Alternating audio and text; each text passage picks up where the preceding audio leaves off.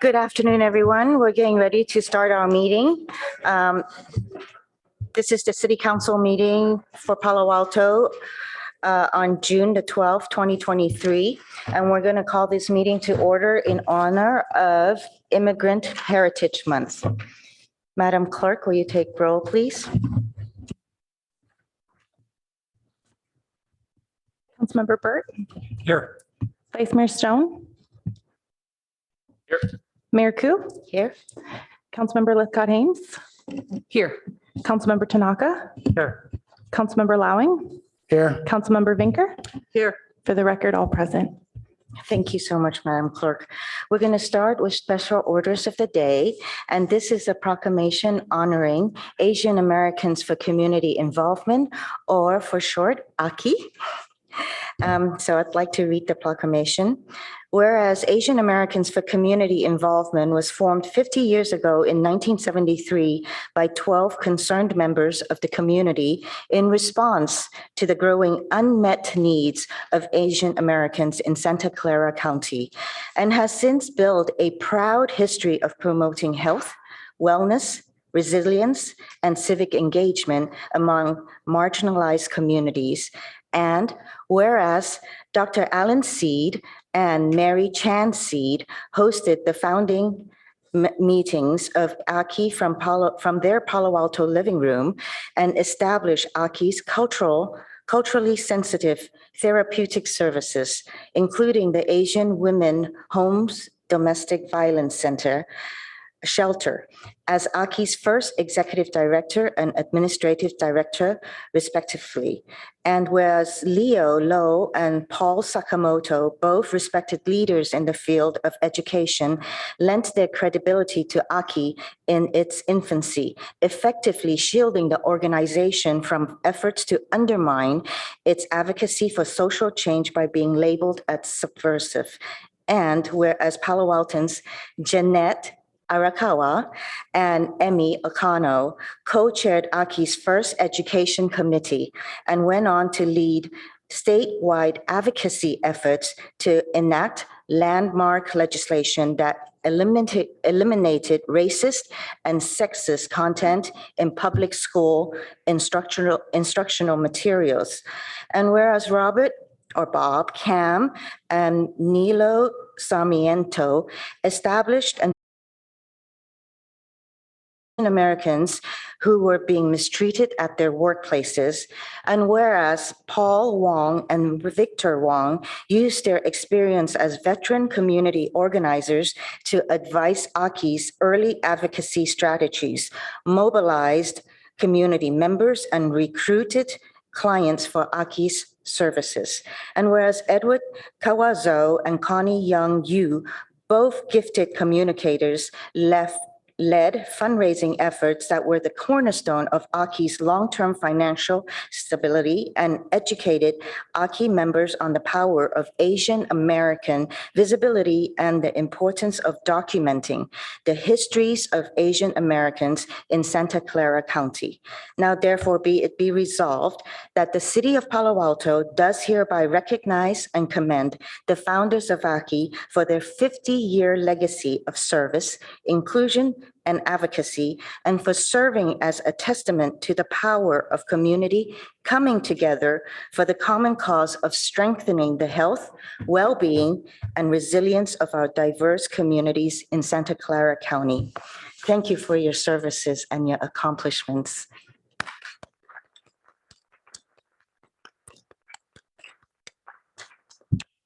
Do we have any persons from the AKI organization that would like to speak? Ms. Sarita Kohli, thank you.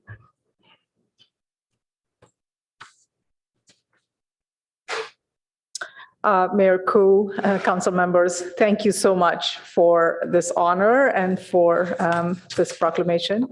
AKI's, the people who founded AKI, Amy and Jeanette are here, Dr. Alan Seed and Mary Chan Seed, who are residents of Palo Alto, and the others that you mentioned, were such visionary individuals. And they thought so far into the future about, what it would look like and how they could support the communities. And back then, when they started in 1973, November of 1973, the organization was incorporated. Santa Clara County was probably 4% Asian. Now we're close to 40% almost. The landscape has changed a lot. And of course, when we talk Asian, we're talking about a very multicultural community within the Asian community. And certainly Palo Alto has seen that. Really, it's an honor for us to receive this proclamation today, and it is a testament to the vision and the work and the dedication that these individuals 50 years ago put forward this organization. So we are extremely proud to be still here after all those years, and if I may be in the new parlance calling humble bragging, I think we're thriving and doing really well in terms of supporting our underserved communities. And we have, of course, expanded way beyond just serving the Asian community. We serve all people, regardless of ability to pay and regardless of immigration status. And our staff are speaking 40 different languages. We serve close to 21,000 people a year with our various services, all ranging from, primary care to behavioral health, dental services, as well as domestic violence, special programs for refugees, programs for youth, programs for seniors. So it's an all integrated health and wellness organization. And I think it's all due to the vision that these founders had to think about creating an organization that could provide culturally sensitive services. So thank you very much. I'm honored to receive this proclamation on behalf of our founders here.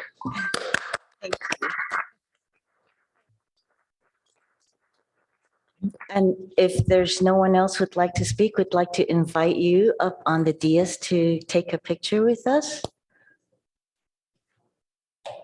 Or we can come down.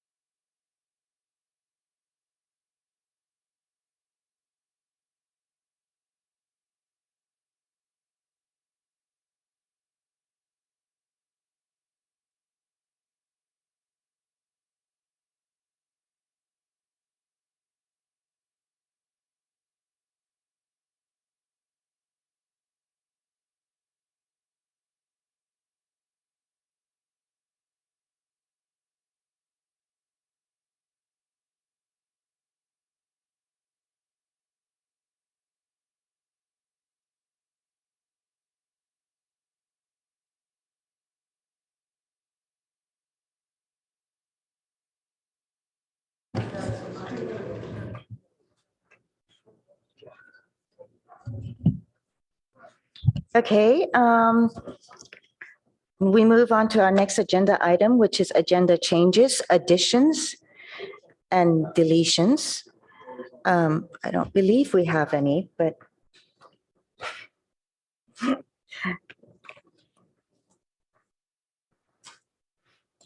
Mr. Shikata, no agenda changes, correct? That's correct. No changes. Thank you so much. Now we move on to public comment on items not on the agenda.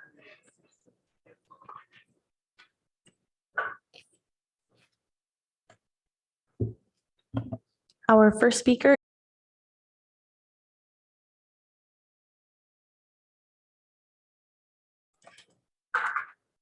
Mayor Koo and council members, my name is Jeffrey Shore. I'm a Palo Alto resident. Last Thursday, I was surprised to learn that the plan to replace the Pope Chaucer Bridge is at risk. Based on new data from New Year's Eve peak stream flows, the planned downstream improvements are woefully inadequate to contain the increased flows after Pope Chaucer is replaced. The conveyance capacity of the downstream portion is 25% less than what was expected. In other words, contrary to prior representation, some neighborhoods downstream of the new Pope Chaucer Bridge would flood if there were another 1998-like storm. Now what? Well, according to the Creek Authority, we have to consider raising the height and the length of downstream top-of-bank structures. More cost, more delay. Within 24 hours after this revelation, some of my esteemed neighbors in Crescent Park started rallying support to stay with the current plan to replace Pope Chaucer. As one of our Crescent Park opinion leaders wrote, it's time to fix the Chaucer Bridge and say tough luck to the property owners who are downstream of the bridge and who might be vulnerable to increased flooding if the bridge is fixed. I call upon community leaders and public officials to uphold the Creek Authority's longstanding policy not to transfer flood risk to downstream residents, whether they live in Palo Alto, East Palo Alto, or Menlo Park. At the Creek Authority meeting last week, Vice Mayor Stone said the following: at the end of the day, none of us wants to transfer these flood risks anywhere else, especially downstream. But we are far too early to remove any option from consideration, end quote. We should not permit anyone to mistake open-minded consideration of all options for a willingness to increase flood risk downstream. That should be a red line. After all, that is certainly our collective position when it comes to Stanford's Searsfield project. Thank you. Our next speaker is Alka Mithal, followed by Sandeep Dodge. Good afternoon, and thank you all council members for allowing me to speak today. I'm here to express my concern regarding the Senate Bill SB 403. This bill was introduced by Senator Aisha Pahat regarding caste discrimination. While I am against all discrimination, including caste discrimination, and I believe in equality of all humans, I'm a little worried about SB 403. It is not a facially neutral bill because it is specifically targets brown Hindu Americans. You look at them and you say, okay, you practice caste discrimination. Already I've had people come to me and ask me, is your native country India? Do you practice caste discrimination? So this is causing a negative perception and affecting our social as well as professional lives. And I'd like, this is also unconstitutional, I believe, because it targets only a certain community. Normally, all bills in America, in United States of America, are for all citizens because everybody has a color, a race, where their ancestors were from. But this bill is only for a certain community like brown Indians, Hindu Americans specifically. And I think it's unconstitutional and it kind of denigrates us brown Americans. And I would urge you to give a thought about it and talk to the assembly people. Give us some thought. Thank you very much. Our next speaker is Sandeep Didaj, followed by Shirish Agrawal. Thank you so much. Honorable City Council members, greetings on happy celebrations. My name is Sandeep Dedge. I work right here in Palo Alto. I'm also representing an organization called as Apna C3 of Dalit Bahujan, which is marginalized people of South Asia, that the bill SB 403 aims or claims to protect, but it does not. We strongly oppose SB 403 because it's discriminatory and fundamentally unfair. And it's very unfortunate while this beautiful city is celebrating the happy, essentially the state is trying to essentially substantiate and butcher our cultural existence. The bill, which is now in front of the Assembly Judiciary, will be in front of the Assembly Judiciary. It's not a bill of Hindus versus Dalit, but it is Dalits versus anti-Dalits, which is my community of marginalized people versus those who are appropriating our identity. This is bill which is not the bill of the caste, but it's a bill of weaponizing anti-discrimination and butcher our cultural existence of minorities like I. We request the city of Palo Alto to pass the resolution against 403. I have received multiple death threats for our lives, and the people of my faith and my particular marginalized background are not willing to come forward in light of these kind of death threats. But nonetheless, it's a time to stand up and make our voices heard. For a people of marginalized communities like us, it is right now a bill of cultural existence for our next generations also. SB 403 supporters have made ugly and unsubstantiated claims about harassment, discrimination, violence in our communities. And they are the same groups who had asked the Department of Education to remove the contributions of marginalized communities from the California's textbooks. However, CD thankfully did not hear to them, and I hope the state does not hear to them, but it's important that city like ours essentially passes a resolution against these bills, claiming that the South Asians, South Africans, South Americans all have casteism makes all Black and brown people and immigrants of California target of more hate. It ignores the colonial trauma that we have all gone through. We strongly condemn that. There is no established data of caste oppression from global South communities in California since the founding of the California. Senator Wahab did not even ask the inputs of communities like ours, which are largest representation in California, about this bill before framing the bill. Just if you look at the bill's language and how the bills has been evolved, there is a lot of problems, but I'm just going to cite a few on page number 4. The terminology caste oppressed is undefined. If you look at the supporters of this bill from the analysis of the city council or the state council, all these organizations have been connecting caste oppressed only to certain communities and basically dividing the communities, and that's exactly where this terminology is Thank used. you for your comment. Your time is up. Okay, no problem. Thank you. I request the city to essentially pass a resolution to oppose the bill. Thank you so much for your services. Our next speaker is Shirish Agrawal, followed by Mohit Thawani.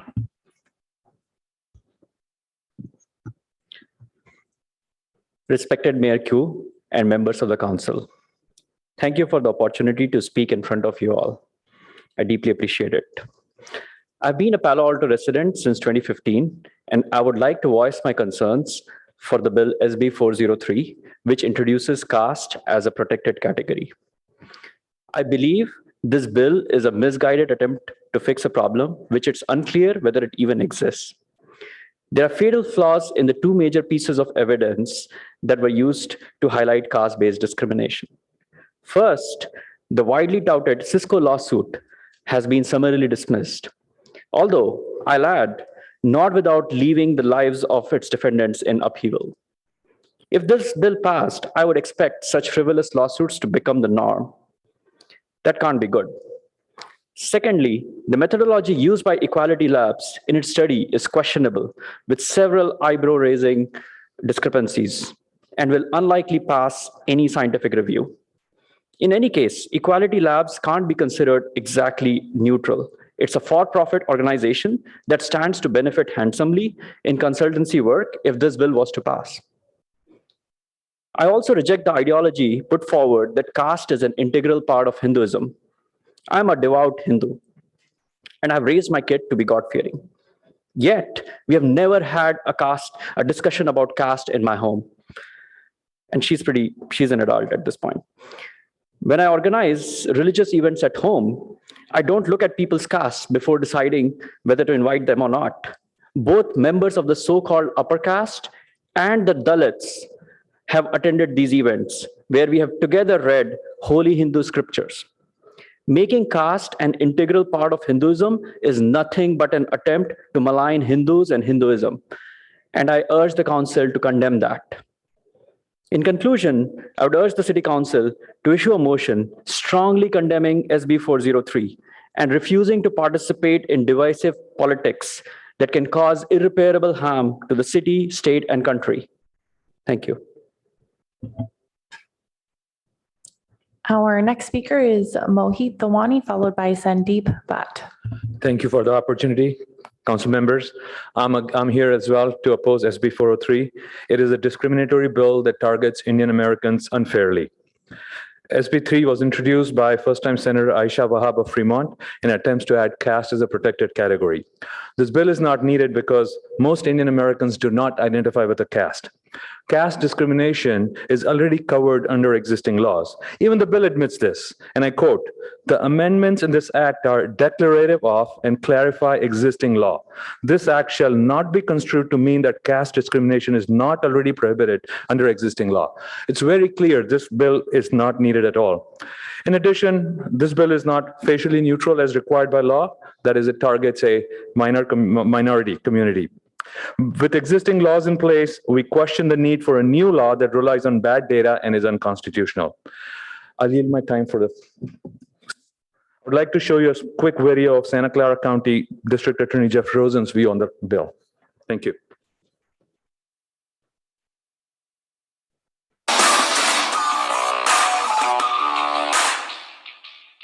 Let me play a clip here real quick of Jeff Rosen. He's the Santa Clara County District Attorney. He's a guy who's a law enforcement professional. He puts people, he incarcerates them when they are breaking the law. And I had a chance to have a conversation with him about this bill. Here's what he had to say.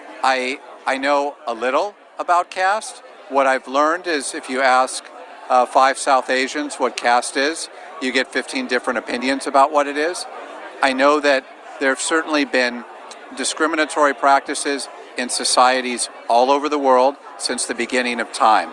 As district attorney, I'm focused on whether there is discrimination or hate crime or violence based on discrimination in my county.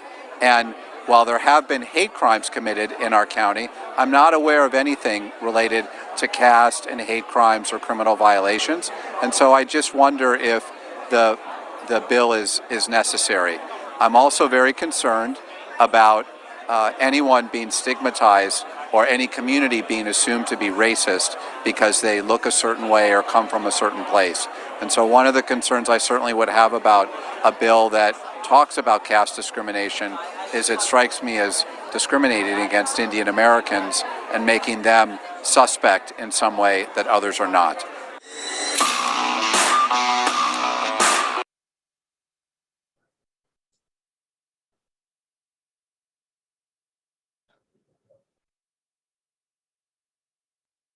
Our next speaker is Sandeep Bhatt, followed by Anil Rajakonda.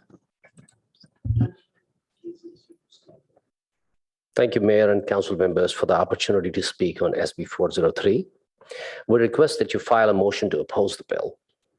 I'm a Palo Alto resident for more than a decade and have been in the United States for 20 years. I've lived in 4 states and 8 cities during this time. Needless to say that I've interacted with Indian communities in multiple places, and not once have I experienced or witnessed caste-related issues. At first, I was unconcerned about this bill until one day my 10-year-old daughter, who was looking at my screen as I was reading about this issue, innocently asked, "Dad, what is caste?"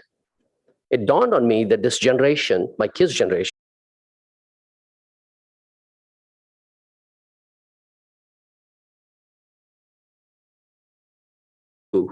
to the extent that they don't even know how to pronounce the word.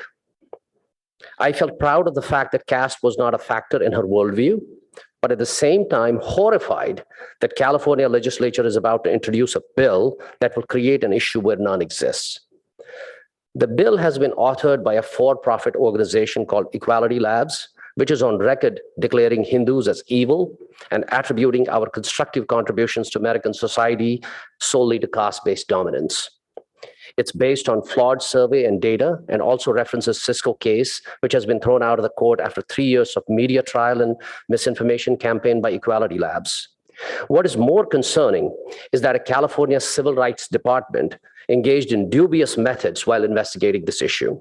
This is the kind of tyranny of the state that our founding fathers must have been concerned about when they created our Constitution and established checks and balances for this great nation.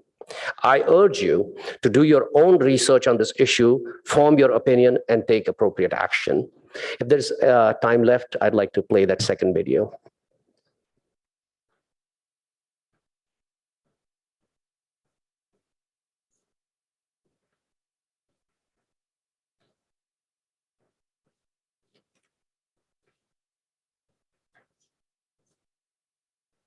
Hi Susan.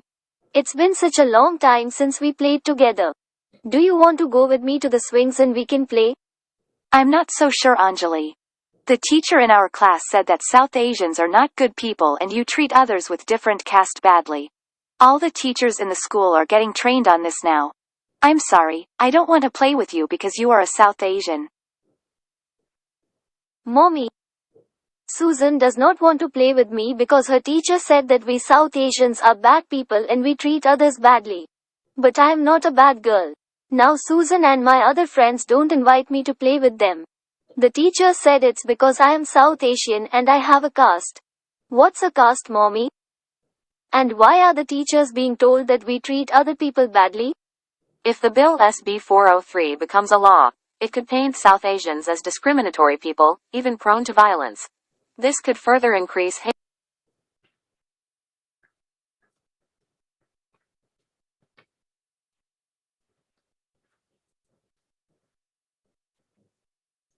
Our next speaker is Anil Rachakonda, followed by Dilip Amin. Thank you. Hello, Mayor and respected councilmen and women. Thanks for the opportunity to speak. I would like to further elaborate on what my friends have been talking about. Myself, Anil Rachakonda, I've been a resident of Palo Alto since the last 7 years. To further elaborate on this matter, right? Let us look, who and how will this law be enforced on? There are more questions to be answered here. Most Indian Americans don't identify by caste. Similar to one of my friend who was talking, right? I asked my elementary school kid, saying, hey, what does caste mean to her? And she was referring to me saying, hey, is caste the one that you put to fix your, fractures? That's the understanding of these kids. Now, because of this bill, if it gets enforced, now we'll be forced to educate them about things which we are, they're not even aware of, and, unnecessarily throwing stuff in their brains, creating unnecessary discrimination. That's what concerns me more. Actually, this bill creates more, sets people apart than bringing them together. And there's several other elements of this bill, right? The bill's vague language, it says, hey, caste refers to an individual's perceived position in a system. So what does it mean, right? People self-identify themselves with their own caste. So based on the convenience of the situation, one could pick one caste over the other and, create more discrimination or, take advantage of the system. Who will define caste, right? Will the state of California define the caste for the individuals, or, is that in law? Think about that, right? Will individuals need to carry a caste certificate? What about kids of interfaith, or, hey, will people need these caste certificates when they apply for jobs? It creates so much of, discrimination, a lot of, unnecessary headaches in the system, then addressing it to be, making people come together more. In summary, right, I would say, yes, we shared the goals of, standing up for civil rights. and eliminating all forms of prejudice and discrimination, including, any discrimination based on caste. But the senator provided, we have provided alternative language to the senator that would make the bill facially neutral.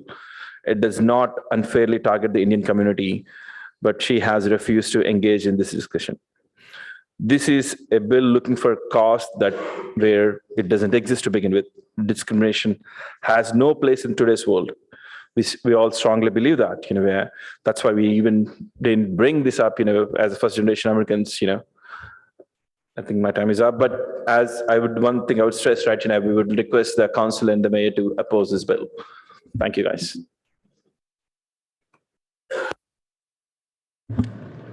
It seems as if Dalip Amin has lowered their hand. If you wish to speak, please re-raise your hand. So our next speaker will be Aram James, followed by Matt Shagel.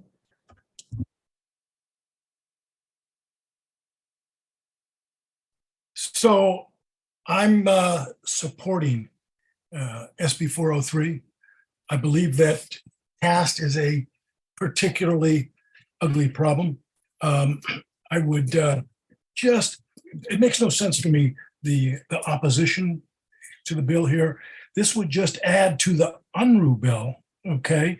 It says existing law, the UNRU Civil Rights Act provides that all persons within the jurisdiction of this state are free and equal, and no matter what their sex, their race, their color, their religion, their interests, their ancestry, national origin, disability, medical condition, genetic information, marital status, sexual orientation, citizenship, primary language, or immigration status are entitled to the full and the equal accommodations, advantages, facilities, privileges, or services in all businesses, establishments of every kind. This bill would additionally provide that all persons within this jurisdiction of the state are so entitled regardless of their caste, and it goes on.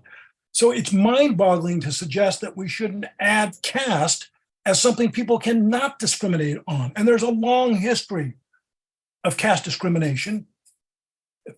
And I'm just going to read very, very briefly from the book Caste Matters, written by an academic Dalit. Dalit used to be known as the quote unquote untouchables. And I agree with the gentleman that said we need to do our research. So I'm suggesting that you read Caste Matters by Suraj, and last name is spelled Y-E-N-G-D-E, with a foreword by Cornell West. And I'm just going to read a little teeny bit of what Cornell says. Cornell West, of course, wrote the seminal book, Race Matters. A new day is dawning in the Dalit struggle for dignity and freedom. The oldest, most entrenched and ignored form of human domination and degradation, caste, is gaining global attention. An intellectual awakening and moral focusing on the plight and fight of Dalits now confronts us. There are 300 million Dalits in India, and most of the folks allowed into this country come from the high caste, not from the Dalit caste.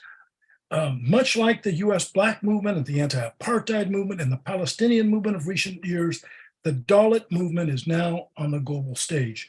So I highly recommend that book. And I also asked you, and I've read it, and I'm going to have to reread it again as this controversy grows, and that's the extraordinary book, Caste, The Origins of Our Discontent, by Pulitzer Prize-winning Isabel Wilkerson. It's a fascinating book. It goes back, it talks about the, 2,000-3,000 year history of caste discrimination and how it has brought itself over here to the United States.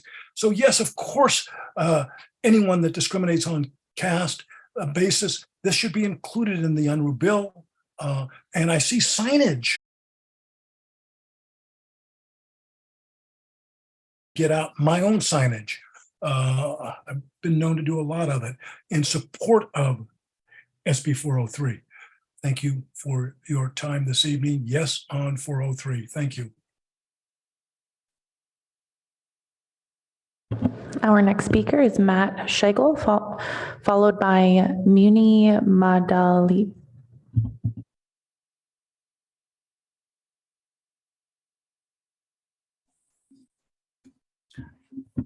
Good evening. Firstly, I'd like to thank city staff for putting together and presenting the SCAP presentation last week, and thank the SCAP ad hoc committee for all their contributions, and thank City Council for passing SCAP unanimously. I regret not being able to attend the session in person last week, but listened to everything carefully and will go over the reports cited. As many of the public mention, we are in a dire climate crisis, and we all need to urgently stop burning fossil fuels and to stop emitting CO2 into the atmosphere. Every molecule of CO2 we emit moves us in the wrong direction towards an uninhabitable planet. If you want to see for yourself the horrific path we're on, just watch the new TV series Extrapolations. Or you can do like I do and follow the climate scientists who are now sounding the alarm on a daily basis. Also, I want to encourage the SCAP ad hoc committee to reconvene and do a deep dive on the root causes of the low installation rate of the heat pump water heaters in the pilot program. We are nearly halfway through the year, and so far we've installed 12 new heat pump water heaters. That's 12 out of 1,000, 1.2% of our goal. What are the bottlenecks keeping the program from increasing the installation rate month over month? We must figure this out. Burning fossil fuels to heat water has to be the most banal way to destroy our habitable planet, especially when there's such an attractive alternative. On a side note, I appear to have received a suspicious email apparently originating from member Bert's city email account today. I forwarded that email back to him for investigation. So thanks again, everybody, for the terrific work, and keep it up. Our next speaker is Muni, followed by Mohan.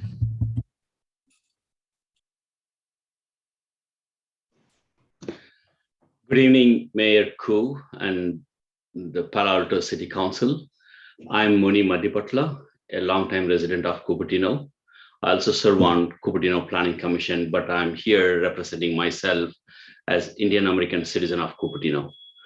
I'm here to speak against a new Senate bill known as SB 403 taking shape in Sacramento.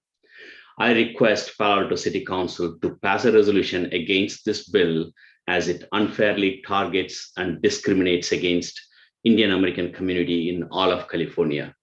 It is ironic that you declared this month as Immigrant Recognition Month for their contributions, and here we are discussing about a bill aimed at discriminating against immigrants from India. By the way, does anyone know where Indian Americans can get their caste certificates? I'm wondering if I should go to DMV seeking my caste certificate. Right?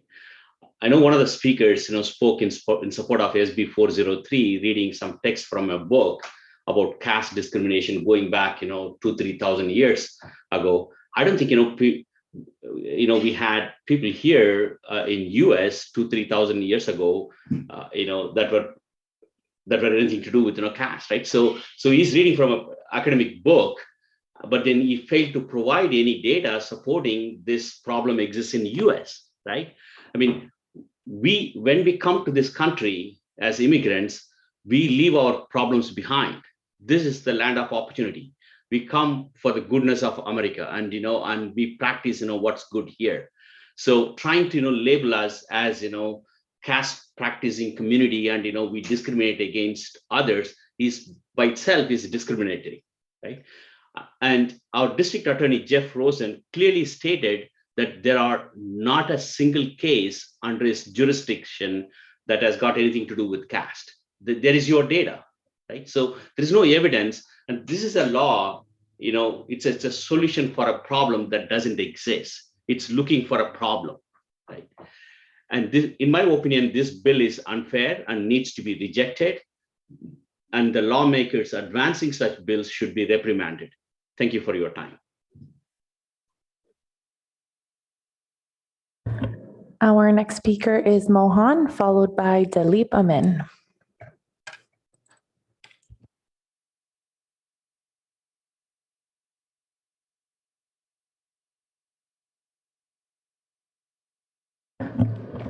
Mohan, you should be able to unmute yourself and speak.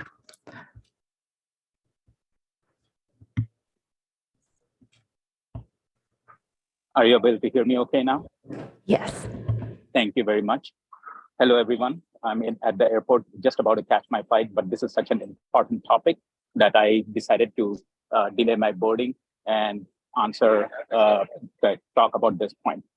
Thank you, Mayor Koo and rest of the City Council for giving me an opportunity to speak. I'm a resident of Palo Alto, and the Indian community is a vibrant, law-abiding community. Although it comprises less than 2% of the population, it contributes positively to our community, economy, essential services, and more. But Senate Bill 403 calls us bigots, bullies, rapists, human traffickers, even murderers to justify an assault on our rights to equal protection under law. I know somebody spoke here earlier, talked about saying yes on SB 403.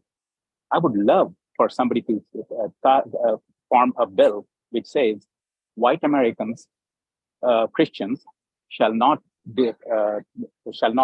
cause discrimination among each other based on the accent of English that they speak, or maybe make another comment of their religion, but target only white Americans. There's no bill in the US which targets only a particular community and asks them to stop discriminating.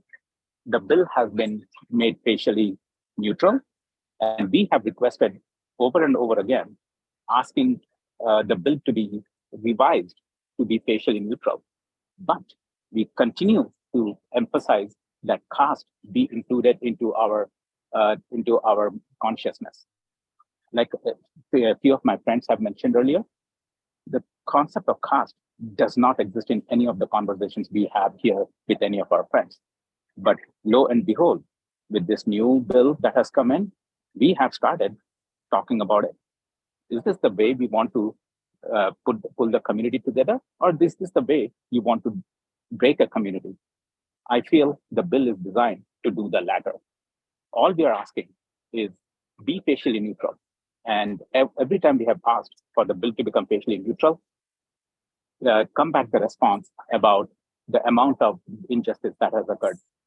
I would like to end this call with just one comment. We have heard of the statement about lies, damned lies, and statistics. How much of this that is being presented as data is this statistics, or maybe they are lies and damned lies? Thank you. And I'm off to catch my flight. Thank you for listening to me.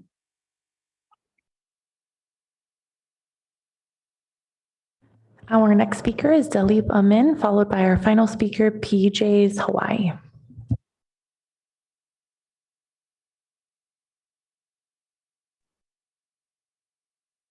Hi, this is the Dalip Amin.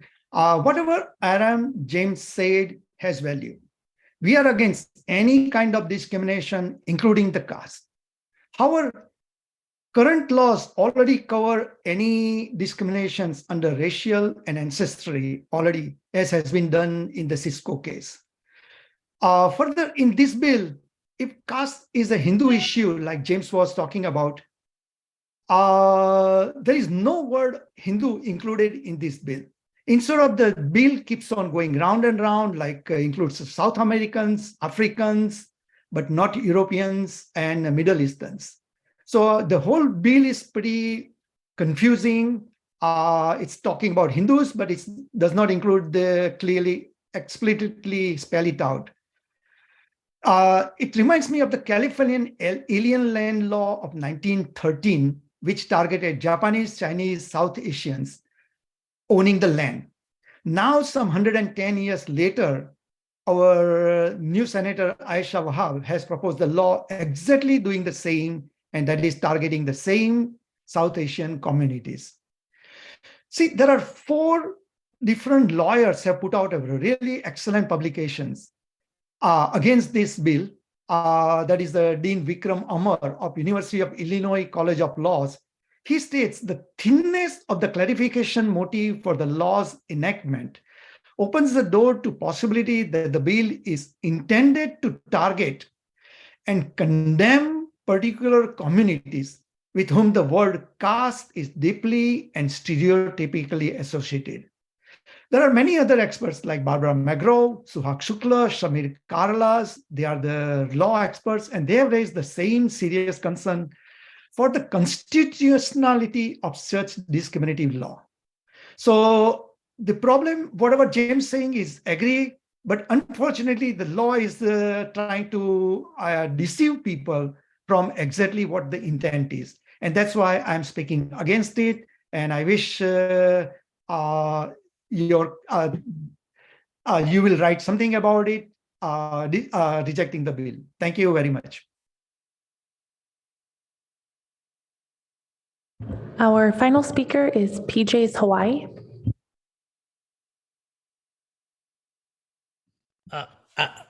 First of all, I apologize. My name is Ravi Marabushi, and I've been a resident of Palo Alto for more than a decade.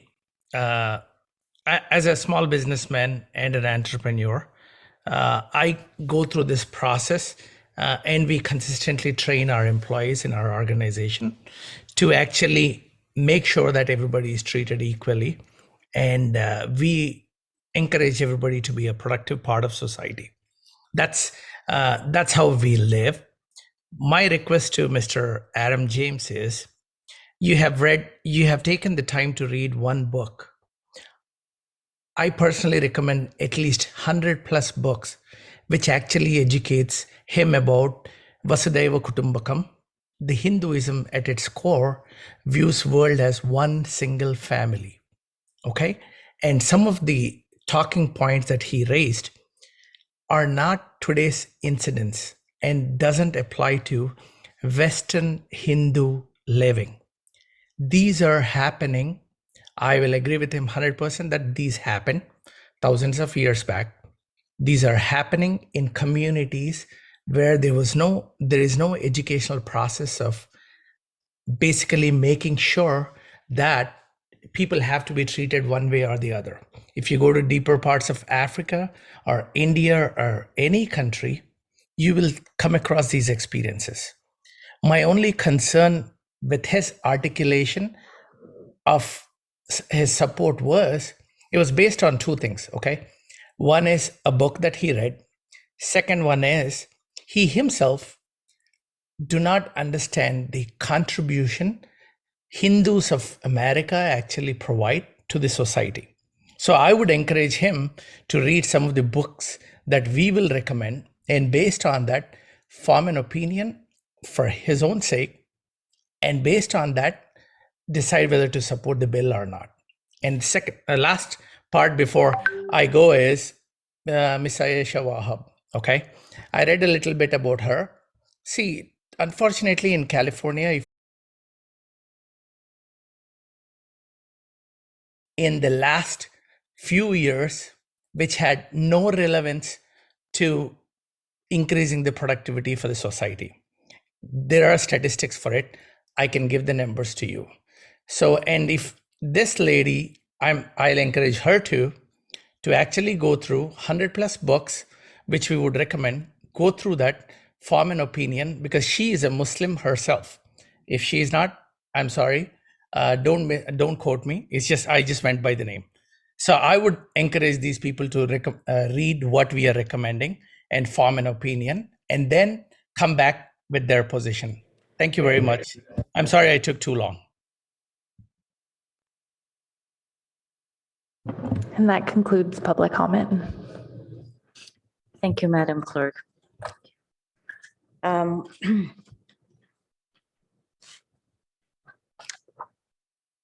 next item is council member questions, comments, and announcements. Council member Lifkat Hams.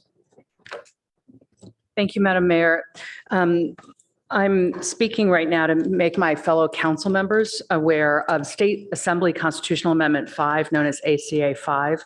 It's a bill proposing a constitutional amendment that removes the anti-gay marriage provision known as Proposition 8 from the California Constitution.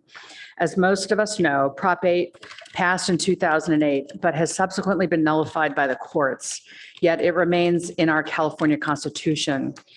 Though the effort to remove the language is largely symbolic since it's been overruled by the courts, removing it is an important way for our state to declare that gay marriage is unequivocally legal in California, which is a valuable thing to do, particularly in these polarized times when in some states anti-gay legislation is now flourishing.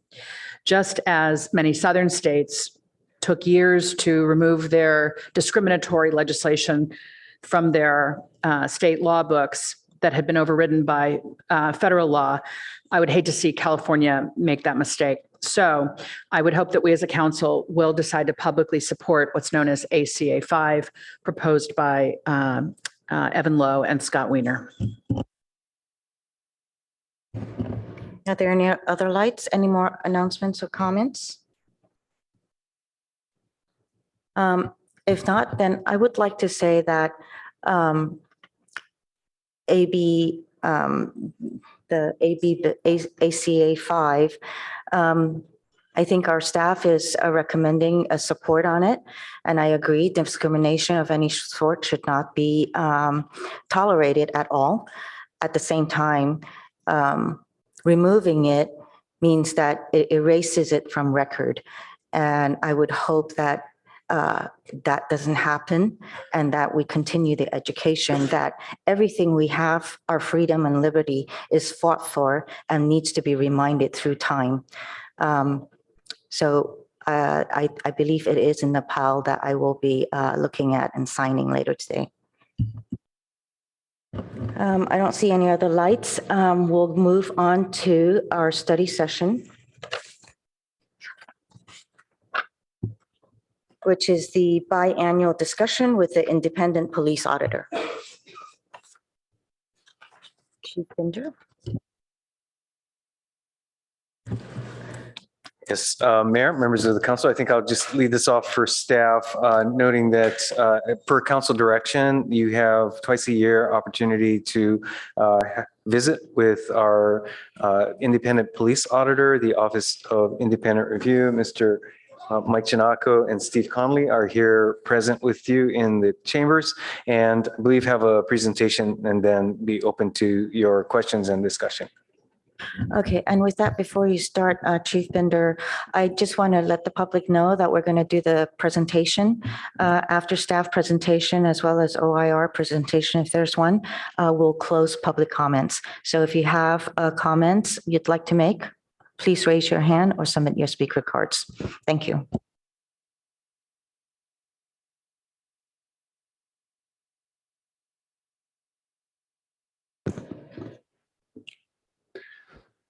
Good evening.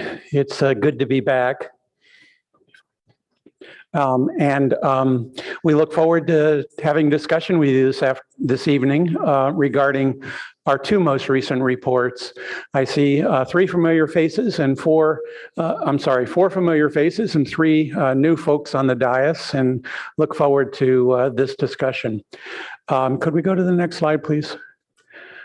The group that we consist of is OIR Group, and we have been involved as your independent police auditor for a number of years. We produce semi-annual reports, and now that we are somewhat post-COVID, we are now back having a chance to meet with you in person twice a year. We publish our reports twice a year. One of them involves the cases that we have reviewed over the past 6 months. And then as a result of direction from you all, last year, we also published, and the city released a couple of weeks ago, a special audit report involving our review of the hiring and recruiting policies of the police department. And we're obviously here to present at a high level, at least in our initial comments, our findings with regard to both topics. Can we go to the next slide, please? As part of our review, we provide an update on new cases, and we also serve as a liaison for public complaints and inquiries. What that means is that sometimes there will be individuals who are interested in learning about how to file a complaint or an inquiry regarding performance of the Palo Alto Police Department, we are prominently featured on the city's website and the department's website in order to provide an opportunity to provide options and to help potential complainants enter a complaint into the process. And we find that advantageous in the sense that early on we have at least some knowledge about the nature of the concern or complaint, and then we can then begin to monitor the complaint as it works its way through the internal investigative and review process. We then receive any completed investigation for independent review. And by that, I'm talking about not just the investigative report that has been completed, but all external information that's related to that investigation. For example, most of our complaints are now accompanied by body-worn camera footage, which we find to be obviously extremely helpful to sort out and evaluate, one, the strength of the investigation that was conducted by the police department, and then two, whether the outcome was based on evidence and principled and consistent with evidence-based determinations. And finally, whether or not the resolution addresses any issues that were identified during the process, and appropriate remediation is had. And then we write a public report with regard to each of those findings for purposes of you all as leaders in the city, but also in a broader way to your residents so that they have a better sense or some sense of what is going on with regard to how the department is doing when these complaints are received. And finally, we have consultations if we have any questions. If information doesn't present itself in the documents, we have an opportunity and do frequently consult with leadership of the department, as well as those who are assigned the responsibility of investigating these cases so that we have a better understanding of the deliberative process, the investigative process, and ask questions accordingly. You know, the next slide, please. I am now going to turn the discussion to my colleague, Stephen Connolly, who's here with me this evening to drill a little deeper down into the individual cases that were reviewed as part of this process. And then I will come back for thoughts on the second report that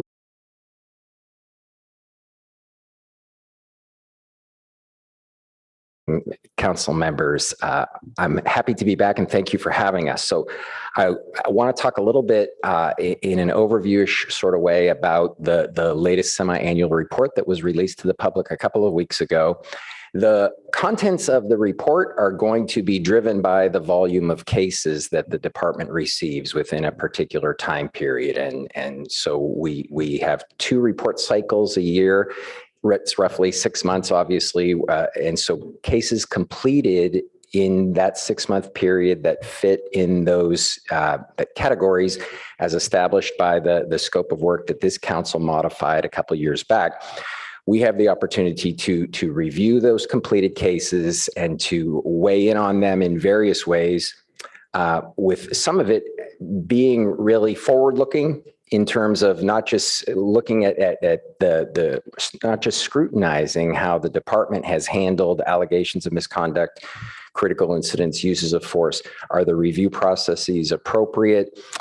Is a proper accountability taking place? Are the concerns that are brought to the department by members of the public, are those taken seriously and investigated objectively? That is certainly a big part in terms of looking backwards and making sure that the department is handling its internal review responsibilities appropriately.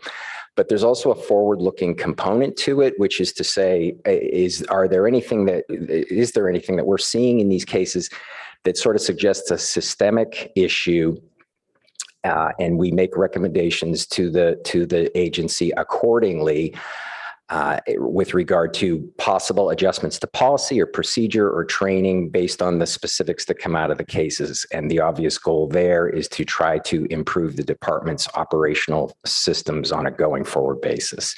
So in terms of the contents that I was talking to you about, for this latest cycle, there were 3 investigations into alleged misconduct. One use of force that met the criteria established by the council in terms of the person that was involved ended up going to the hospital, which is one of the reasons that the case makes its way to us in terms of the severity of the incident. And then this is a new category that we have not reported on before, and that is the whole pointed firearm incidents. This is a new concept that more and more agencies. Pointing a firearm is not a new concept, but the tracking of it and the accountability for it and the internal review of it is a new concept. It is definitely something that is gaining traction throughout the state and throughout the country as we are starting to realize that those are significant events for people and that the police should be responsible and accountable for the instances in which they have that level of a show of force. And so we've had that protocol again, as guided by your council. And so that the mechanics of that process are underway internally at the department, and they're underway with regard to our report. We talk a little bit about working out some of the initial bugs in that process. That was one of the things that we talk about, and we'll touch on that a little bit later. But that, again, is a new category that we address for the first time in this report. Next slide, please. So again, in terms of an overall assessment of this particular report and our findings, we had the opportunity to do our own review of the department's evidence gathering and analysis of the different allegations and the use of force, which was found to be consistent with department policy. In each instance, we concurred with the outcome that the department reached. But this next point is one that I really want to emphasize because I think that it is a significant one, and it's one that we have been pushing for in Palo Alto and in all the jurisdictions where we work. The complaint process and the use of force review process, these internal reviews, there are some bottom line accountability issues that have to be addressed if these systems are going to be appropriate. And so, of course, that's our primary focus is if an officer violated policy, is the department investigating many instances where even when the conduct does not rise to the level of a policy violation, or even when the allegation is not sustained for whatever reason or proven to be not accurate, oftentimes these incidents provide an opportunity for the agency to kind of go to school on what's happening out in the field. And the level of scrutiny that the department has invested in these processes, I think has definitely improved. It's become more thorough.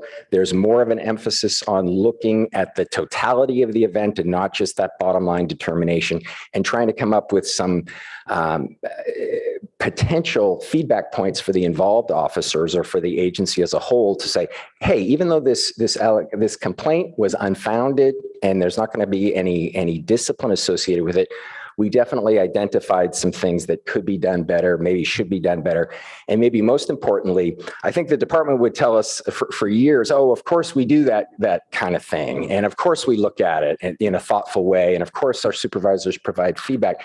And that may very well be true, but what we've been saying to the department is if it isn't written down on paper and if that documentation isn't there, the good ideas that your supervisors might have in assessing these things, are they translating into action? Are they translating into opportunities to actually improve the agency at the individual officer level or more broadly?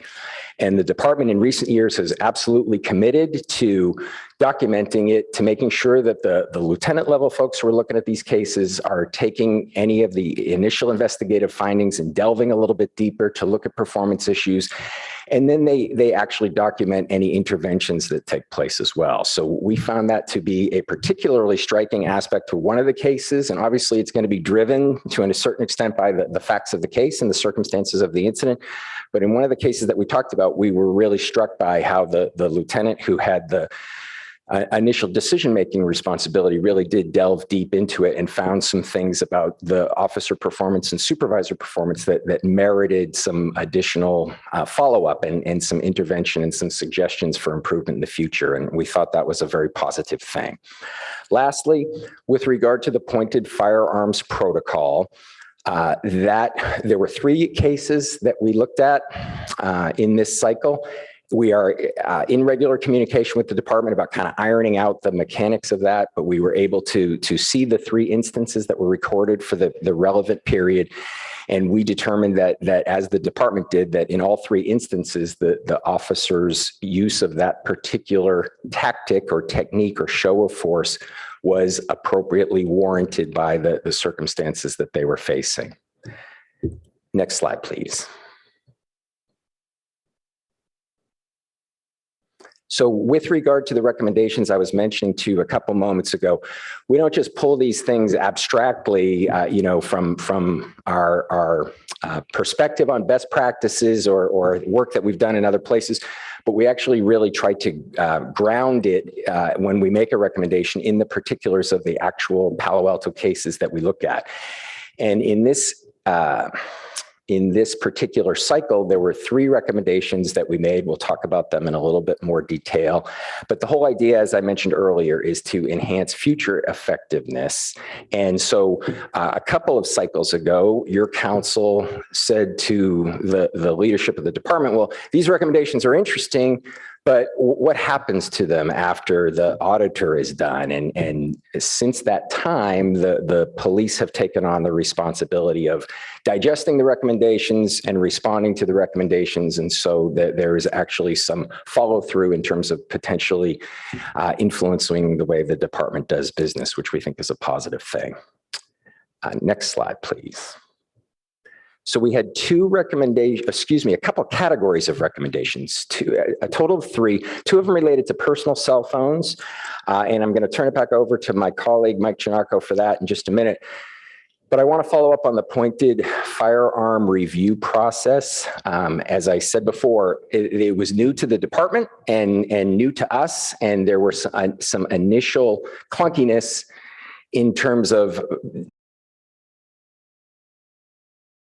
issues, but maybe more importantly, the department's own tracking of these events, making sure that they were capturing them as efficiently and effectively as they could be, and then instituting a protocol to have supervisors be looking at them in relatively real time.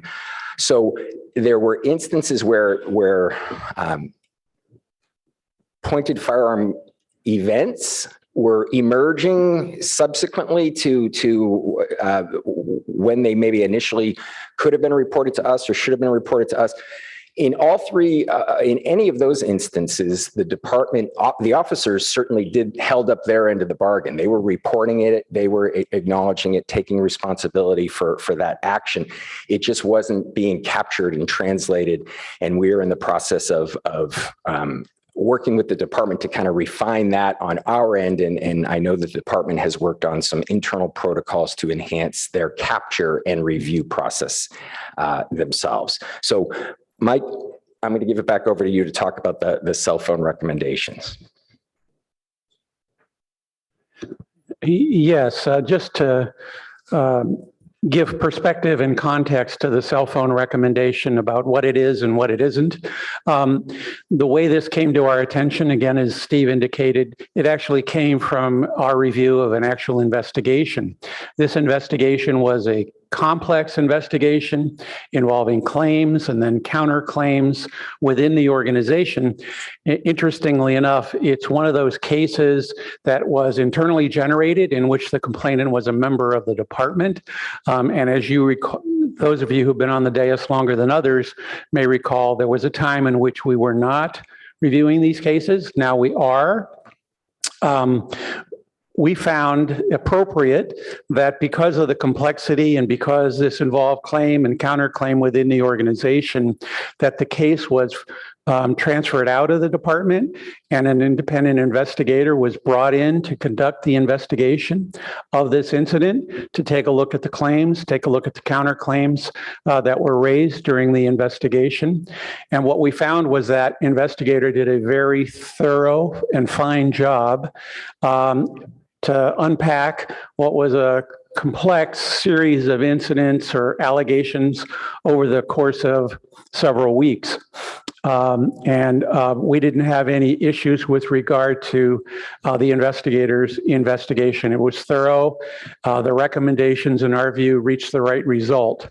But what we did find is, looking through the investigative report, reviewing the transcripts of the interviews, and doing our due diligence, is we found that at one point, the investigator were talking to two of the individuals involved who were members of the PAPD. And he learned during the investigation that there may have been communications that were work-related and relevant to the investigation, that the individuals, the officers, may have used their personal cell phones in order to communicate with each other with regard to drafts of police reports, et cetera.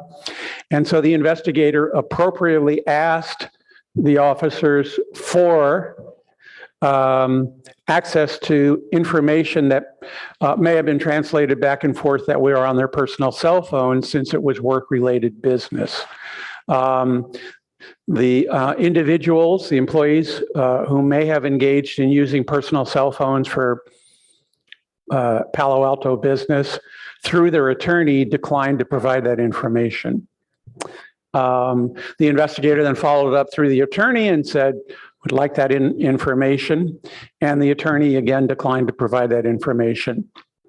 And that was the end of it. And so, looking back on that, that was information that would have, in our view, been potentially critical to the assessment, the full assessment of the allegations. And the investigator couldn't get access to it, or didn't get access to it.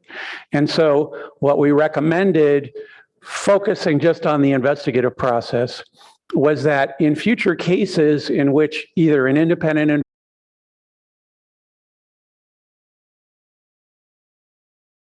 investigation should be able to ask and demand that information for purposes of completeness in the investigation.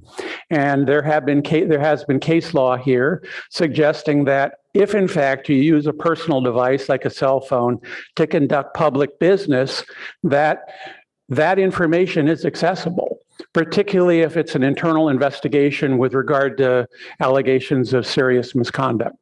And so in talking with the department, what we learned was that that investigator had never come to the department's command staff to ask about, I'm not getting all the information I'd like to get, and getting advice about what to do next. And so one of our recommendations had to do in similar future situations in which there is potential information relating to PAPD business on a personal cell phone, that the investigator should be asking, more than asking, demand that information pursuant to the ability to do so.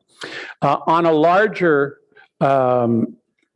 perspective, we also recommended that to the degree possible, because of this mixing of personal and work-related information, that individuals within the department be advised of how important it is to use Palo Alto cell phones in order to do Palo Alto business, and your personal cell phone should be reserved for your personal business.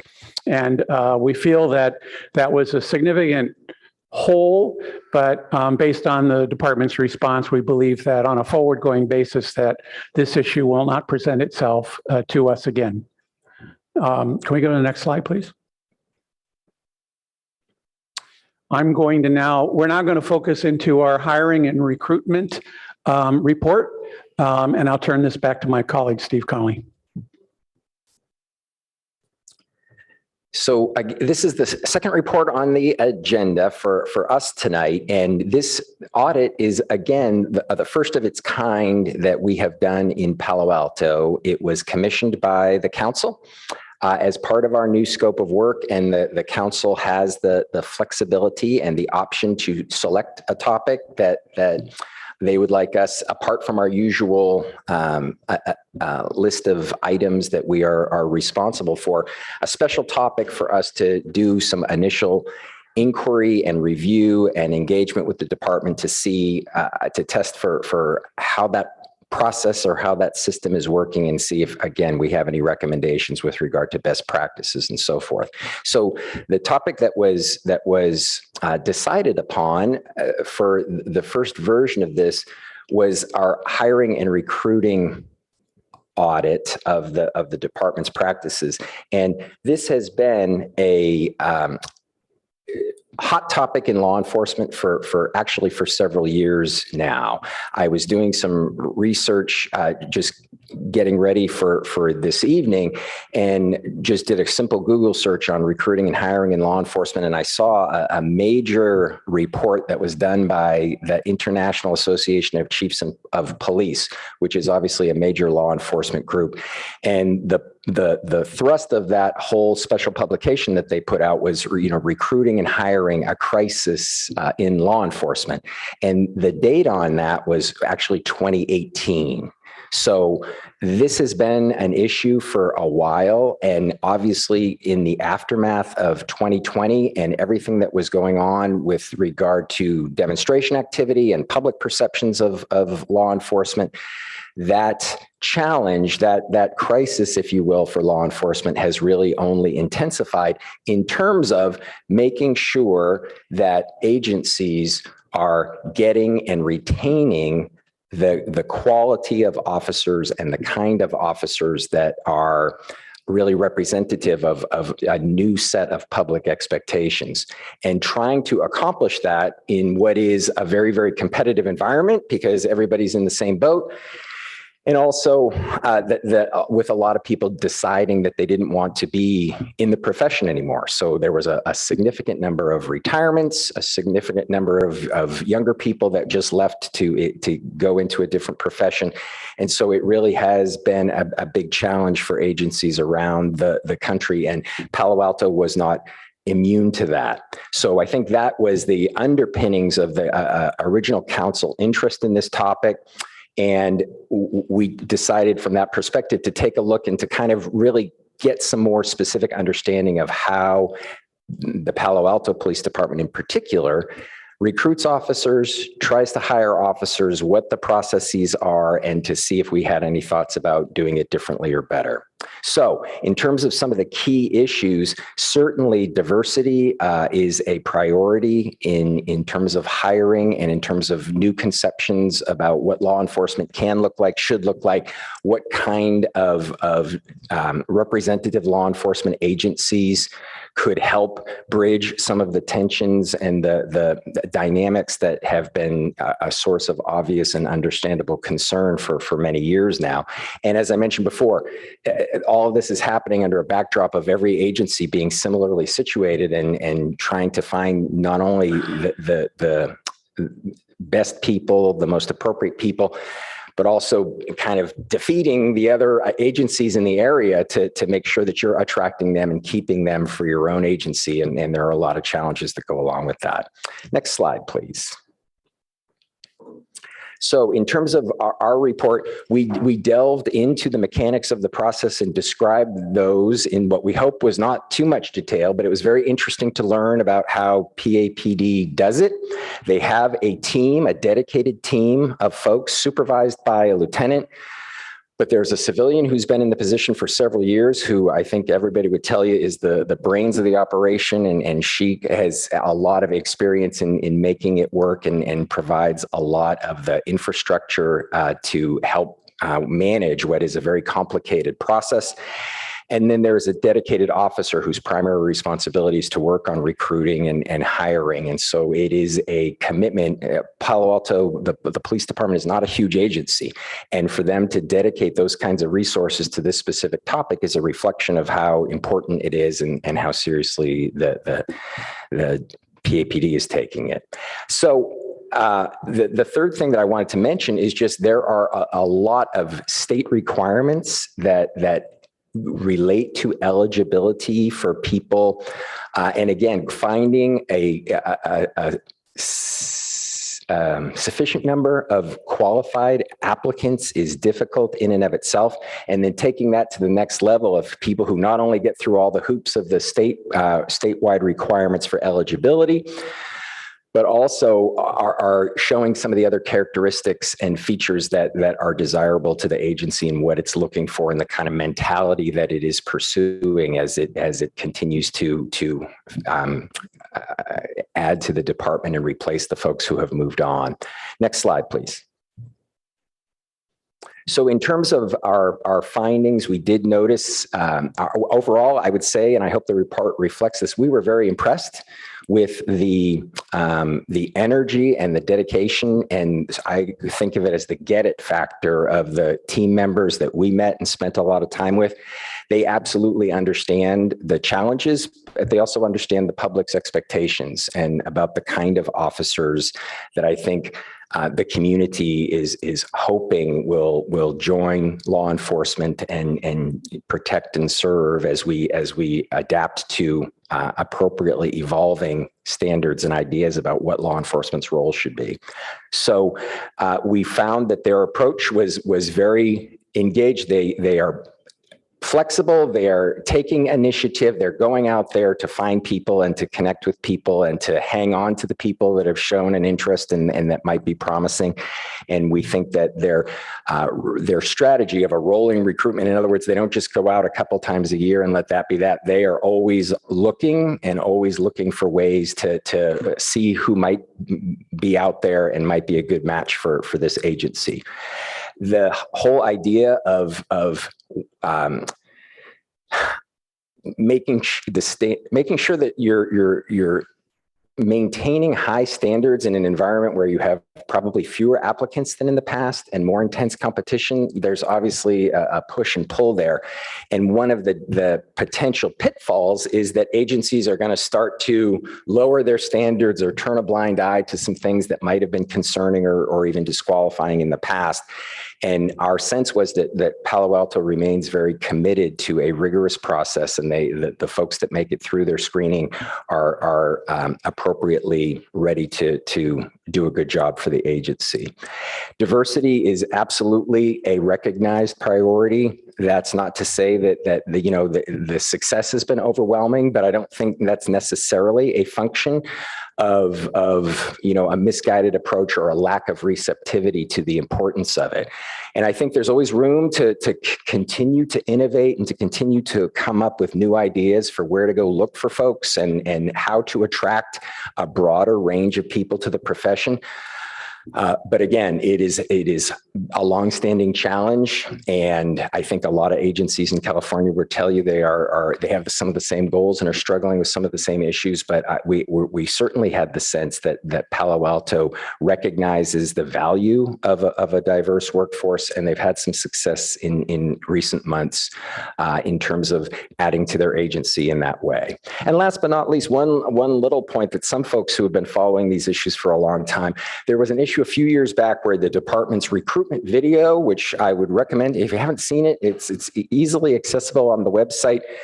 It used to be, not that many years ago, the recruitment video had sort of a militaristic undercurrent to it. They sort of featured a lot of the fancy equipment and the SWAT related stuff.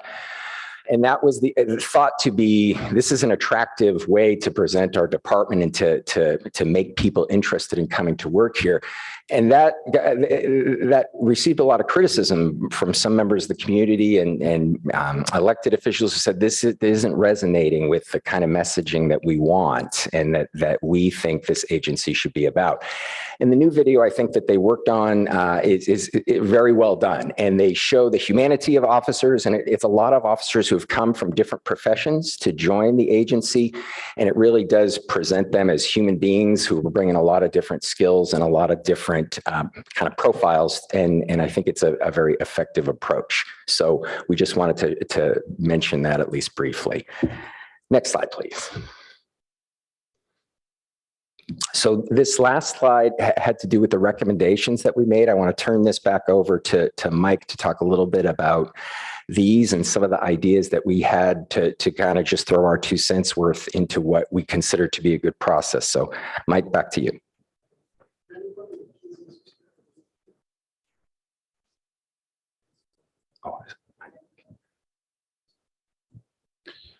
Coming down the home stretch here, I just wanted to first talk about our recommendations with regard to hiring and recruiting.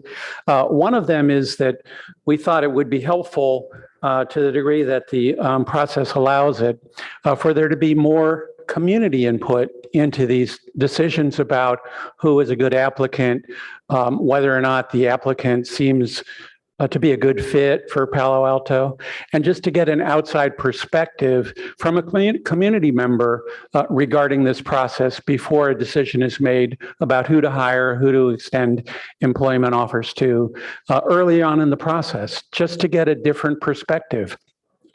This is consistent with the tenets of 21st century policing in the sense that opening up this process so that it's not just totally insular, not just totally PAPD employees that are involved in this decision-making at the front end, I think will benefit at the back end to have that input from a community member or two as this process begins to unfold. And I think that is a helpful recommendation we made for other jurisdictions. We also have suggested some strategies, particularly with regard to increasing female representation. But this is really also about retention, because retention is as important as the hiring process. You want to keep people if you can, particularly those who are high performers. And what we have learned, not only in Palo Alto, but in our work in other jurisdictions, is that particularly with females, as they move forward in their career, there are times in which they don't want to work midnights to 8 in the morning. And they don't want to have a full-time job. They may have other family child rearing responsibilities. And therefore, the idea of having some flexibility with regard to either a job share or limited duties for some period of time would be helpful for regard to retention. We have heard too many times about female officers going to the district attorney's office, for example, because they can work days, they have a finite schedule, they don't have to work the midnight shift, 40 hours a week. And we find that to be a way to sort of forestall good people from leaving the organization. Quite frankly, that will require some assistance from the larger city, human resources, et cetera, to come up with some flexibility there. This is a lift that the department cannot do on its own. And we recognize that as indicated in our report. Finally, there are times in which an individual seems to be a really good fit for employment, but particularly these days, academies are overfilled with people because of the interest in hiring new folks and getting them through that training. And sometimes there's some downtime with regard to somebody who you want to hire, you want to put through the academy, but the academy doesn't have space. And so there could be weeks go by in which you want to bring this person on board. And the department, as we indicate in our report, has been very effective in finding a home for these individuals in the interim so that they don't go to another organization. But what we suggest is, to the degree that these individuals are employed by the department, that that opportunity is used to have that pre-applicant get to know the city, get to know the social programs, what's going on with regard to support for the unhoused community, talking and meeting with folks that provide mental health services in the community, et cetera, and instead of painting walls or doing make work or clerical work for the department, finding things that might be more meaningful for that person once they then end up going through the academy and come back out. Because what we've seen sometimes is somebody coming out of the academy will automatically start a law enforcement perspective. When you have a law enforcement perspective about your community, it's a little different than your non-law enforcement perspective and learning the community with that kind of perspective in mind. I have to say that since we wrote this report, as a result of some good work by city leadership and your negotiating team and the union, et cetera, there's a new contract that's a generous contract. And we believe that that's not in our report because it hadn't happened yet, but I think it shouldn't go without saying that that has, in our view, going to help not only with regard to bringing other folks into the city, but also with regard to the current folks who will less likely leave for what may be seen as greener pastures as a result of that new contract. So we think that that is a positive that hadn't occurred by the time we had authored this report. One final thing that isn't on our slide, but I think it's important to at least mention, and that is we the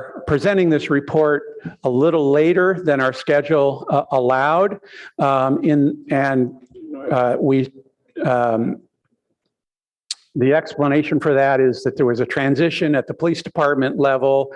Our liaison was different, and as a result, we didn't get the materials in time to do a march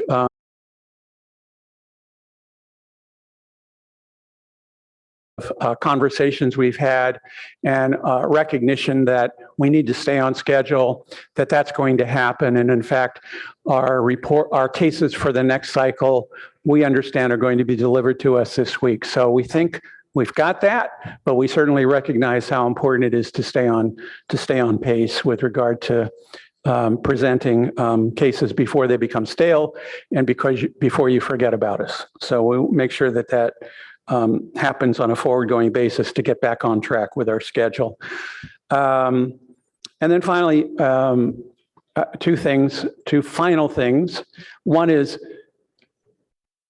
I almost forgot to say this because it's almost goes without saying, but it shouldn't go without saying, and that is the fact of the matter is since the beginning, but particularly over these past tumultuous years in policing, your new leadership, your past leadership has been nothing but extremely cooperative with regard to our work.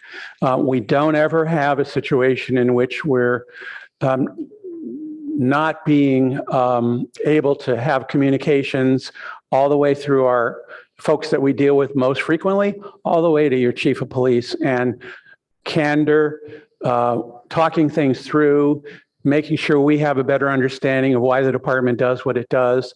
Sometimes the materials don't present themselves in writing, and those conversations that we continually have on a regular basis are critical for us to be effective. And that has continued over the years and continues to this day. The other thing that I almost forget to say, which is this, and that is with regard to perspective and context. There are a number of independent cities your size, larger, smaller, in this county. And with the exception of San Jose, the big dog in the county, this city is the only city that allows this kind of discussion to go on. This city is the only city in the county besides San Jose that allows us to dig into the confidential materials, write a public report so that you all can digest it, and more significantly, that your residents have an opportunity to learn how the department is handling these very important internal investigative matters, to know whether or not, in our view as independent police auditors, they're doing a good job, they're doing a thorough job, they're not putting their thumb in favor of the police officer, that it's an objective assessment. And when we feel that it isn't, we're going to tell you, and we're going to tell your residents. And that freedom, that ability, that level of transparency, the ability to make recommendations designed to improve the process, you're not going to see in any other city in this county. Would that you could. would that there were others that were willing to do this, but we've been doing this for a dozen years in this city, and I think that stands out. The tenure, the willingness to fund us that you as leaders have provided, I think is critical, and really the most important thing there is, which is, let's allow the IPA to look under the hood, make a diagnosis, and then report out what we're finding. You need more oil, your carburetor needs to be replaced, whatever. I'm not going to torture that analogy entirely, but I think you get what I'm saying. And with that, I will end, but certainly we are here to hear from your public comment and to have any questions that you all may have. Thank you. Thank you, Mayor. Mr. Giannaco, Mr. Connolly, thank you so much for your presentation and the report. I'll bring it back to council if there's any comments or questions. Please. Oh, great. Thank you. Councilmember Venker. Thank you, Mayor Koo. And thank you, Mr. Giannaco and Mr. Connolly, for coming here tonight and for the professionalism and depth of analysis that you bring to this. It's really critical in our city that we have a police force that our city has confidence in. And I think the fact that, and I want to thank the police force for being so accommodating. Is it, I forget your title, Ms. Apple. Lieutenant Apple, thank you for being here tonight and for cooperating with the auditors. It's absolutely essential and does set our city apart and makes us, it's something we can be really proud of. I wanted to ask you about the second half of your presentation with respect to recruiting and hiring. And thank you for emphasizing the importance of officers who reflect and embrace a diverse, equitable culture. I couldn't agree more with the importance of that. Do you happen to know how many women were hired in the last year and how many total are currently on the force? Council member, that may be best directed to the chief. Do you have those numbers, chief? I believe we hired one female over the last year, and I would defer to Lieutenant Apple if she knows the number of females within the.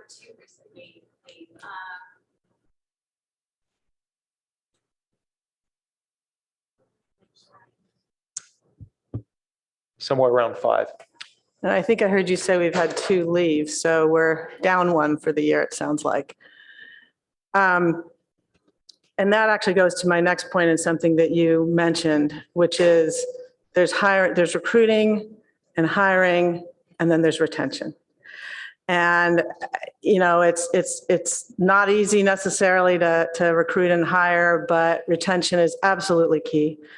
And it's often a function of a lot of things, personal circumstance, but also training, being given opportunities for advancement, being opportunities to show why you deserve advancement, being mentored, the culture in the workplace, being free of harassment, all of those things being respected and fulfilled in your work. So while I think that was beyond the literal scope of this particular audit, did you get any sense of that, or am I wrong? Was that something that you did investigate as well? No, I'm totally in sync with your comments and think that those practices are critical with regard to this. But one of the things, just as an example, when we have a team of independent police auditors, and at one point, one of the members on my team had some maternity issues and wanted to take some time off, but we're on contract. We don't have maternity leave. We don't have paternity leave. We don't have any of that. So, but what we do have is flexibility. So I said, instead of not getting paid at all, can we find a partner for you and just job share you? And will that allow you to continue to work with us as the independent police auditor? And that all worked out. So that's an example of what we're talking about, to provide some flexibility so that you don't have to be an officer full-time for 20 years. If there's a time in which you need a break, that doesn't mean you need to leave employ and then start all over, or need to take leave without pay for a long period of time. But this whole job sharing idea is just one example of a city that wants to retain individuals can. So is that an example of something that we have as a policy, or that you're recommending as a policy? Was that your team or our team? It's a recommendation that we've used from our team to try to export to you all. Okay. Although it does relate to your team, and I'm glad to hear it sounds like there was a woman on your team. I was going to ask you, we have 2 white men auditing the department that are showing up tonight, but I thought perhaps there might have been others that you consulted or worked on this audit that were more diverse, either people of color, LGBTQ community members, or women. And so were there? Yes, there were. I mean, our team consists of a core group, and we have a very diverse team, for sure. That's good to hear. Flexibility, and earlier you said something about women coming to a point in their career sometimes where they might not want to work a certain shift. And I guess I would prefer to say parents or people that encounter certain circumstance, because I don't necessarily think that we know what all women want. And I think there could be men in that situation. In fact, my husband was a probation officer with the county of Santa Clara. And when our daughter was 1, he asked to go part-time. They said no, and he quit. And he may have still been a probation officer today, but for that, thereafter they did change their policy. But I think it's a parenting issue, and bringing some degree of gender neutrality to it could also be helpful. Couldn't agree more. Well, I think I'm over my time, so I will stop at that. Thank you. Vice Mayor Stone. Thank you, Madam Mayor, and thank you, Mr. Janaka, Mr. Connolly, for your wonderful reporting as always. I always believed, and you talked about this, I think supporting law enforcement and ensuring transparency and accountability in their practice just go hand in hand. And by really drawing back the curtain and showing the public what our officers are doing really shows the incredible work that they are all doing in serving our community and keeping us safe. And so just want to commend the police department for your excellent service. I mean, it struck me reading through this report, 19,000 calls for service, 600 arrests just during the time period of this IPA report, so about 6 months. And during that, only 1 use of force case that required supervisor report, 3 incidents where guns were drawn and aimed at individuals. And I was struck, the IPA on page 2 of the report said, quote, much to commend. And so really, I think, great job. Are we perfect? No. Do we strive for that? Yes. Will we never meet it? Of course. But I think we are on a great path. So thank you. And also really appreciate the chief's decision to include the race of individuals who appeared in the IPA report. I know that was not a requirement. I thought that was a great decision. And on some of the recommendations, I understand the department's hesitancy to include community members. I know you've accepted the recommendation, and that's great. Understand the need to be nimble in that hiring process, but certainly in Palo Alto, we have so many community members who I think would love to be a part of that panel. Those who are either retired or have flexibility in their work, who can also be nimble in working with you. So hope we can pursue that. Really loved recommendation 4 in the hiring portion of the report, and wonder, this will be a question for you, Chief Binder, has the department discussed with other city departments and HR to really look beyond the police department to be able to offer temporary jobs while these applicants are awaiting the next police academy?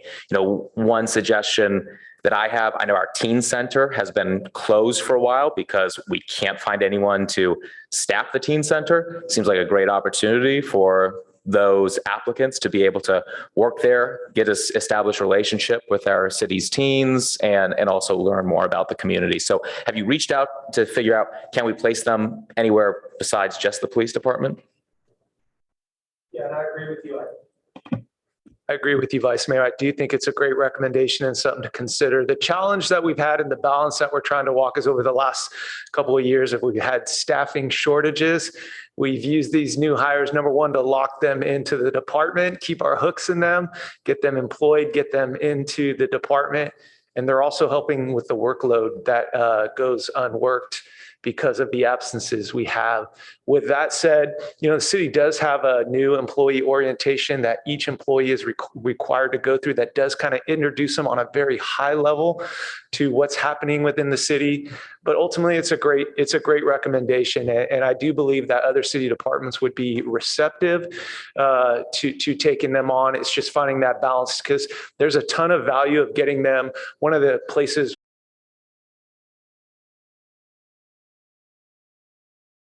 input, they're learning systems, they're learning data to collect, they're getting to know the record staff and that administrative portion of the police department. We find that that's valuable, but again, it's a balance. And I think I'm happy to say that our record staff is full and the workload is has been condensed. And so that is an option that we can look into. Great, thank you. And one of the parts of the report that disturbed me a bit, and it seems like it hasn't been resolved, is this issue of the internal complaint investigation with the communication on the phone. And what concerns me, I think, the most is the inability to, even during the investigation, access that information. So do we still not know, either from the IPA's side or the department's side, what was contained in those communications? Has no one been able to gain access? That's correct. Okay. That is very concerning, and hope that we don't just let that one die now that we've had this IPA report and this discussion tonight. I hope there are plans to continue to pursue that.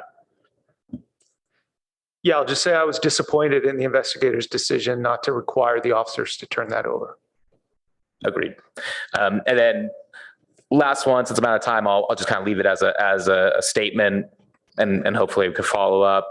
But I know other departments around the state and the country have been doing, it's a struggle for everybody, but seem to be doing well. Again, certain departments on recruitment of officers of color and female officers as well. Hope we can reach out to some of those departments that are doing it right, learn from their best practices, and be able to replicate that here. And I hope the department chief, that you are not shy in coming back to council and asking for the necessary funding in order to be able to do that. I know we've allocated that in the past, but to keep an open communication with us on that. Yeah, and I just want to thank council for the money that they allocated through our COPS funds a couple months back, and just reaffirm that a diverse department is a better department, both internally and to serve our community. And we're committed to that. And that's what we'll continue to do. Thank you. Councilmember Burt. Thank you. So one of my questions and concerns was answered by Mr. Giannakko on how do we get on track to having this reporting system like we've been hoping for, and I'm looking forward to that being the case going forward. It sounds like we're making progress. One other thing, I just want to follow up on this challenge on diversity in recruitment and retention.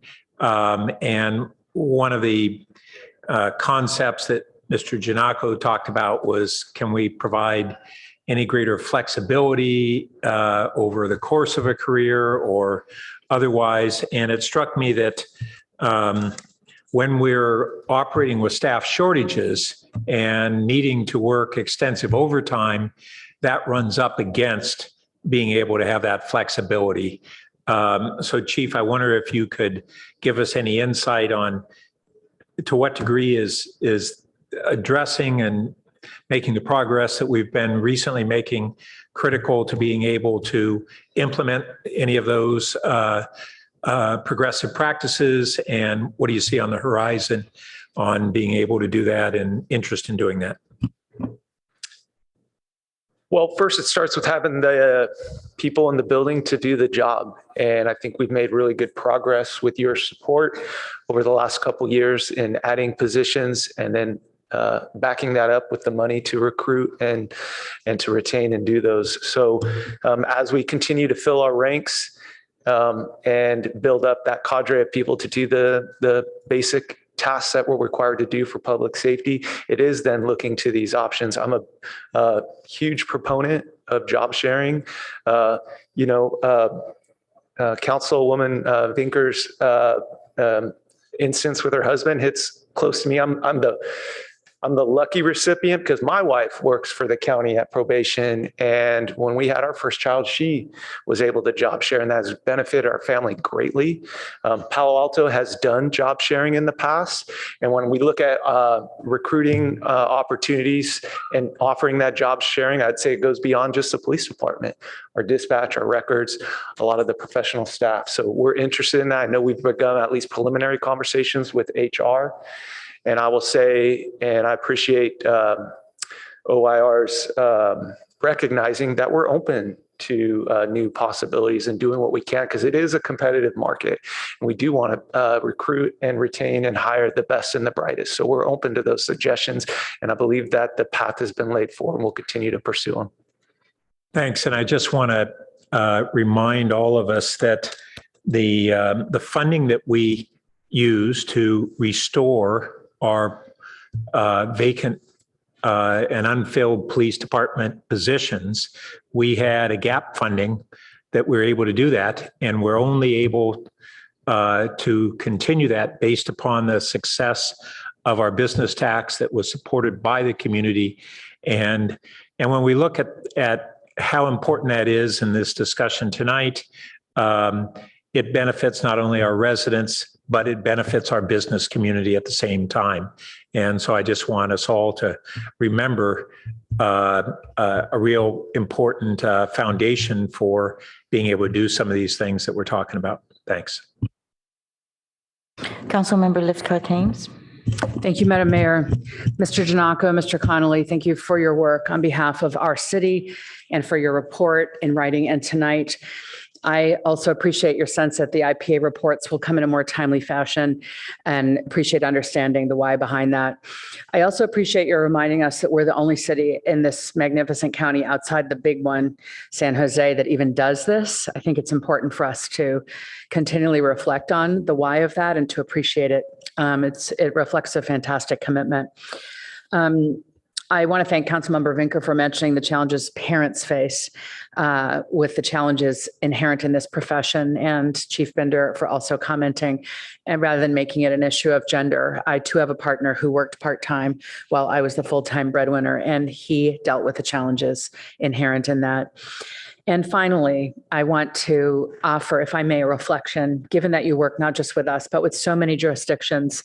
When you characterize the difficult recent challenges for the profession and the nation, I encourage you not to use euphemisms like the events of 2020, but rather to refer to the murder of George Floyd. It makes a difference. I'm a firm belief that we can't tame what we can't name, and it is hard to name these things.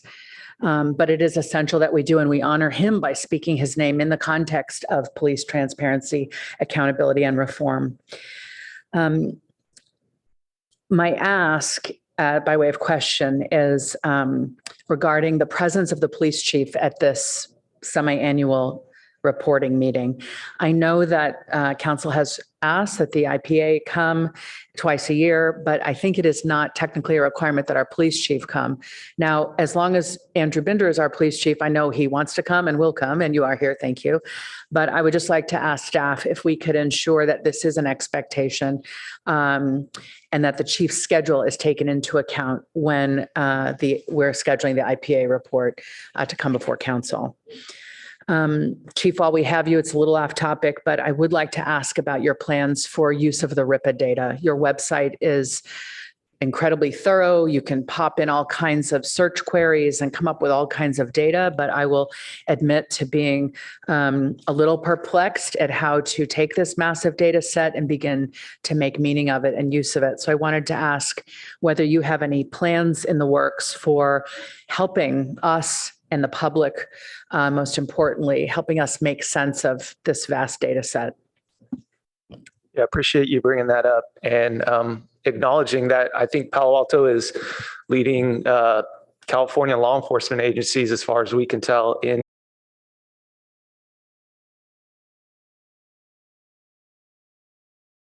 go about coming out with that and our plans. And, as the police chief, I'm blessed to have an immense amount of data that we've never had before. And you want to talk about insight to the police department, but we're only half the step in the process, and that's data and its aggregate. And that's what you're seeing on that website. And there's more. And while sometimes data can raise more questions than it answers, I can tell you as a police chief that we want to answer as many questions as we can about how can we improve? How are we policing, and what areas can we improve in? Similar to the same vein that we're here with the independent police auditor. And so there are plans. We've talked about this at Race and Equity. There are plans. We have been in discussions with subject matter experts who deal specifically in the field of data analysis with law enforcement. They've been in the field for decades. Chantal Cotton Gaines from the city manager's office is heading that up. She's been doing a wonderful job, and those talks are in the way, because data without content is just data.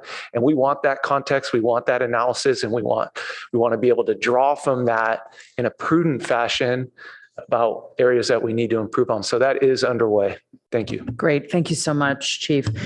For those who may not be aware, who might be watching or attending the meeting, RIPA stands for the Racial Identity and Profiling Act. My final question, the time remaining, for Mr. Giannakko, just thinking ahead to what we might want to have a report on in the future. A number of our constituents are concerned about the use of canines, a sense of sometimes it may be appropriate, other times less so. As a new council member, I'm frankly curious about what is common in the Bay Area, what is common nationally in terms of reform in this area. What is the prevailing wisdom about the use of canines? I'd love to know for the future how we stack up against those we might consider to be our peers and thought leaders in this area. Thank you very much. I don't see any more lights. Okay, I do see lights coming on. Councilmember Tanaka. Yeah, first of all, thank you so much for your work on this. Really appreciate it. And thank you to the police department for cooperating. Really appreciate that as well. A few questions here. First question is, I know I kind of understand the focus of what you guys did, but did you guys also look at the efficacy rate of like solving crimes, preventing crimes, and things like that? Just how effective the police is in doing police work as part of your audit?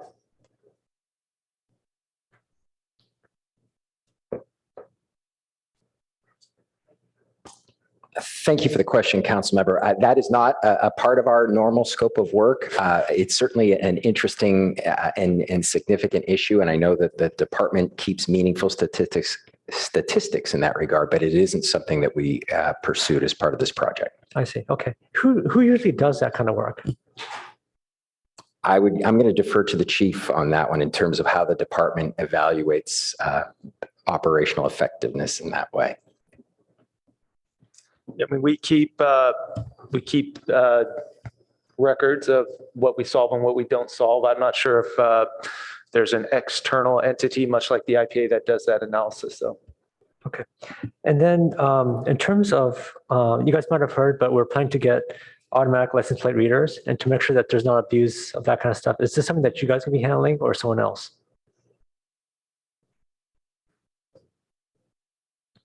Again, an audit is not within our current scope of work. That doesn't mean it couldn't, on an ongoing basis or forward-going basis. Okay.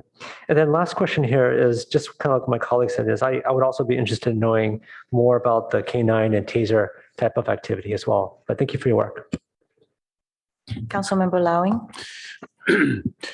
Yes, I don't want to repeat all of the very on point items that my colleague said, I just want to emphasize one because it can't be emphasized enough.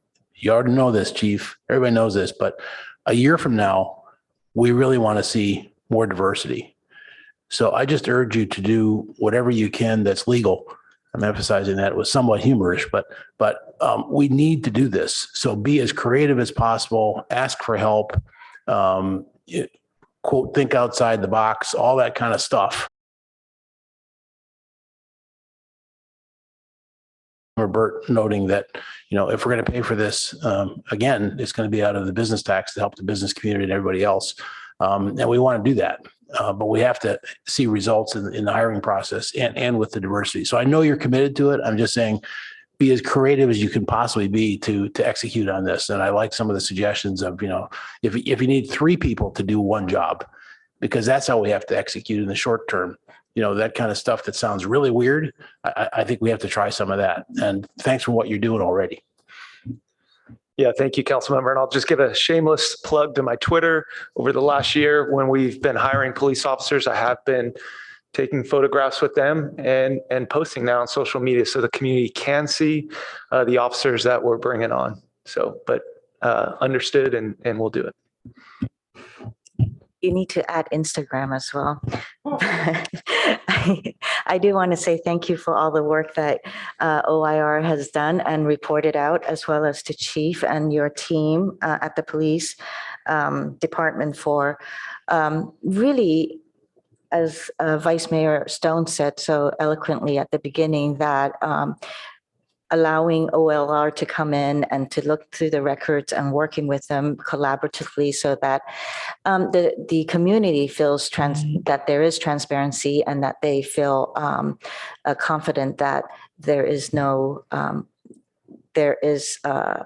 accountability as well as transparency. So I want to thank you for that.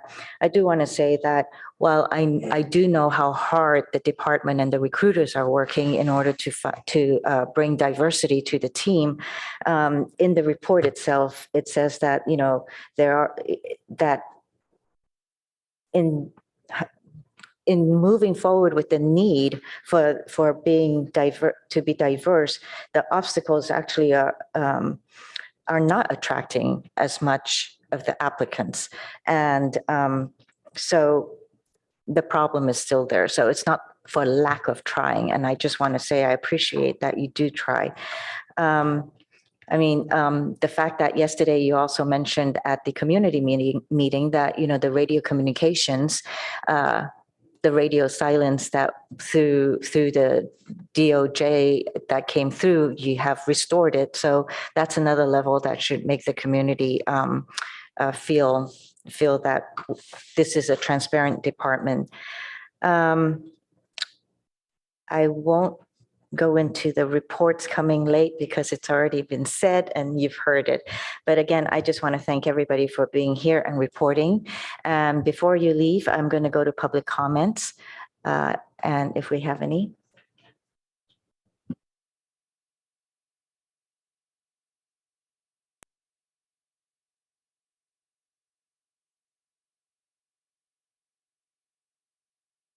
Our first speaker is Aram James, followed by Winter Dellenbach.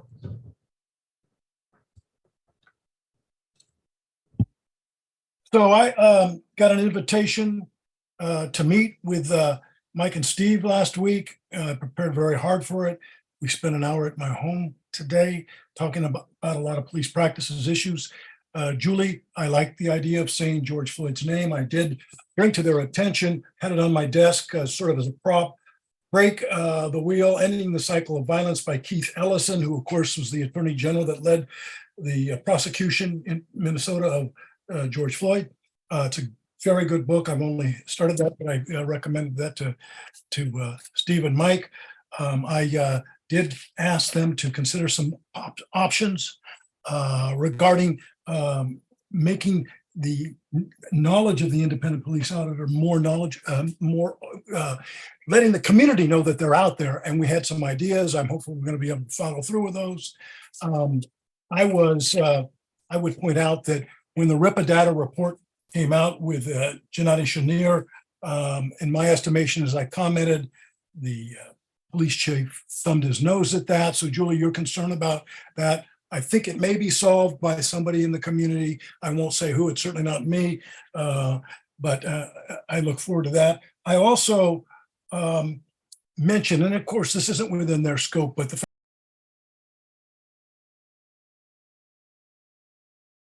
from limiting your First Amendment right, which also means that I don't get fully informed about your ability to criticize the police. And you know, it's just bunk. There's still an all-white command staff in the city. I think, I'm not going to call it out here publicly, but somebody knows this, that there's a conflict between the person doing the recruiter and a high up captain in the police department. So I want to know, maybe Vicki, you could ask Ivanka, how many blacks have been recruited. It's despicable how few the females have been recruited. I know when I was a public defender and my son was young, I was able to get a 3 and a 4 day a week assignment way back when, so that I could be in my youngest son who just turned 45 on June 2nd. So that concerns me. You know, we have the Black Lives Matter officers. We don't know what's going on with them in terms of racial bias. We still have, like I said, the all-white command staff. These are all issues that I brought forward. And I would say, Julie, there's an index I'll send you, all the materials that I gave to Mike and Steve, and it includes a lot of stuff on the police canine stuff, including Sean Allen's written testimony up at the State Assembly Public Safety Committee, his op-ed to the San Jose Mercury News. I read Malcolm X quote off the back of my t-shirt on what Malcolm X said about police dogs and the police. I'll read that to you another night. But we had a very, very detailed, and I appreciate them coming to my home and spending an hour with me today, to say the least. Our next speaker is Winter Dellenbach, followed by Liz Gardner.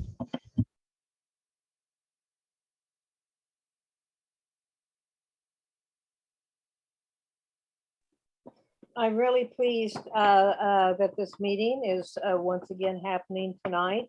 Thanks everyone for participating. I want to say a couple of things. I am very concerned about the timing, how late the IPA report was this time, and also then throws off the timing of the Palo Alto Police Department's report. However, I am gratified to hear that for Mr. Giannakko to recommit to reports on time. But I also want to alert everybody that it's not, can't be just left with in the lap of responsibility for the IPA. It's the IPA's contract says that the reports will be February and August, will be published to the City Council and public. But also there is in the IPA's contract that requires him to pass around a draft report, has to give one to the Palo Alto Police Department to review accuracy. And then outside the contract, drafts also have to go to the city attorney. They also go to the city attorney and police union to review the draft IPA report before he can issue his final report. And so this really depends on a number of other departments, people committing to being timely and not just our IPA.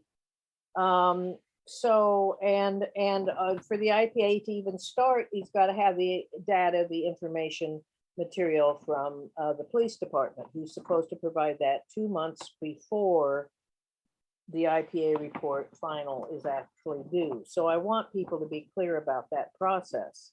I don't know why in tonight's staff report, it quotes different deadlines than what's in the IPA contract, because there's no basis for that. So the other thing is, in your meetings in the IPA contract, you might be interested to know that the IPA shall meet with City Council 2 times per year to discuss trends in criminal justice and policing, policy and training matters, recommendations made by consultant, and other council concerns. So you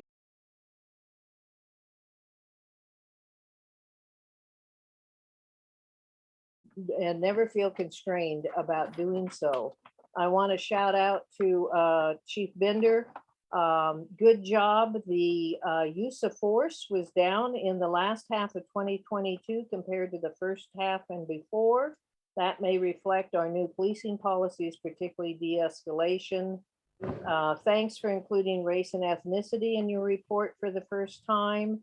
And that's about it. Thank you so much, Chief Bender and Mr. Giannakko and Connolly's for being here, and the City Council for prioritizing this. Our final speaker is Liz Gardner. Hi, Liz Gardner here. Thank you for this presentation. Thank you for all of the really deep, how should I say it, the questions asked by each of you city council members. I really feel that you're with us.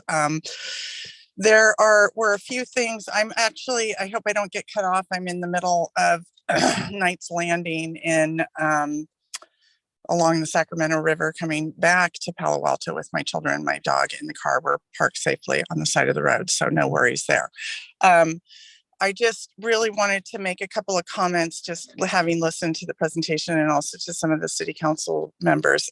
First of all, I come from a very long history of law enforcement family, brothers, uncles, and I also want to say that since during World War I, I've had a relative fight in each of our battles and our world wars, and also each war, Korean and Vietnam.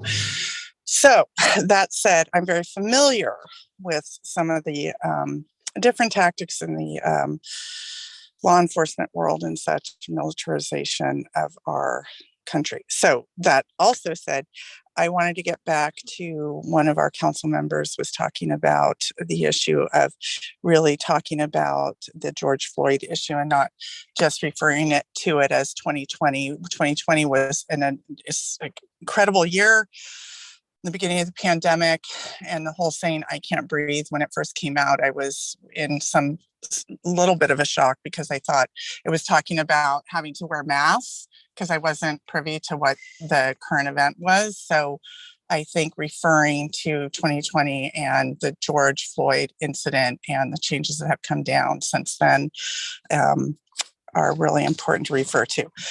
Second of all, this idea of talking about the retention of law enforcement or these different positions, I did want to mention about the business tax, which is supposed to supplement our law enforcement here. It also has to do with our housing costs, and that could be part of the long-term retention of our law enforcement staffing because of the huge, very expensive Bay Area housing, in particular in Palo Alto.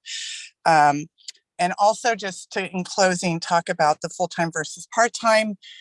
Anybody that has a part-time job in a law enforcement and is full-time parent, that's a job and a half. Just wanted to put a shout out to that's not just asking for a part-time job. That's you're raising kids. And so it should always be encouraged in these instances. Thank you.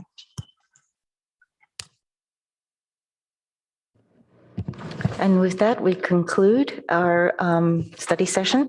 Thank you again for being here. And I think I saw you earlier around 2 o'clock or 1 o'clock. Thank you for being here. Have a good evening. Thank you. Okay. Now we go on to our consent calendar. We'll go back to public comments on the consent calendar.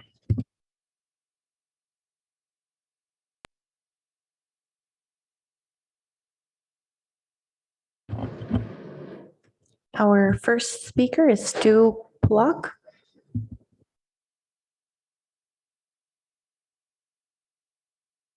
Good evening, Council. I'm Stu Plock, and I've been a Palo Alto resident for 45 years. And I'm spokesperson here tonight of a group of longtime residents from different sections of the city who are interested in helping to shape the city's rail corridor vision. I think since tonight you were talking about the evaluation criteria, that's why I came here tonight. We have a vision that we want to see a vision that will be a bold one, that all our neighborhoods will be living with for decades to come. And that's why we applaud the council possibly reconsidering a vision for our city's rail corridor. It would include a viaduct strategy. We believe that strategy is the best overall direction to deal with rail, auto, bike, and pedestrian traffic along the current rail corridor. And when residents from all over the city learn more about the advantages of a new rail viaduct with a beautifully landscaped green space underneath, we predict that there will be strong support for the extra investment that it might take to take that direction. Again, we thank the council for reconsidering the viaduct option and getting better cost and timeline comparisons leading to your final decision. And we plan to discuss our reasons and the need for some additional evaluation criteria the next time that the Rail Committee meets on the 20th, where we'll bring our support for that further. So thank you for your time.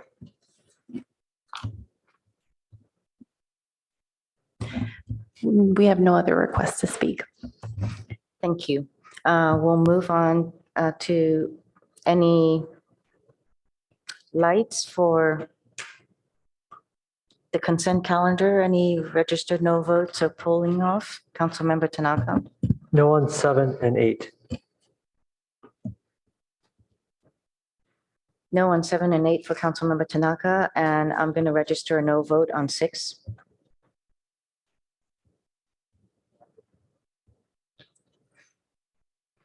Can we have a motion? So moved. Councilmember Lithcott Haynes moved. Second. Councilmember Venker seconded.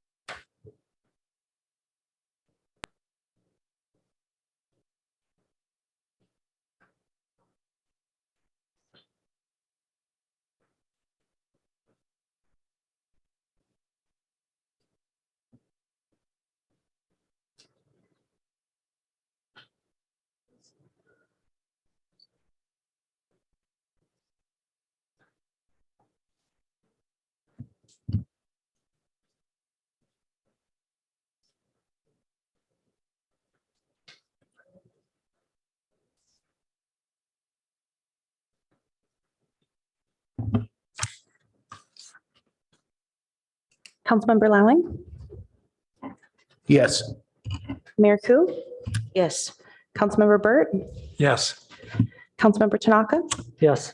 Vice Mayor Stone, Yes. Councilmember Vinker, Yes. Councilmember Lithcott Haynes. Yes. Motion carries. 7-0 on items 4, 5, 9, 10, 11, and 12.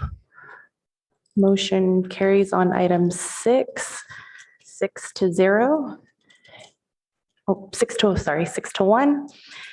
And motion carries item 7 and 8, 6-1. Thank you, Madam Clerk. Councilmember Tanaka, would you like to speak to your no's on 7 and 8? Yes, and I would also like to share my screen. So I don't know if okay, thank you.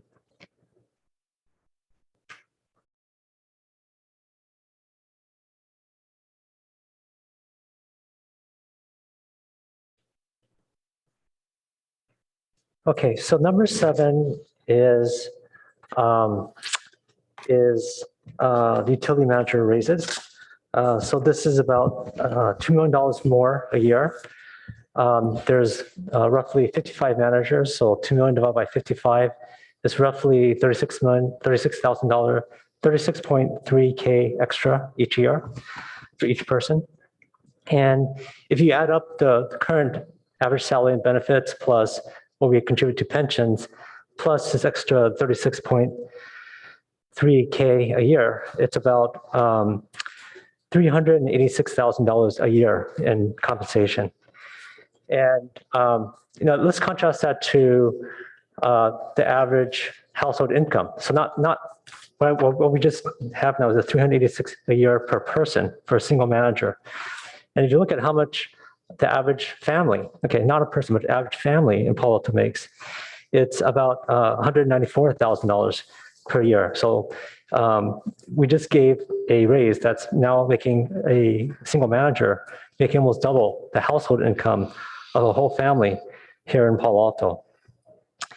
And then this 36.3K represents basically about a 11% raise. So if we contrast that to what is the current inflation rate, the current inflation rate this year is about 4.9% per year.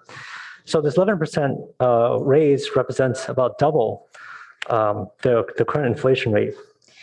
And it's one thing if the city revenues are just booming, right? We're just like rolling in the dough. But if you look at the latest budget, we actually are projecting a negative 1%, right? Drop in revenue. So our revenue is not booming. So, so I guess, when we think about, I lost the page, but as we think about this increase and we think about the massive utility rate increases that our residents faced, the gas rates, electric rates, we think about the mass layoffs that people in our community have faced. And the fact that we've had two major recent bank failures, Silicon Valley Bank and First Republic, this is not a good situation. So that's why I couldn't support this. And then on the second topic, the tough books. So always in favor of trying to leverage technology whenever possible. But my issue with this one was basically we paid extra for a 5-year warranty on these tough books, but these are supposed to be only lasting for 4 years. So I didn't quite understand the rationale behind that. It comes with a 3-year warranty already. And then if this was a really important purchase, then why wasn't this included in the budget already? So for those two reasons, I couldn't support number 8. Thank you. Thank you. I'll speak to my no vote on number 6. For the most part, the evaluation criteria works, except for item number I. Now, it used to be minimize visual and visual changes along the rail corridor. And I appreciate adding privacy into this visual impacts, but I think that consider is not as strong of a word as minimize. And with potentially the viaduct been discussed and brought back as an alternative, I think the stronger language is needed in order to minimize visual and privacy impacts. Thank you. And with that, we're going to close public comments and we're going to move to city manager comments. Thank you, Mayor.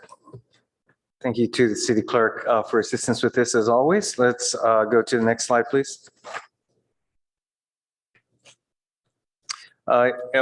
As was noted earlier in the meeting, the city did have our latest town hall meeting yesterday at Palo Alto High School involving a number of neighborhoods in the nearby area.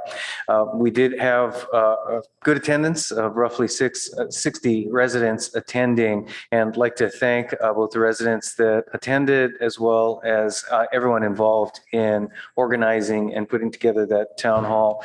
We will be issuing, if we haven't already, a YouTube recording, so it'll be available for viewing for anyone that's interested in it.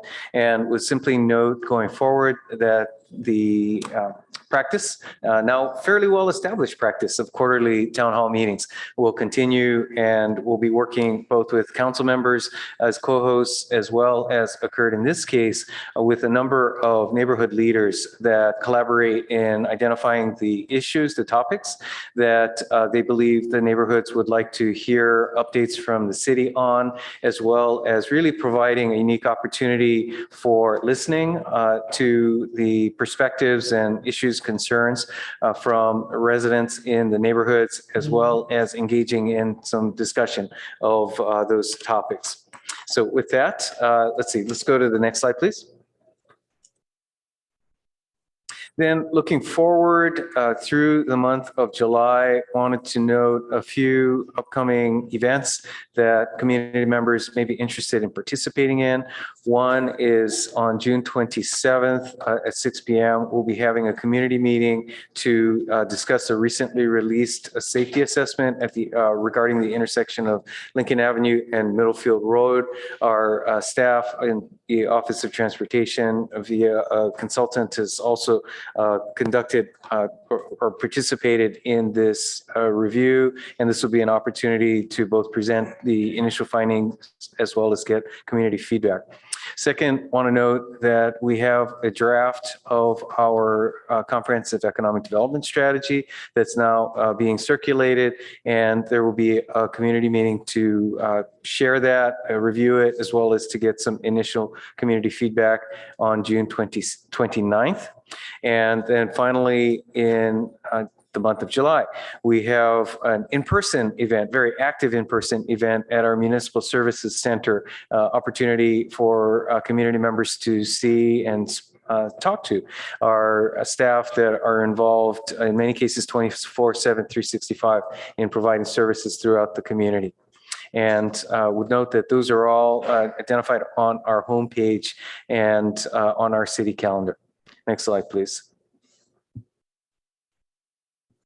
Then also want to make a plug for the Third Thursday California Avenue events that will continue in June and July. The next Third Thursday event, which will be extending throughout the commercial section of California Avenue, will be this Thursday, June 15th. And I understand there may be something of a ribbon cutting there as well, understanding that the last month's event was something of a soft opening. So there will be more celebration this week. Also, information available here on our webpage, cityofpaloalto.org/3RD Thursday. Next slide, please.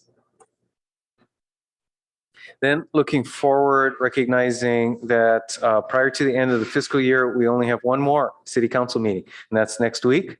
And next week, we will be taking up your budget, as well as having an initial study session on 1-year implementation of the new tree ordinance, opportunity for both community members to identify areas or issues that they'd like the city council and city to be aware of, as well as some initial council discussion.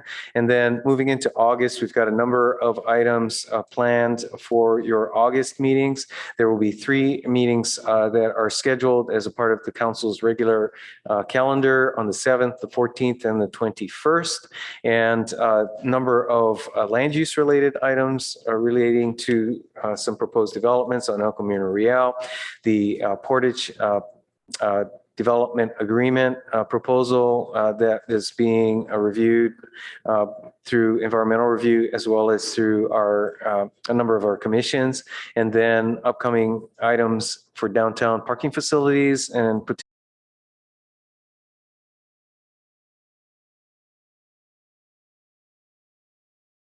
as noted earlier, the economic development strategy coming for city council review. And that covers the items on my report for this evening. Thank you. Back to you, Mayor. Thank you, City Manager. The council is going to take about a 10-minute break, so we'll come back at about 8:15, a little bit more than 10 minutes. Thank you.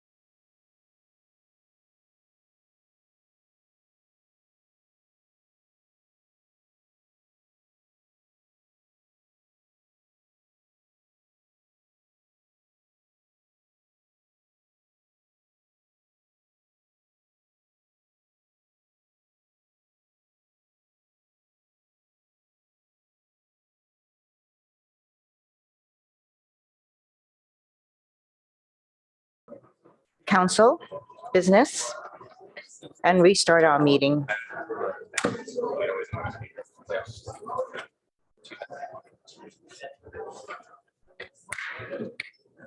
One, two, three, four, five. All right, we have a quorum and we're going to get started. Everybody have your seats. We're going to start with action item number 13.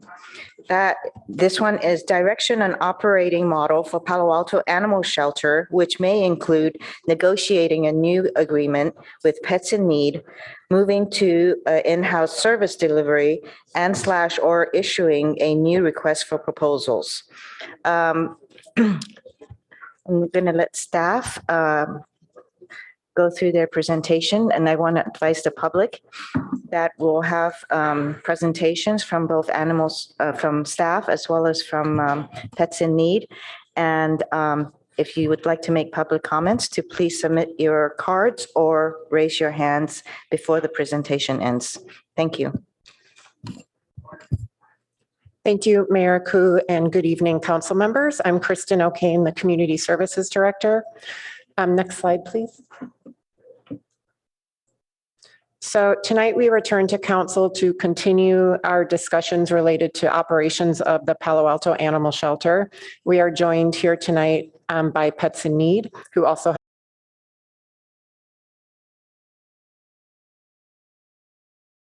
included in the staff report was intended to not only provide responses to questions the council asked when we were last here in March, but to provide a deeper analysis and discussion of the in-house model for shelter operations so the council could provide direction to staff. And while we have completed that analysis, PIN has expressed concern about the in-house model and its consequences on animal welfare, safety, and services to the community. PIN has requested more time to digest and analyze the city's model and consult with industry experts before the council makes a decision. Therefore, we are recommending that council's discussion and direction tonight focus on PIN's responses to council questions from March and only a cursory review of the in-house alternative, which will be presented by Assistant to the City Manager, Lupita Alamos. If council would like to continue the discussion of an in-house model, we recommend that we return in August for that discussion. Next slide, please. So council previously discussed negotiating a new agreement with Pets in Need in February of 2022, when council directed staff to continue negotiating a new agreement with PIN. And most recently this past March, at a study session to review a draft term sheet with PIN. As a point of comparison, staff presented a high-level staffing and cost estimate of returning shelter operations in-house with city staff. Council asked several clarifying questions and requested additional information about PIN's proposed budget, a more thorough comparison to the Peninsula Humane Society's operations, a prioritized list of capital improvements, more information on feral cats, and more detail on the in-house alternative that would include long-term pension costs. PIN has prepared responses to council's questions, and they are attached to the staff report and will be the focus of their presentation this evening. Next slide, please. So a recap of the current agreement with Pets in Need. Pets in Need began operating the shelter in January of 2019 for a 5-year term. PIN executed their right to terminate the agreement early, which has been extended several times, most recently to September 30th of this year. The compensation over the 5-year term is $3.4 million, and the current year compensation to PIN is $700,000. And as you likely recall, there were several capital improvement projects that the city was obligated to complete. All of these have been completed except for the new kennel building, which was designed but never built. Next slide, please. So key terms of the new agreement, as we discussed previously in March, include a 5-year term with an option to extend, additional compensation totaling $1.4 million for the first year of the agreement and increasing annually thereafter. The city would allocate $2.5 million for capital improvements, and some additional smaller adjustments to the agreement were also included.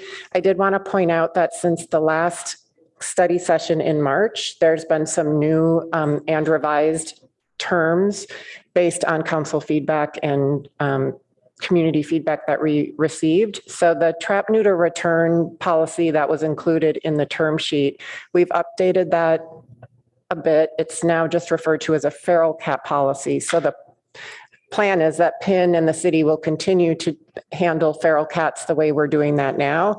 And we will continue to have conversations on the best way to handle feral cats in the future based on municipal best practices, research, and a lot of conversations with each other and the community.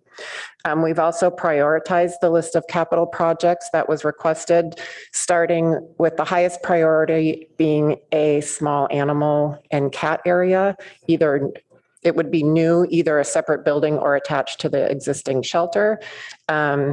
And then followed by additional safety improvements to the existing dog kennels, as well as a retrofit of the medical suite to accommodate larger dogs who are having medical procedures.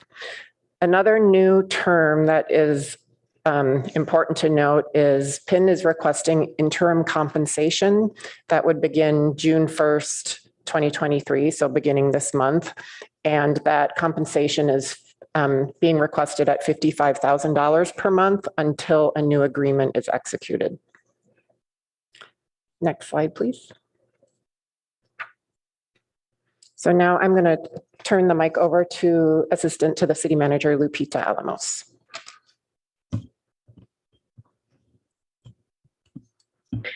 Thank you, Director O'Kane.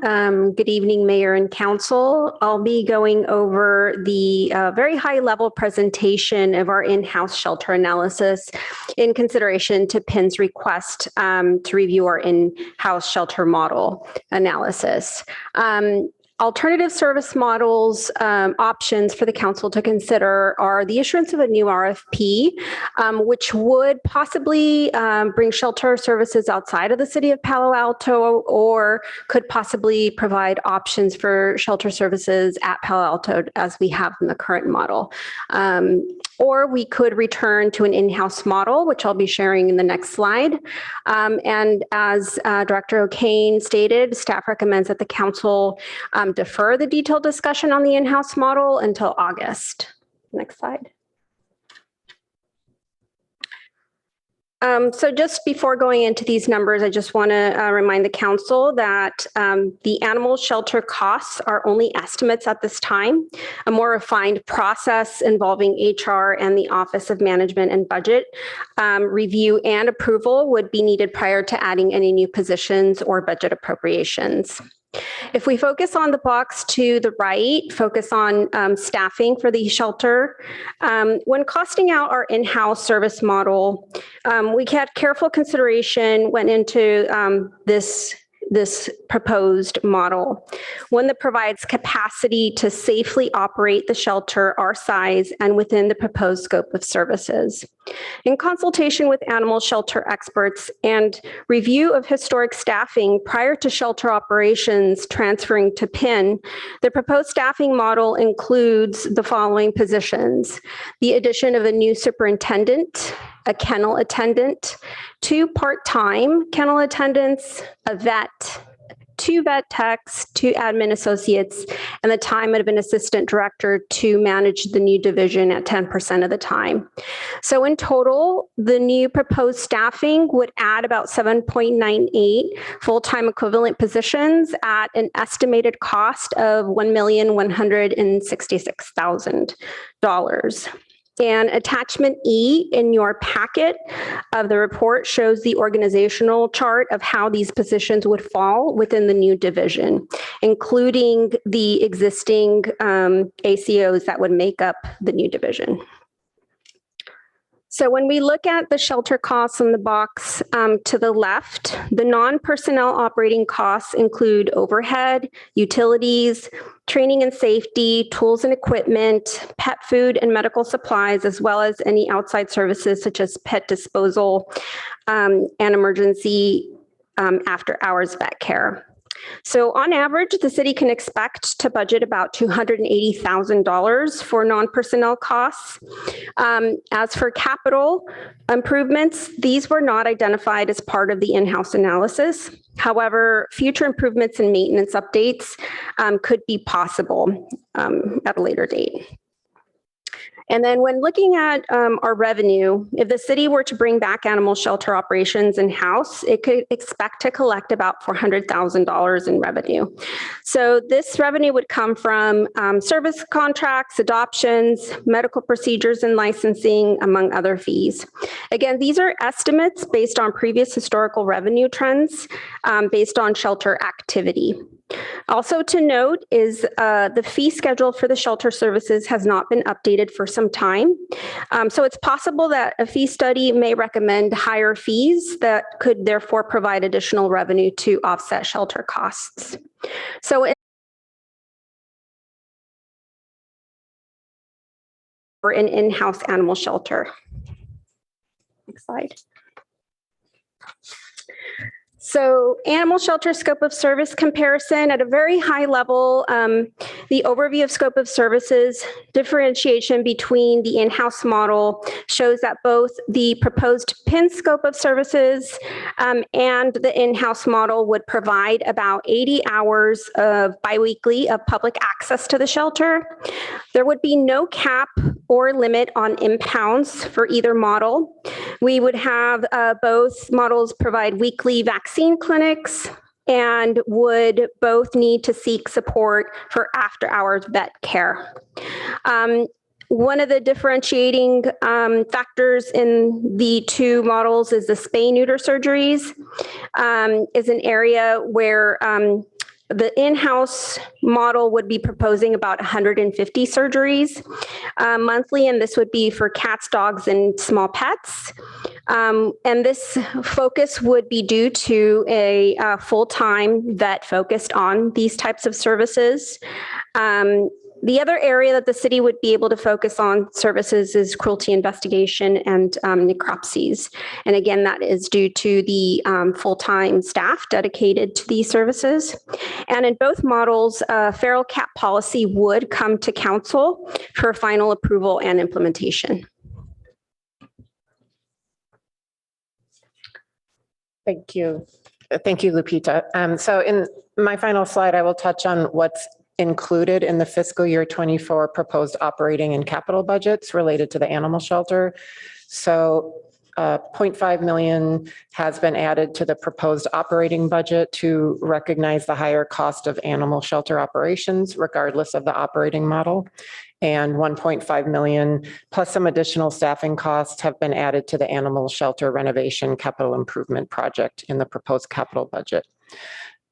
There may be some additional funding needed depending on the path forward and the final terms of that are decided on. And then the interim compensation I mentioned that would begin June until an agreement is finalized would also need to be considered. So that concludes our presentation. I'm now going to ask City Manager Shikata to say a few points and then we'll turn it over to Pets in Need. Thank you, Director O'Kane. I did just want to spend a moment coming back to our modified recommendation to focus this evening's discussion on the Pets in Need service proposal. And then again, subject to council's interest, come back in August for further discussion of the potential in-house model. And probably the best way to address this issue is to acknowledge the inherent sensitivity when discussing any service where we have an existing incumbent service provider. In this case, that is Pets in Need. And as we talk about an alternative service model, it would be difficult to avoid any comparisons that would potentially put, well, all parties in somewhat of an adversarial discussion. And so we certainly want to avoid that, particularly true actually with any one of our nonprofit partnerships, where as a practical matter, each nonprofit partner brings different strengths and different areas of focus, such that the discussion between the city and the nonprofit really is one of identifying the areas of common interest and developing service offerings based upon those interests and the community's needs. So again, just really want to provide that context for our recommendation that we separate the discussion in order to really, quite frankly, respect our partnership, as well as to provide opportunity for deeper discussion as council sees fit. So with that, let me ask our representative from Pets in Need to come up and provide their presentation.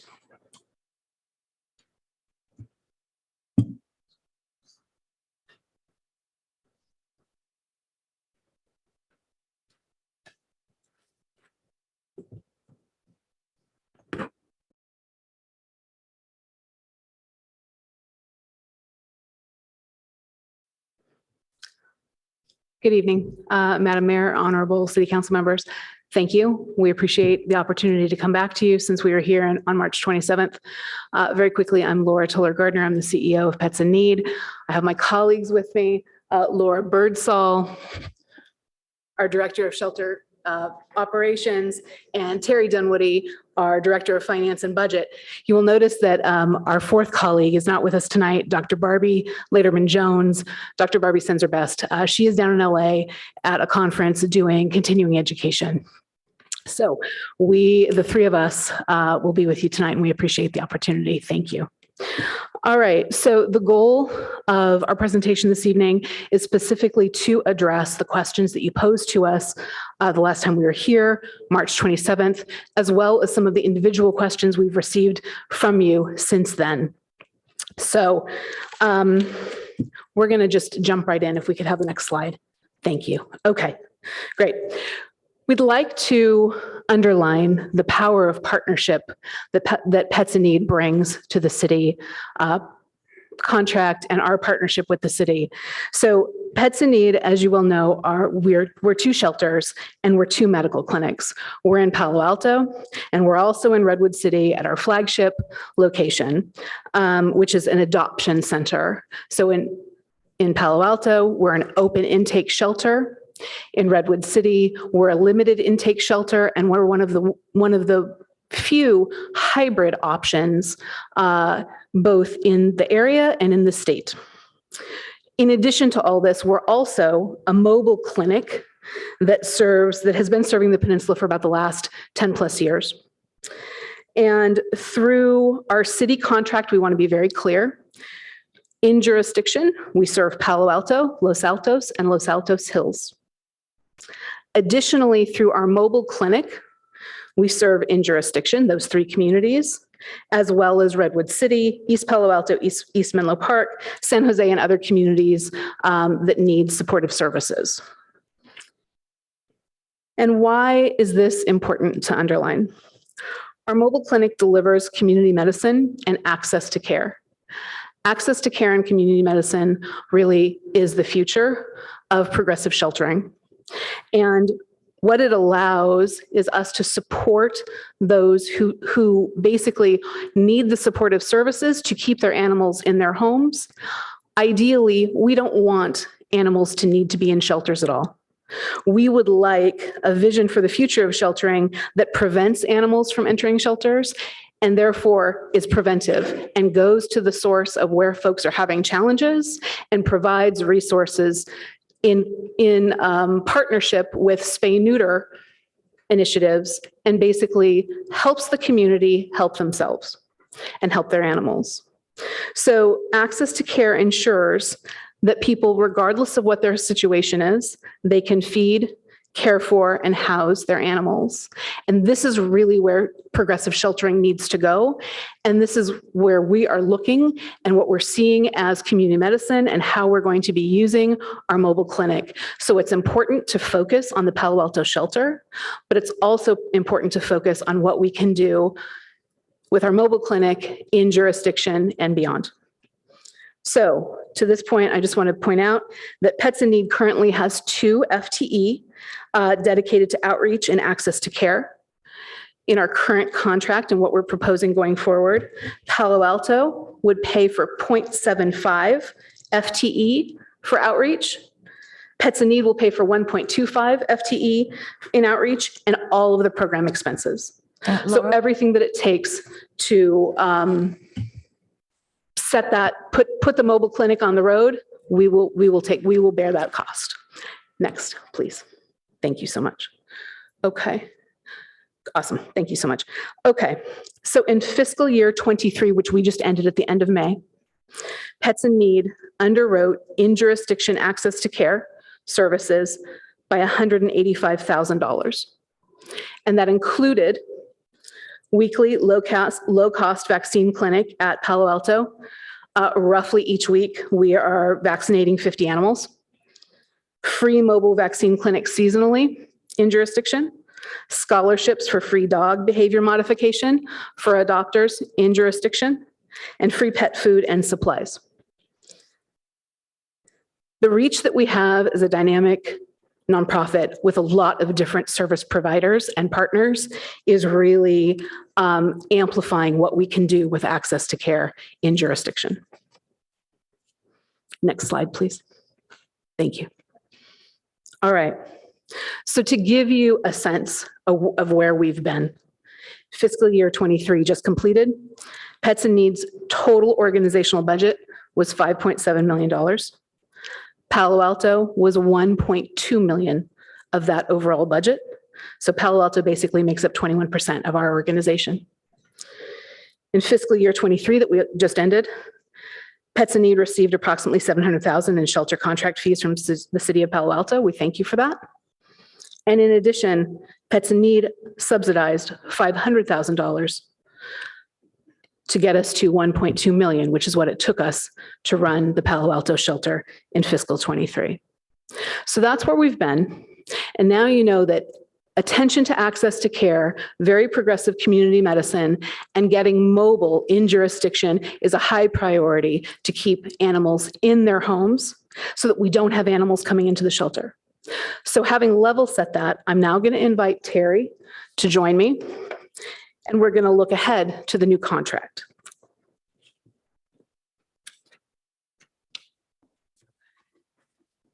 Thank you, Laura. Good evening, Mayor Koo and distinguished council members. I'm going to be speaking about our new contract proposal. There's also quite a bit of detailed information about this in the 14-page staff report that we put together, so I will be referring to that.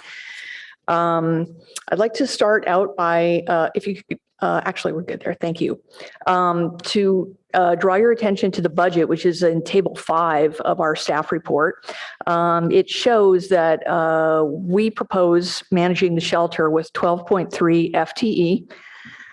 We feel that it's important to have this level of staffing because it includes the expertise and specialization that we believe is needed to run the shelter with quality and for the safety and well-being of the animals and the quality of services that we believe the citizens of Palo Alto, Los Altos, and Los Altos Hills need. Part of that staffing includes a foster program, behavior management for the animals that have behavior challenges, of course, veterinary medicine staff, population management skills, which means ensuring that we keep our length of stay down and that we have a good mix of animals in the shelter to ensure foot traffic and adoptability of all the animals overall. We have adoption counselors, volunteer management, and client services all in our budget. And we feel that this level of staffing and expertise is absolutely essential to ensure enrichment in animal care, high quality services, human safety, and again, the services that meet Palo Altoans' expectations. Next slide, please. In our proposal, we came to a fee of $1.37 million for the contract fee in year one.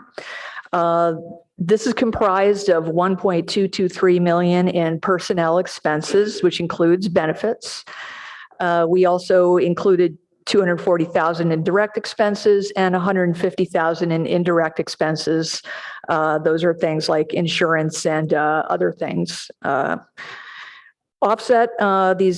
These operating expenses are offset by $240,000, which we estimate to be the income from affordable veterinary and adoption fees. You'll note that this is a bit lower than the staff proposal for revenue coming in than we have. We also request retroactive payment for the increased contract fee beginning this month until we are able to reach an agreement.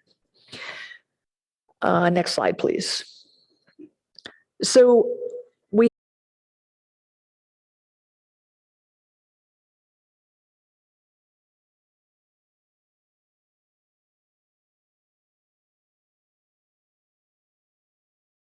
about $1 million left in the capital improvement fund. We proposed increasing that by $1.5 million for a total of $2.5 million. We believe the most high priority items that would help the shelter operate smoothly and again provide the best services to the animals and to the community would be related to small animals and other improvements to the medical facility and the kennels. We did want to draw attention to the fact that there was an audit done in 2015.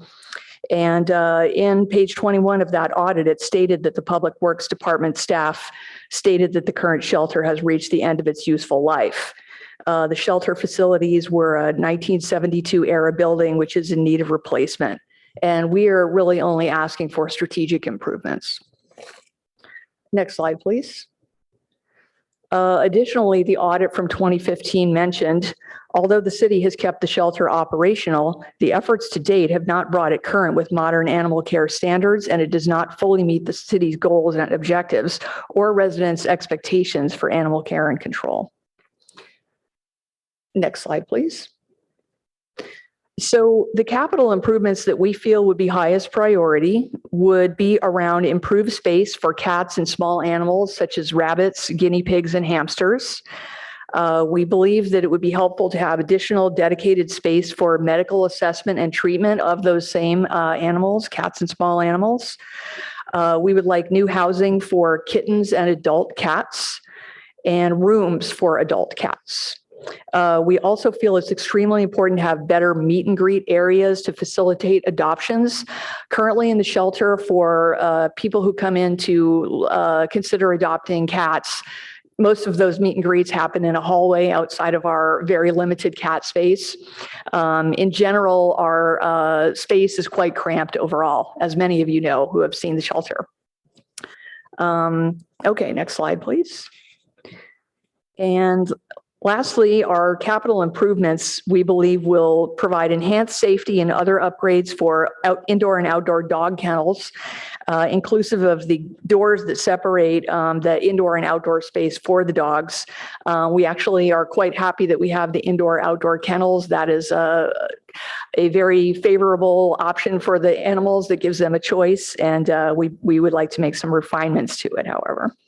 Additionally, we would like to retrofit certain kennels in the medical suite to accommodate very large dogs.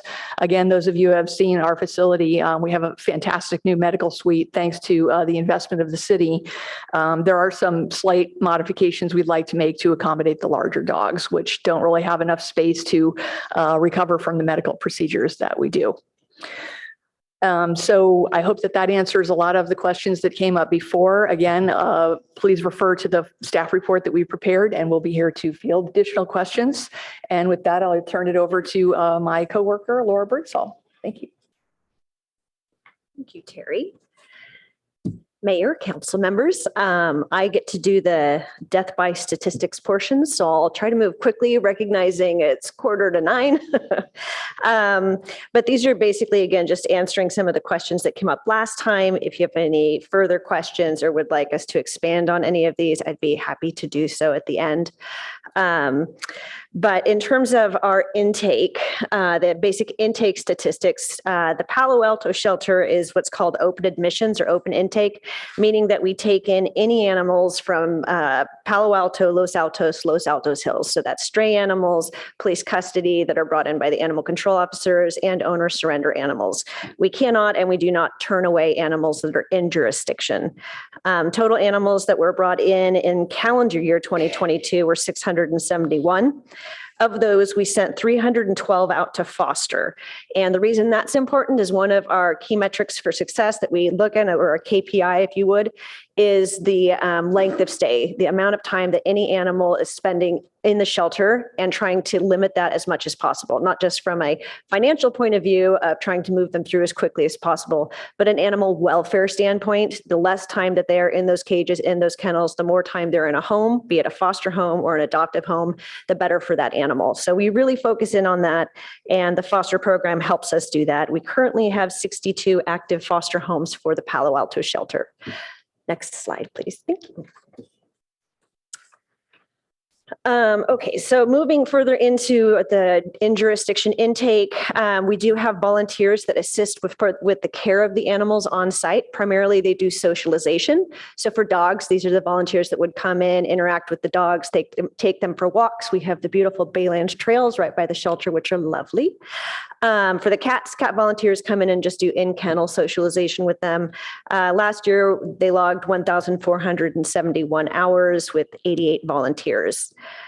For shelter and community spay-neuter statistics, we were asked for last calendar year was 413, with an additional 43 spay-neuter services for rescue groups.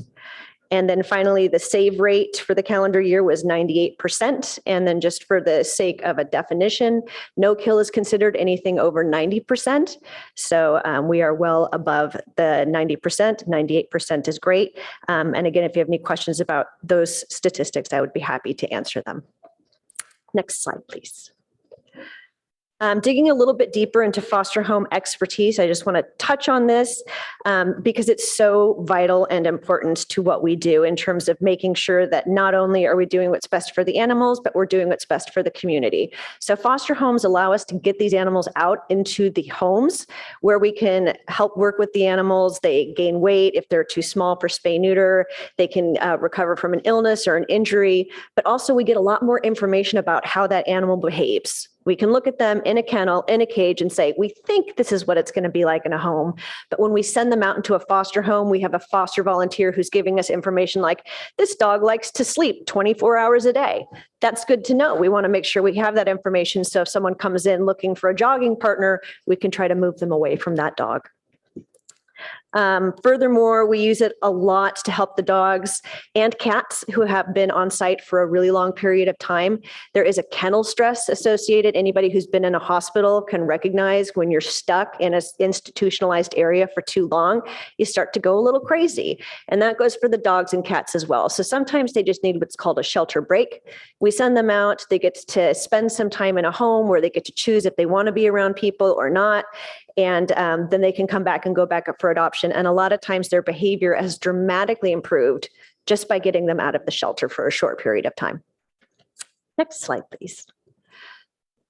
Which brings us into behavior management. And this is an area that I feel very passionately about. And I love, especially in the last 10 years, animal sheltering has really dialed in and focused in on the importance of behavioral management for animals in the shelter because it is stressful. And we want to not only acknowledge that, but try to mitigate that to whatever extent we can. So that's why we have the 1.5 staff members that would be doing what we call environmental or behavioral enrichment. So not just the dogs and cats that have behavioral issues, but everybody receives a proactive approach to getting out of their kennel when they're supposed to, learning basic commands. When we have an adopter coming in and the dog sits when they approach the kennel, that is really beneficial, not just for the adopter to see this dog already knows the basic commands, but for the dog, it's very appealing for adopters when they come in and see a dog sitting at the front of the kennel. So things like that are really, really helpful in moving the animals through. And then for those that need that little extra more, we do have a fantastic consultant that is paid for by our generous donors that provides post-adoption support. So this individual will follow up with people 1 week, 2 week, a month, 1 month after they've adopted, and will go into their home if they want. She also does Zoom consultations to help them address problem behaviors. And one thing that's been shown time and time again is that when someone's adopting a pet, they don't retain a whole lot of information in that moment because they're really excited.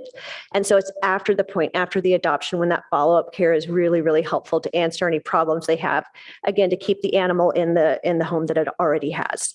And then finally, we do work with a leading veterinary behaviorist, Dr. Janine Berger. She has been instrumental in helping us come up with medication plans for some of the dogs and occasionally cats that need a little extra help pretty much just while they're in the shelter. Occasionally, we do get those animals that are going to need to be on long-term behavioral medications. But for the most part, it's just helping them deal with the stress. They've gone through a lot of changes, a lot of recent trauma. So helping them with the medications so that they work through that, so that basically that fight or flight part of their brain calms down enough to let the cognitive brain turn on.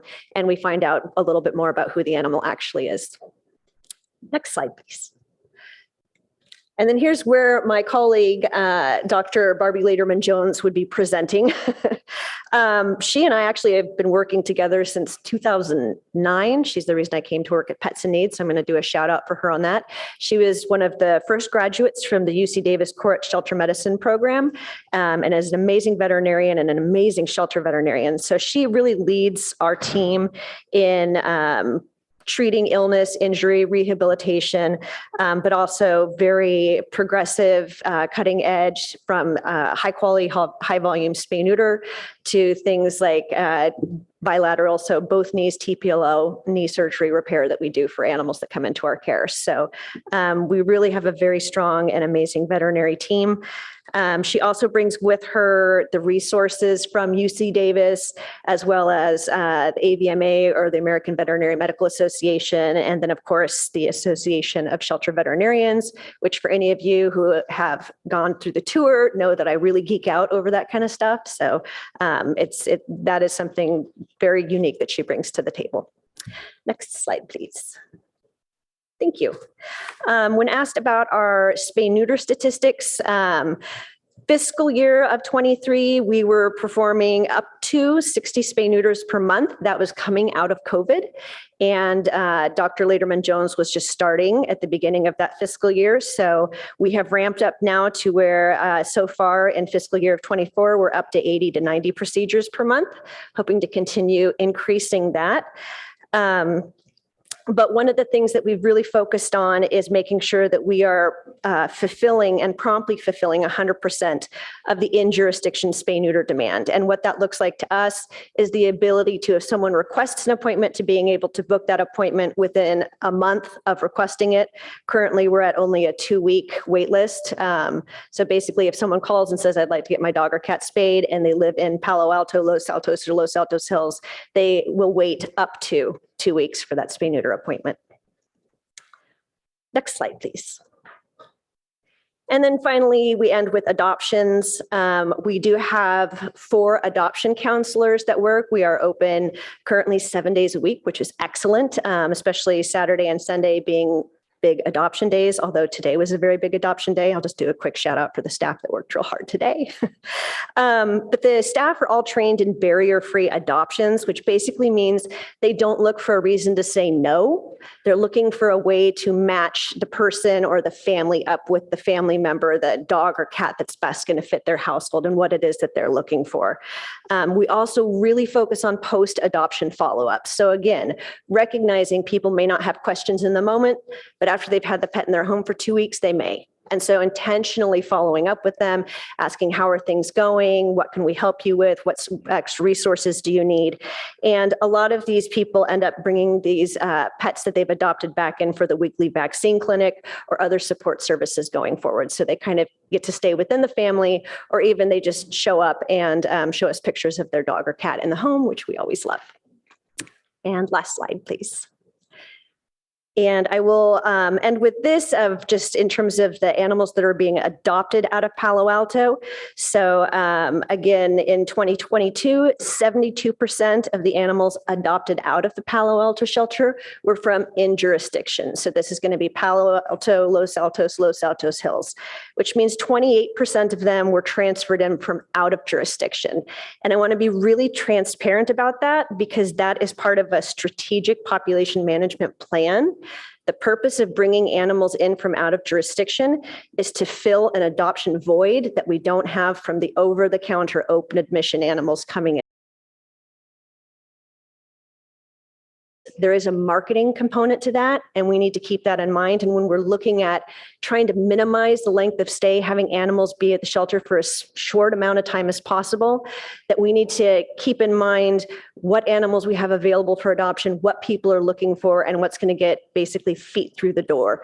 So sometimes we bring in those cute puppies to drive traffic into the shelter, so then the pit bulls or the shepherds or the huskies that we already have can get adopted more quickly. So even though sometimes it feels counterintuitive, the intention of bringing them in is to actually increase the adoption potential for all of the animals that are there. Conversely, we also do take some of the animals that we would expect to have a longer length of stay. So again, the huskies, the shepherds, the pit bulls, and we move them to our Redwood City location to kind of spread them out a little bit more to try to dilute out that population, because the Redwood City shelter is closed admission. So we do get to choose who comes into there. So if we have a rescue group saying, hey, can you take these 3 German shepherds? We can say, no, we're good on German shepherds at the moment. Thank you very much, though. But then bring in the ones that our constituents are looking for. And with that, I believe I will leave it here and open for questions. Or yes, open for questions. So thank you very much. That concludes our presentation. So we're available for questions. Thank you. Thank you for the presentation.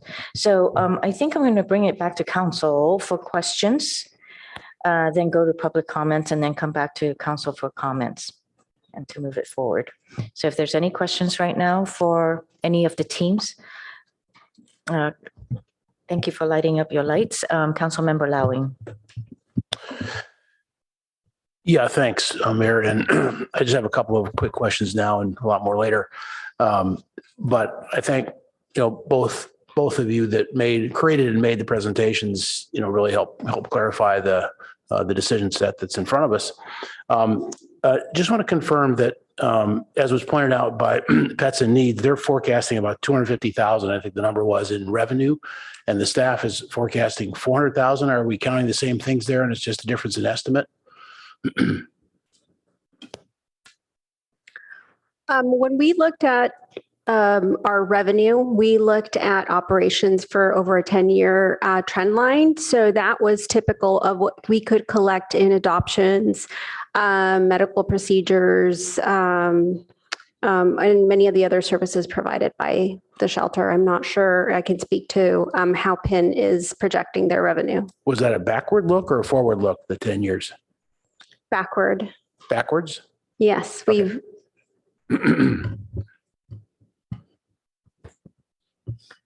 And we think our estimate is accurate because we're running the shelter right now and it's based on our current numbers. Additionally, the staff model has very few, if any, adoption counselors. So we had some concerns about what the adoption fees would actually look like under that scenario. So we do feel that our estimate for operating revenue is very credible. And additionally, I would add that we intentionally keep our fees low to maintain that access to care that Laura spoke about so much. We feel that that's important for the equity behind the way we run the shelter. Okay, and then since you have the mic, I'll ask another question. Okay, sure. Of both participants here, but we'll reverse the order. You're moving up to 80 to 90 surgeries per month from 60. And there seems to be some concern on the part of staff that, they're more like 100 or more than that. And again, you're running the shelter now, so that's what you're seeing, but you're going to ramp up. So I guess why does staff think it's going to be 100 or 150? Again, when we looked at our numbers historically, those numbers were actually a modest consideration of what was being done in the past. We had a very experienced vet that performed these surgeries, and we're focused for that type of service provided to the. Okay. And staff in the short term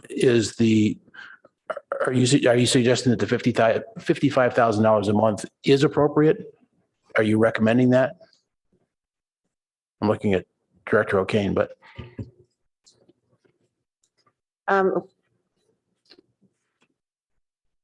We haven't looked at where that 55,000 was derived. So I think we'd like to take a deeper dive into how that number was developed. And I think, we've been trying to negotiate this agreement for some time, and in probably a perfect world, we would have that agreement start in June. So in that sense, I think it's appropriate. But again, whether that's the right number, we would need to look a little bit deeper into that. Okay. And my last question for now is I'm hearing from both of your points of views that the exact number of dollars for capital expenditures is not quite known yet. So that's not going to be 10 million, but it might not be 2.5. And is that correct? Your Director O'Kane? That's correct. We have not started any design whatsoever on the capital priorities. Or estimates or things like that. Exactly. So, you folks agree?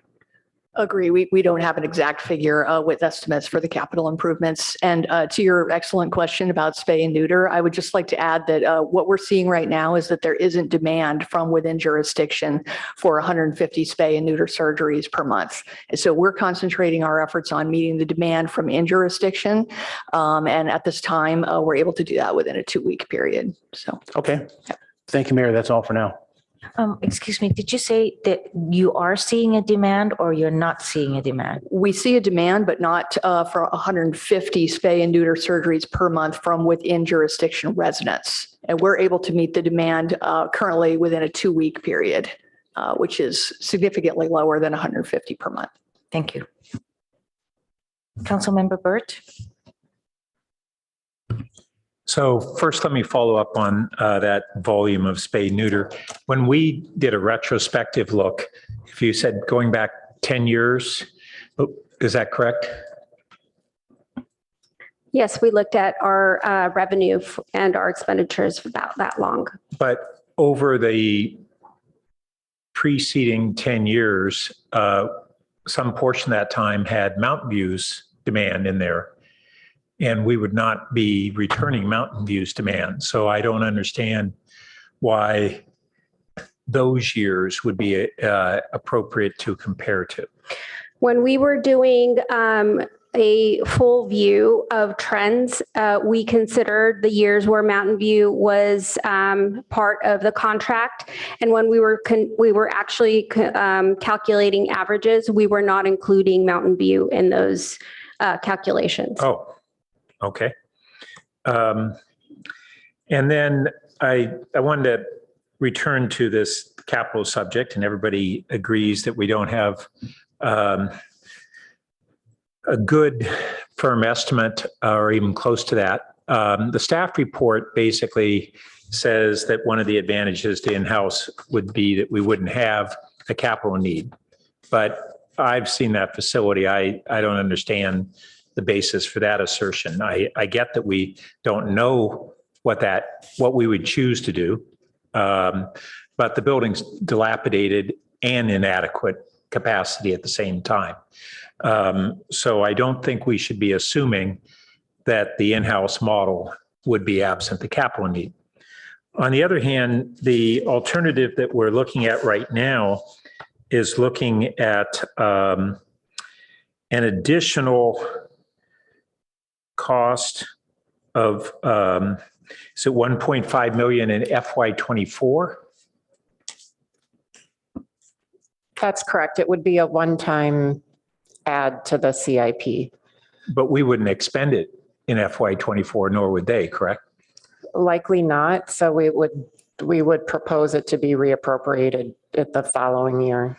Yeah, that's one of the things I keep struggling on in our capital budget. I'd put it more than probably not. I'd put it almost certainly not. They wouldn't spend not only the 1.5, but the balance that's in there already. So I don't know why we budget it that way, that we allocate it all to FY24 as opposed to some reasonable spread over the period that we think it would most likely be spent. Sure. So the reason that this was a request from PIN to have it put in the agenda or put in the budget as a lump sum. And you're welcome to chime in, PIN, but I think it was for confidence that the city is committed to doing those, even though, and I've explained that it's not guaranteed that it would be reappropriated to the next year. Well, we can put into a contractual agreement a commitment to put capital funds in without having to allocate it in our budget a 4-year expenditure in the first year. I mean, what that does, it screws up our capital budget. We wouldn't spend things in FY24 that we would otherwise be able to invest in capital if we just assign that, even though there's no way we're going to spend even half of it in FY24. It's not like some of the capital items where we say, well, we think we're going to spend all of our appropriations in the fiscal year, and then almost invariably some portion of them we aren't able to. There's no way we're going to spend it, and yet we're talking about putting it all in the front end. I don't get that. Well, I think Director Keynes explained some of the back and forth effectively that has led to the proposal that's before you. And again, not unlike some of the earlier comments, I think that based on council feedback, we would refine the proposal working with PIN. Okay, good. And then the staff or the council motion earlier this year asked for greater comparison to Peninsula Humane Society. And I didn't see that. Did I miss that in the report, or is that somewhere? I believe that was in PIN's report. That was an attachment to the staff report. Oh, in their report rather than the staff report. Okay, thank you. All right, thanks. Vice Mayor Stone. Thank you, Madam Mayor.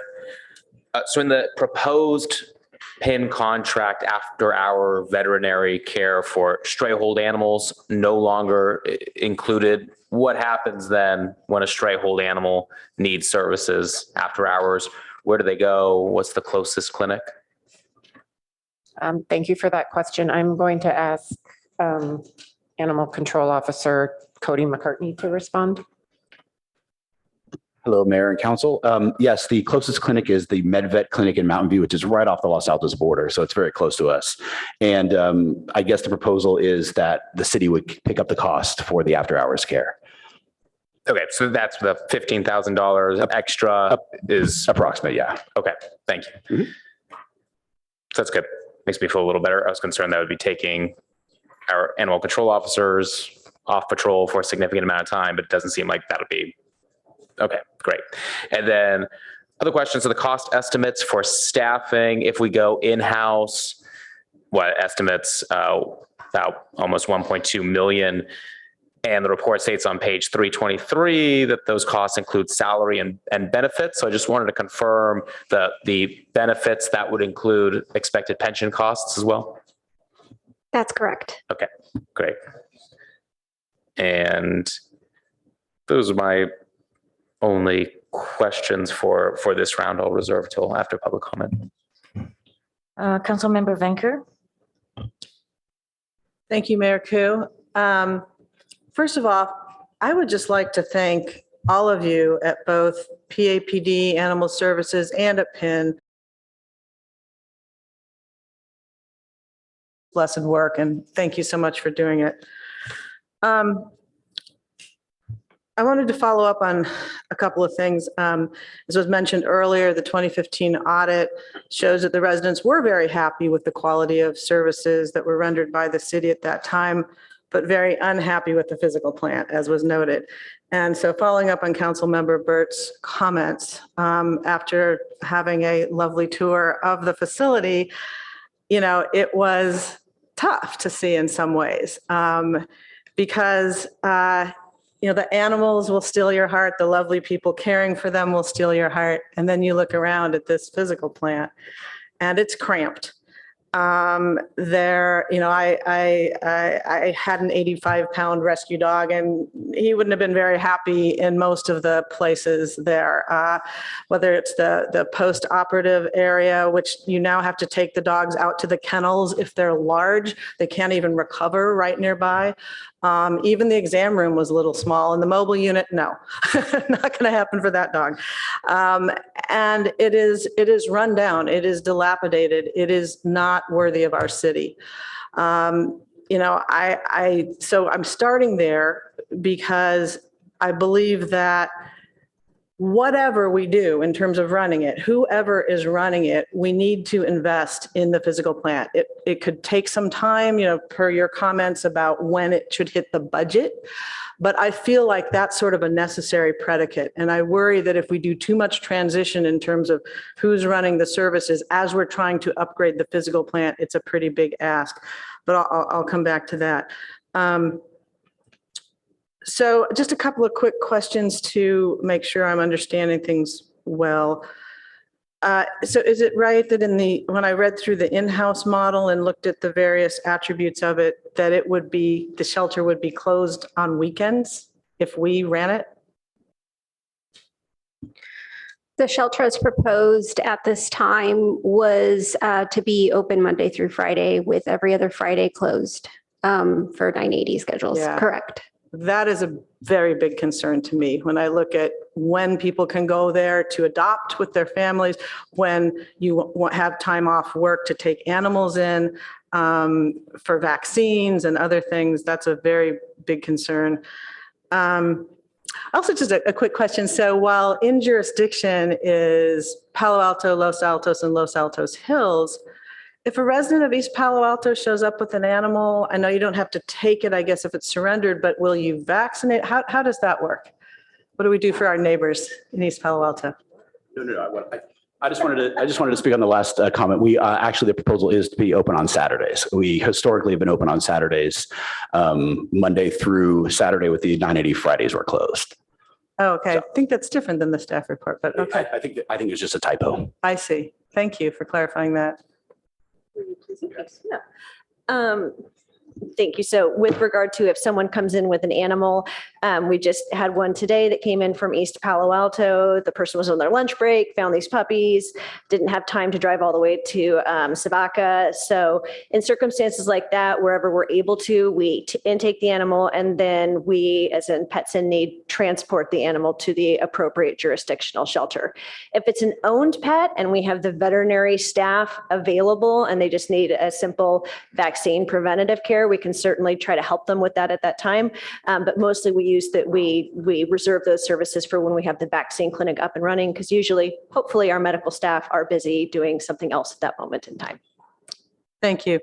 All right, so back to finances. And I think this is a question for the city.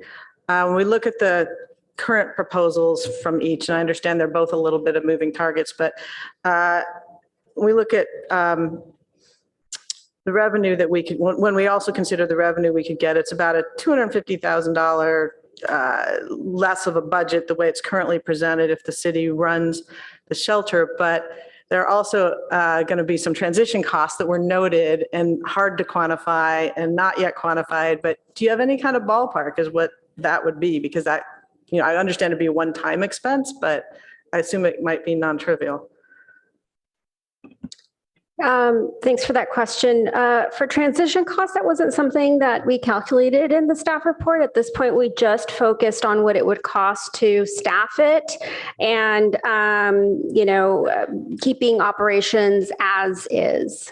Right, but there was a sentence in there that said there would be XYZ expenses. I just wonder if you have any kind of ballpark. If not, it's okay. Because I think that. We don't. I don't have any at this Okay. time. Okay, fair enough. Thank you.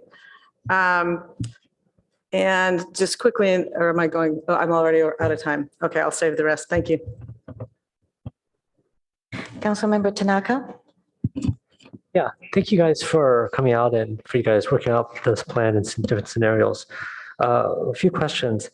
I guess one comment is, I did find the revenue estimate between in-house and Pets in Need very striking. So would definitely love to see a much more detailed breakdown to just trying to see how that could be. And then if we go to slide 7, it shows that they're going to staff, Pets in Need is going to staff, is it what's 7.9 people? Is that right? Am I reading that correct?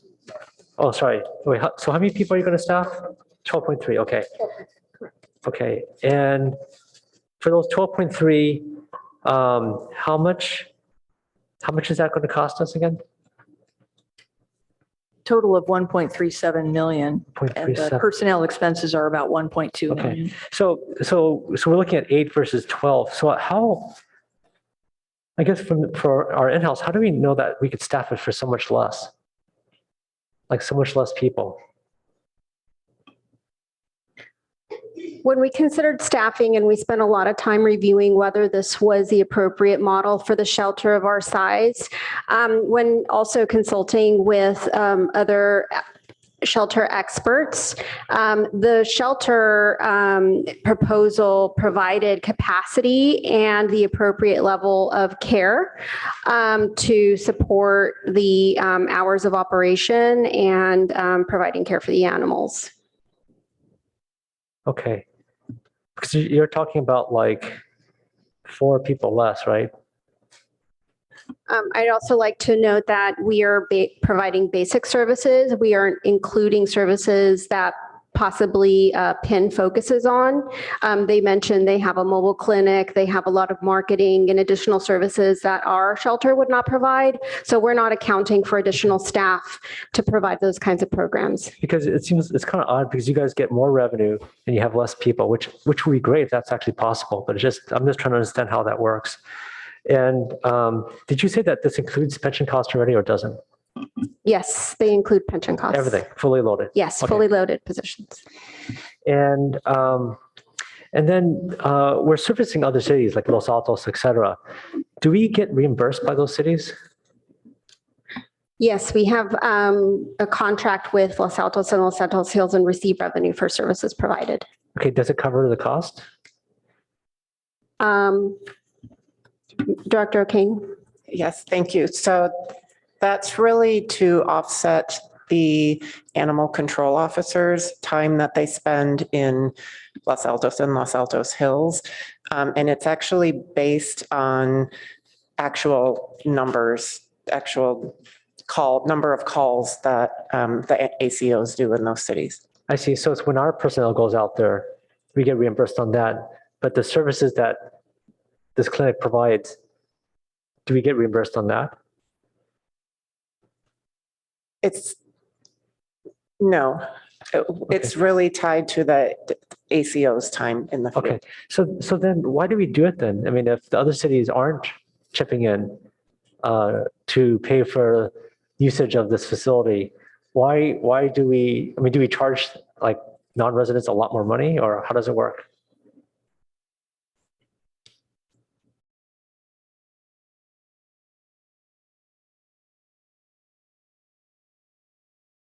I'll describe to you how our contracts with those two agencies work. So Los Altos Hills pays 4% of the actual program costs. So I guess there is some program cost and animal control.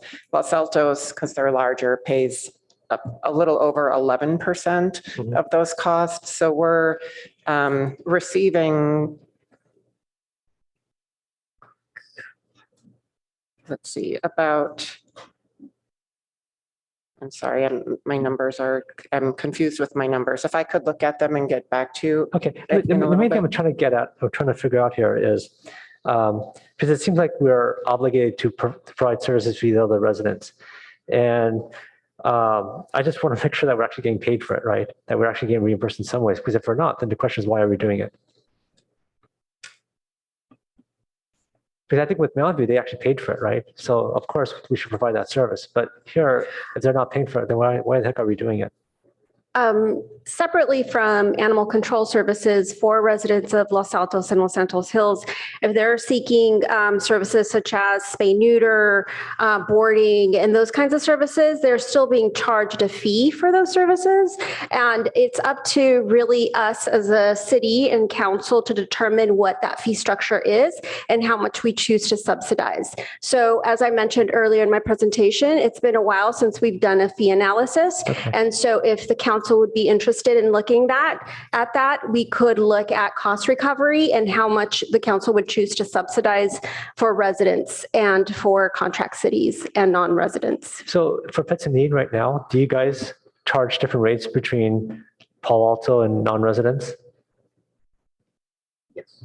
Yes, we do. Yes, we do. And what so do the non-residents make up for it? I mean, how does it, how do the economics work, the unit economics?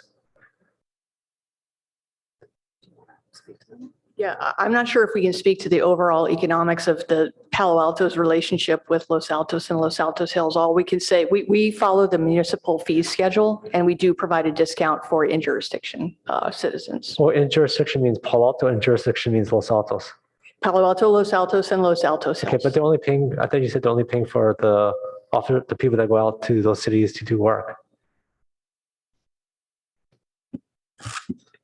We're going to review the contracts right now. Okay. If we could have a few minutes doing that, we can get back to you with that answer. Okay, yeah, that would be really, really great. So the speed and neutering service, is that profitable, or we lose money doing that? I'm sorry, could you The spade and neutering service, spay neuter? is it profitable for us, or do we lose money doing it? Is it subsidized, or do we make money doing it, or is it cost neutral? We charge between $70 and $85 per spay or neuter surgery for cats, and between $100 and $225 for dogs. I think considering the cost of the entire medical suite, as well as all of our veterinary staff, I do not think it is likely that the fees cover the cost, but that, as I mentioned before, that is intentional. Our model is access to care, and the public shelter is really about ensuring that even our low-income residents can access the veterinary care that they need. Okay, I'm running out of time here. So anyone that walks in, we provide that service, is that right? Yes, again, spay neuter, it's a 2-week. So I mean, if it seems so, how much does it cost us? So like, how much are we losing on this per service? Sure. Don't think we have that information. Okay, so I think we should figure that out, because if we're losing a lot of money per service for non-residents, I don't know why the city should be subsidizing this. So for the city is not paying for anyone who is not in jurisdiction. But jurisdiction means Los Altos, right? But in jurisdiction means Palo Alto, Los Altos, and Los Altos Hills. Yeah, I mean, Los Altos and Los Altos Hills are very wealthy, maybe wealthier than Palo Alto. So I don't get why we would even, unless they're paying us for it, right? I don't know why we would handle it. But okay, I'm almost out of time, so maybe you guys could read the contracts, figure this out. But I'm really trying to understand just how the unit economics work here. Thank you. Councilmember Lifkoff-Hames. I'm sorry. I don't take it personally. No, it's not you. It's a long night. I have one question. Thank you for the presentation. I'm interested in the specific question of how many FTE are devoted to adoption services through PIN versus in-house. Both the sheer number, but then I want to know the percentage of overall staff. I'm trying to get a sense of, is adoption services the primary work? Is spay neuter the primary work? And this will help me understand that better. All right. So, okay. So we have 2 FTE for adoption staff specifically. We have half an FTE for an adoptions manager. But we also understand is there's a dotted line with our foster staff, which is 0.75. There's a dotted line for behaviorist, which is 0.5. There's a dotted line to animal care manager, which is 0.5. So while we have 2.5 specific, we have dotted line responsibility and contribution from several others. And for the city? In our model, it's a very lean staffing, and what we propose is we would have 2 administrative staff providing that kind of public-facing service, though Aspen, we would have several staff included in that process, whether it's preparing pets for adoption, vet time to make sure pets are cleared for adoption. So we would have 2 FTEs, and then whatever time would be dedicated of ancillary staff.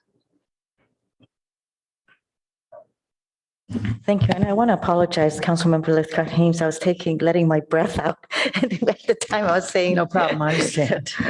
So I would like to thank you and ask a question with regards to back to the adoption manager and the animal care manager.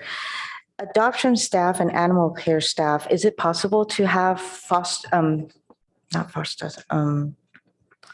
volunteers to help with that job of adoption staffing and animal care staffing? Thank you. It is certainly possible to have volunteers help with that. And I've worked at several shelters where we have had volunteers that supplement the adoption counselors. But when it comes to things such as processing payment or taking personal information, there's really a strong case to be made for it needing to be staff that are handling that sort of information. With respect to animal care, the majority of the volunteers that want to volunteer at an animal shelter want to walk dogs and socialize cats. They don't want to clean up or do the laundry. So while I have certainly been involved in organizations like HSSB where we have big asks for that, usually you do not have enough support to routinely fill out a schedule or a routine. Staff are the ones that have to be ultimately accountable for that work. Thank you. And, you just mentioned the costs for spay and neuter of cats and dogs. What would be the full cost? Retail versus wholesale. Yeah, I don't know that we have that information prepared. I know that Dr. Jones was working on figuring out what the cost is. I can tell you from my own personal experience at San Francisco SPCA, the full cost of a spay neuter was $450, and that was not revenue generating. That was not revenue. It was not revenue generating, no. Okay. Then I did want to go back to the comment or question that Councilmember Venker said in terms of hours. And I noticed that you have changed your hours so that you're 7 days a week and it's consistent except for, I think, a Saturday, or is it a Sunday? Is it all 12:30 to 6? For Pets in Need? Pets in Need. Right? Saturdays, we're open at 10. 10, okay. Oh, even earlier. Correct. So I was reading the audit report from 2015, I think.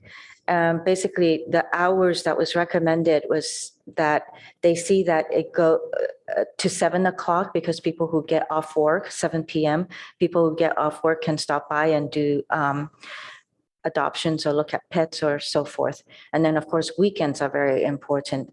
So I am glad that you're open on the weekends. But keeping consistent hours are very important. And is there a consideration for going to 7? We have definitely had a consideration.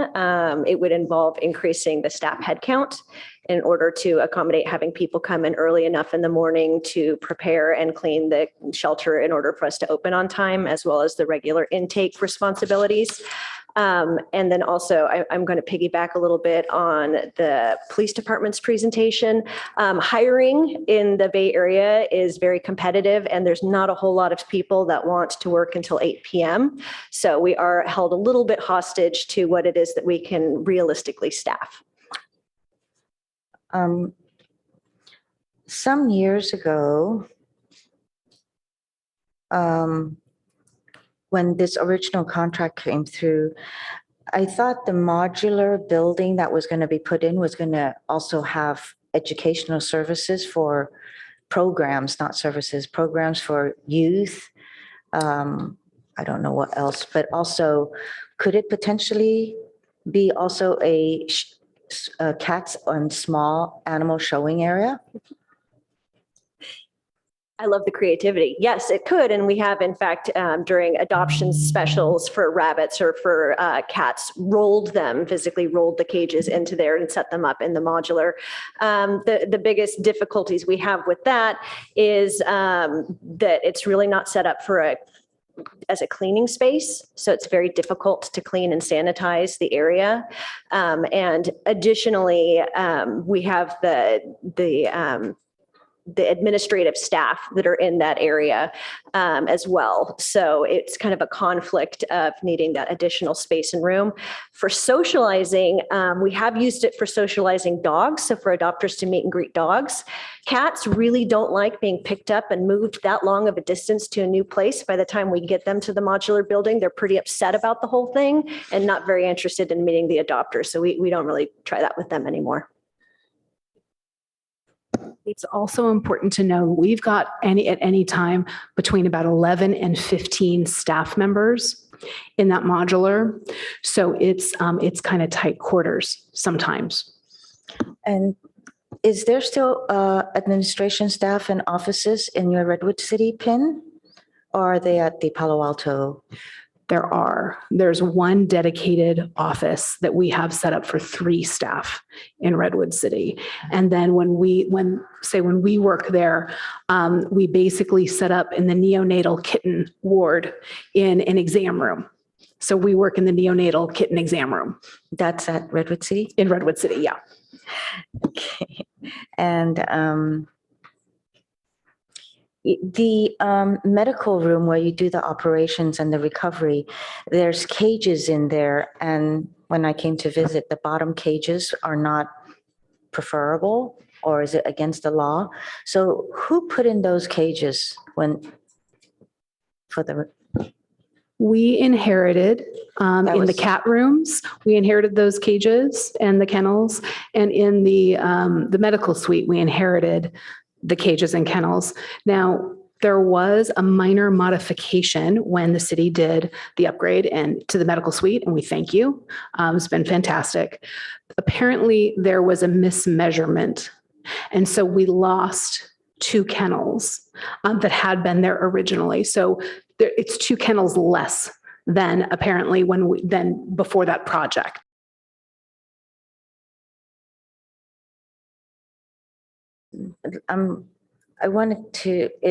This one here is a little bit difficult, but I wanted to ask how much effort is placed to train or retrain a pet dog or cat before euthanizing?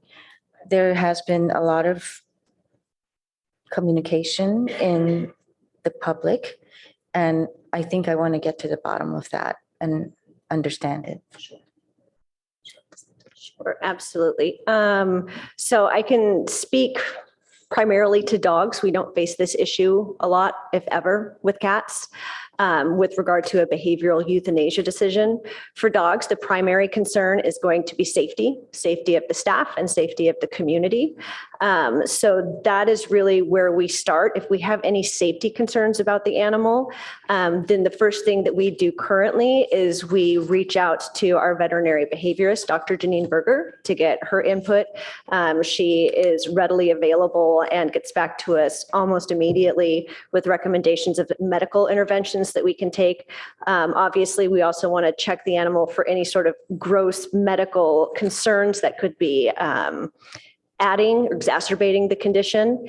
And if the medical conditions are ruled out and the medication that we are providing is not rendering the animal safe to work with in a way that the animal is still cognitively active, then that will be something where we continue looking at, is this a potential rescue placement? We'll reach out to local rescue groups or even rescue groups within California, sometimes out of state, breed specific, depending on the breed. If the rescues are unable to take the animal or pull the animal because they're unable to put it up for adoption, then that's where it gets moved on to what we call a QOL committee, which is a number, I think it's currently 6 of the managers and directors within the Pets in Need staff, where we all meet to discuss potential outcome options for this animal. And if euthanasia continues to be what's really in the best interests of not just the public safety, but also the welfare of the animal. So being, do we have this, just as an example, this dog that is very aggressive, live the rest of its life in a cage? Is that humane welfare versus, do we have a place where a sanctuary that can take it? And if not, how do we proceed? Then that's where we move forward with euthanasia decisions. Okay, I'm out of time. Thank you so much. And with that, we'll go to public comments and then we'll come back to council.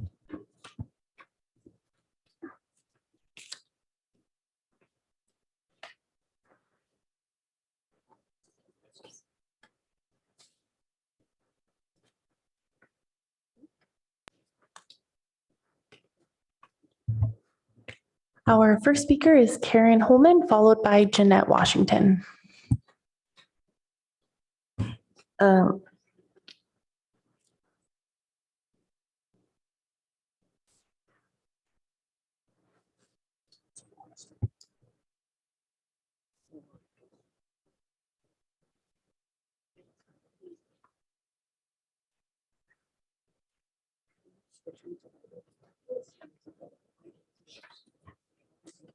Madam Clerk, seeing that there's so many speakers and we've closed it, right?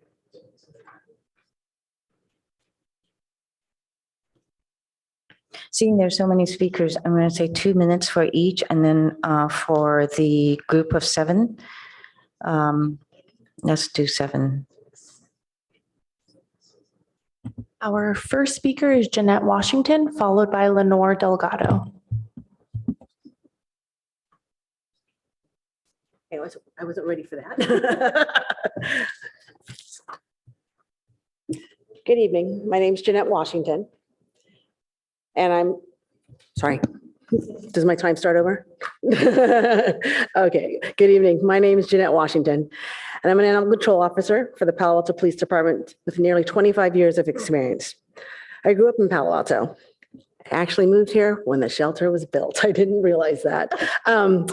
I moved here, I grew up in Palo Alto, and I was a Palo Alto Animal Services volunteer prior to being hired. I've dedicated being of animals and people in the community.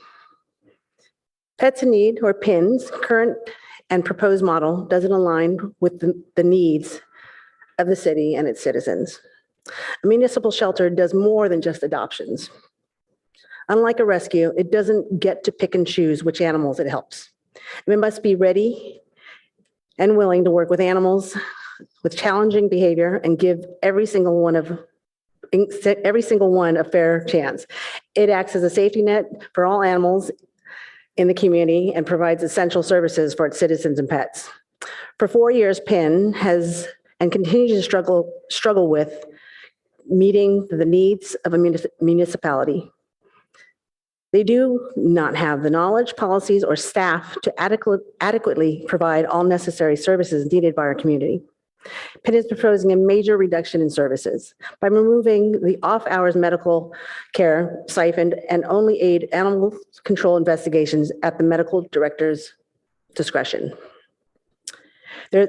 These are crucial services to keep animals in our community safe and are considered best practices, leaving Palo Alto behind other shelters in the Bay Area. Animal control and animal control services staff provided consistency, stability, and direction. We were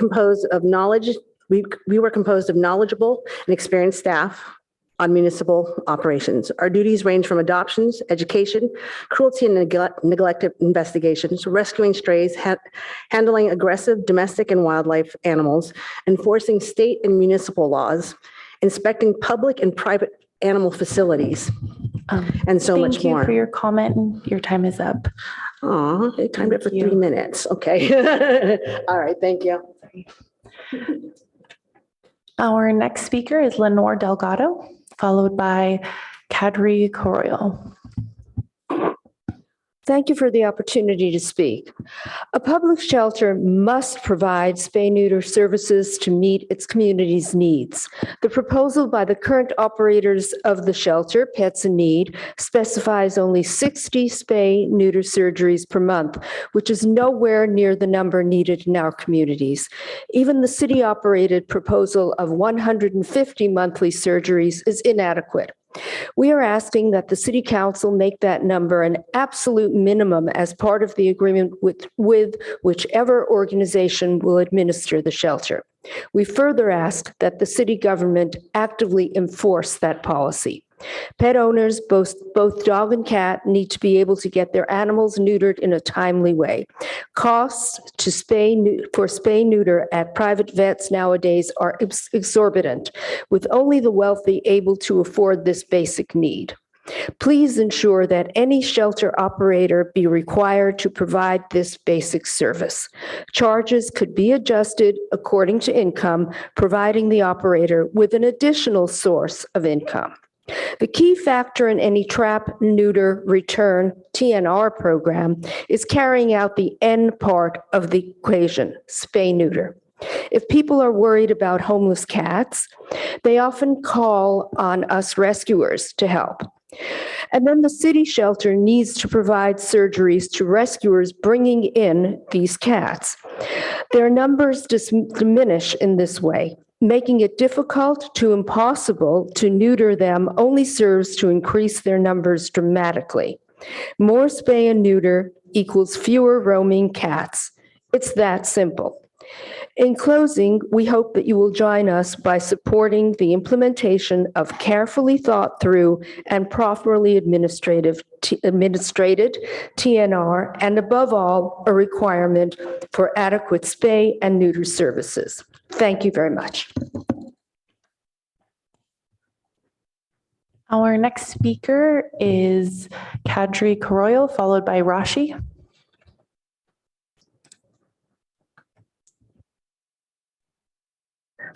Hello, Mayor Koo, Vice Mayor Stone, and esteemed council members. My name is Kadri Corollo, and I'm the Animal Control Officer for the City of Palo Alto. I began working for Palo Alto Animal Services in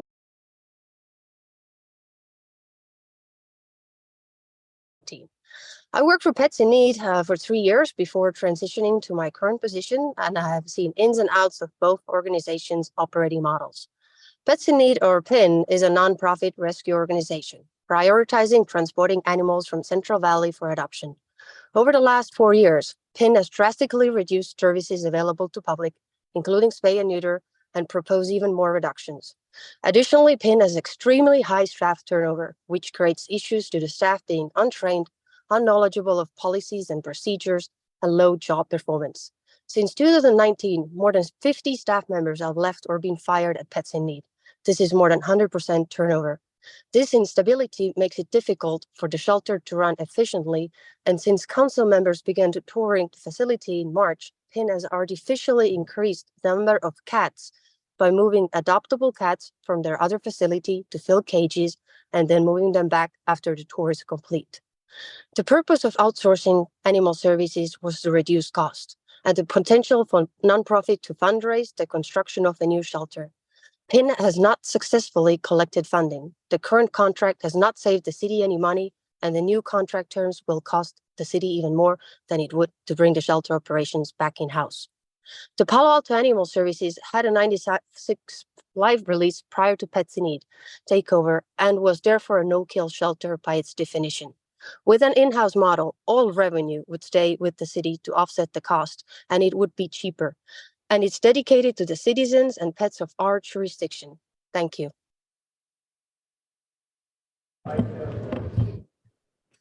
Our next speaker is Rashi, followed by Aram James. Good evening, Mayor Koo and council members. My name is Rashi Sharma, and I am a resident of Los Altos and a local high school student. I love nature. The birds in our yard and around town provide beauty and access to nature and reduce stress when school gets tough. Please do not allow Pets in Need to release feral cats into my hometown, directly or indirectly, now or ever. Feral cats not only hunt birds but also reduce the food available to hawks and other raptors. They infect wildlife with toxoplasmosis that caused the death of sea otters in Monterey Bay and rabbits at Shoreline Park. In Palo Alto, native gray foxes were infected with this parasite. In the hillsides and in Palo Alto Baylands, which I love so much, they hunt ground nesting birds and small mammals. Please do not contract with Pets in Need if they continue to pursue a change to our joint cities policy of not releasing cats into the environment. Please do not allow release of cats into our natural habitats and ecosystems, our urban forest, and our neighborhoods. Thank you.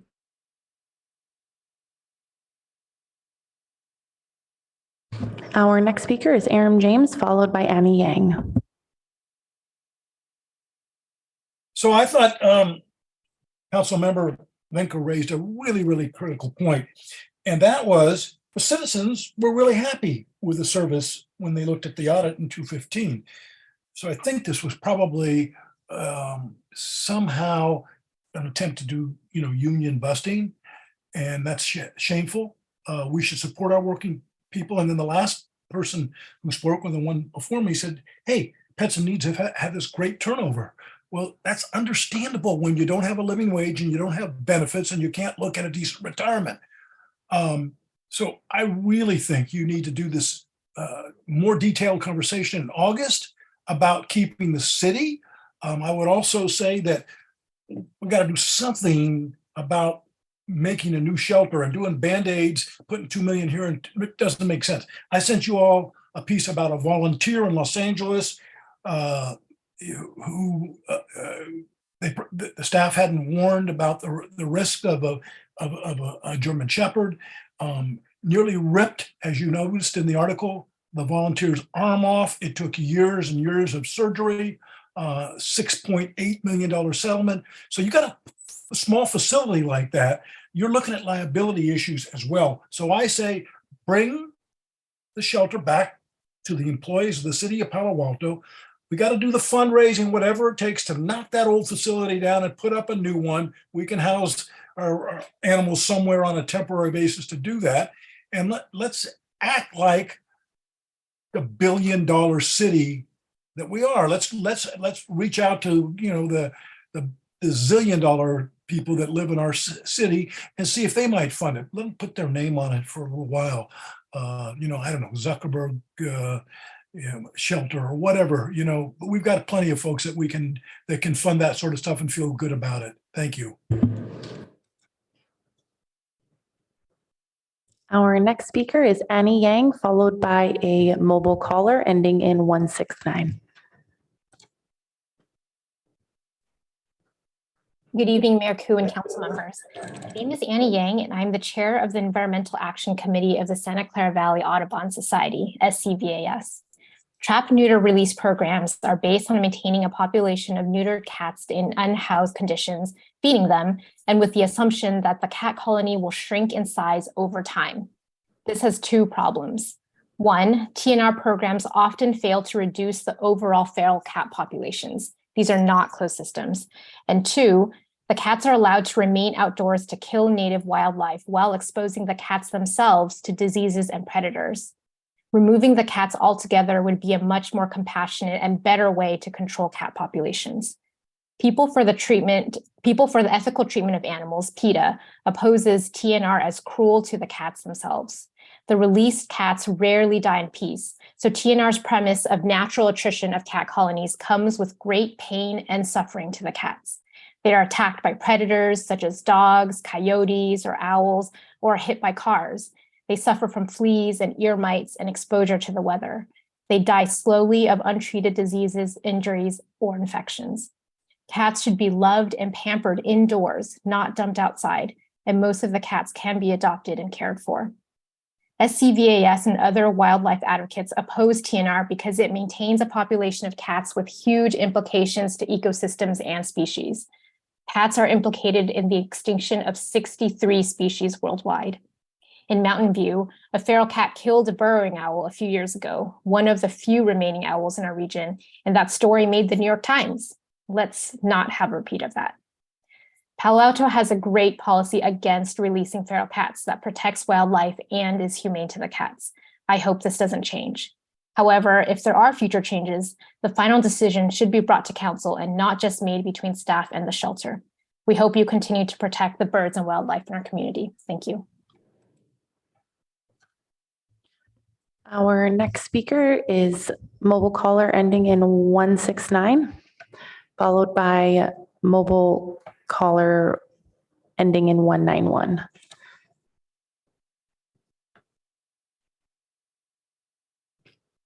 Yes, I'm here to give my time to Karen Holman. All right, thank you. What is your name? It's Terry Holzmer. Got it, thank you.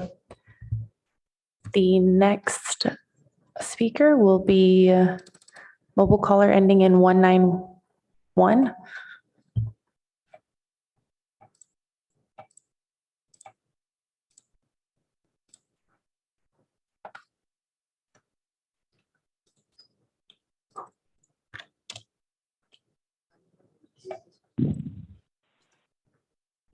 Hello? Hello. Hello? Hello, we can hear you. Hi. I'd like to give my time to Karen Holman.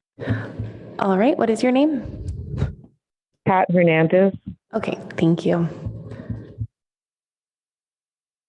Our next speaker is Casey Hedderly, followed by Linda Ruthruff.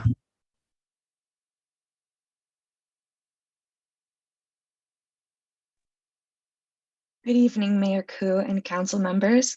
I'm Casey Hedderly, and I'm an intern with the Santa Clara Valley Audubon Society.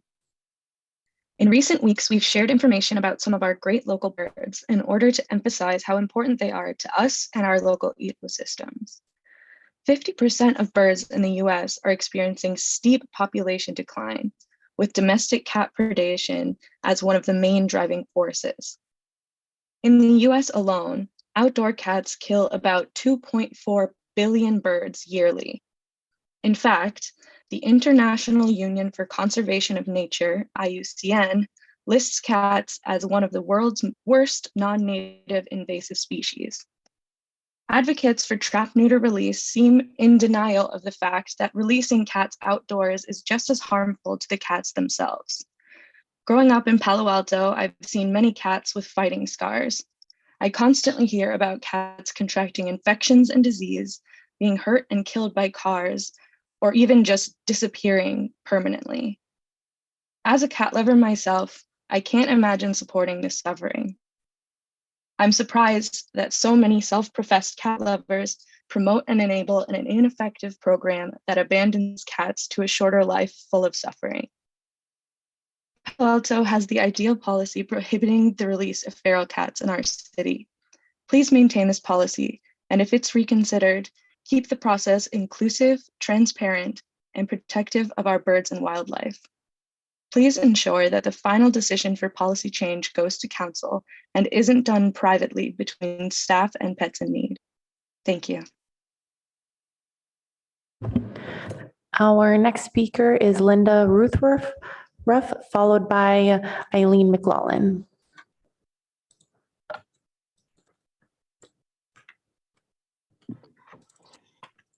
Good evening. I'm Linda Ruthruff.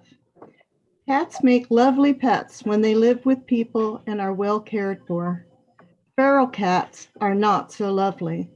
They are an introduced invasive species, an indiscriminate and apex predator in our neighborhood ecosystems.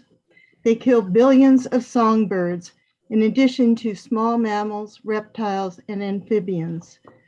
These native species have not evolved adequate defenses to withstand cats' innate drive to hunt, even if they aren't hungry. Feral cats spread deadly cat diseases to treasured pets just by visiting a garden and relieving themselves. They also spread toxoplasmosis to other mammals, pregnant women, children, those with compromised immune systems. Toxoplasmosis in pregnancy can have tragic consequences, leaving the baby deaf, blind, or with other significant birth defects. Trap, neuter, release is not the answer to feral cats. These colonies remain stable for years with new cats finding their way to the colony. People learning of the colonies dump unwanted cats there. The science is clear. Trap, neuter, release does not reduce the number of feral cats. It merely sustains the population of feral cats in the neighborhood. Please protect the biodiversity of Palo Alto and the health of your residents by continuing to prohibit trap, neuter, release in Palo Alto. Thank you.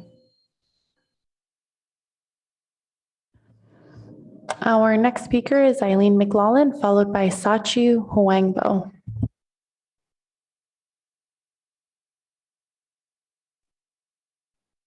Good evening, Mayor Q and members of council. I'm Eileen McLaughlin. I'm representing the Citizens Committee to Complete the Refuge. I did have time to send you a short email today on the topic of trap, neuter, return, or release, depending on how you want to define that word. And I'm really pleased that the city has continued to take the position that it does not want to allow release of cats, return of feral cats within its jurisdictions. Hope that stays as it is. I would request that perhaps you ask for more information about the trap neuter program. The data provided does not talk about how many intakes are cats, much less how many are feral cats, or their releases, how many are cats and that are feral cats that are released. The point there is that Pets in Need in its response to the March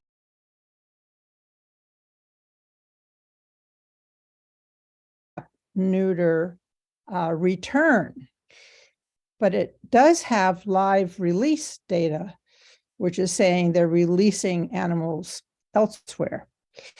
And who would they be giving a feral cat to? Is it an individual or a group that might practice return on its own? How does PEN keep that from happening in Palo Alto and other jurisdictions? So I appreciate your taking a look at that. Thank you.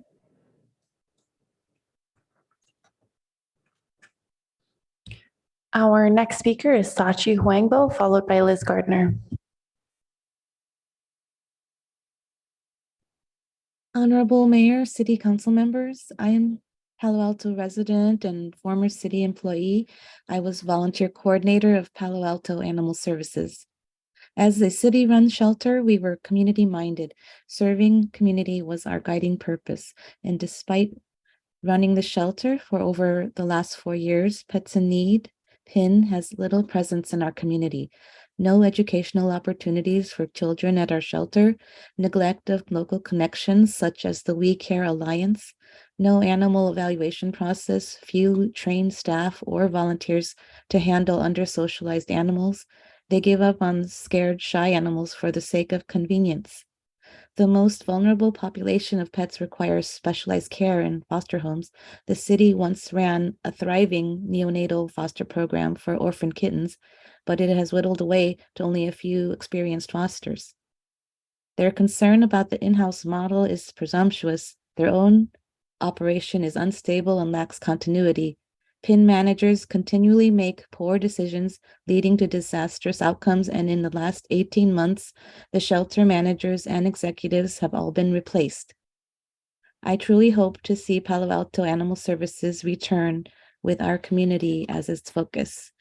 Thank you.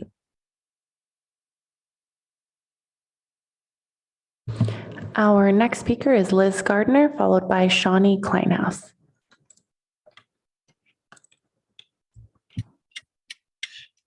Hi, can you hear me?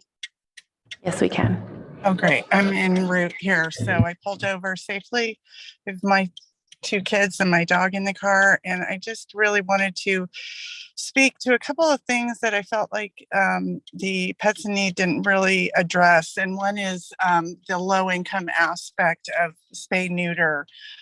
there was a donation given, I don't know, over a year ago to Pets in Need for low-income people to get their pets spayed and neutered. It was a 3-month wait period, and I do need to give a shout out. They were really responsive, but when I got the form in email, it was quite lengthy and quite arduous to complete and fill out. That is one thing. I would also like to address the fact that, low-income people are really in need of pets. And that was addressed in some of the presentation, although I really feel like our pet really rescued us. There's been a pandemic where there's been a lot of isolation, a lot of separation. There's also probably been a number of pets that have been abandoned because people just moving transitory during the pandemic and having to leave different cities in the Bay Area. My third thing is I really wanted to address climate and the idea that how is Pets in Need really reaching out to those demographics that really consider 100% purebred pets, dogs, cats, over, adoption.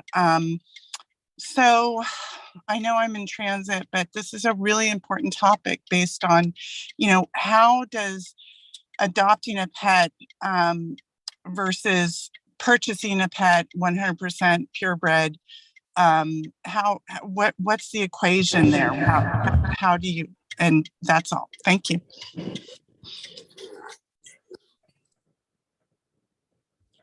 Our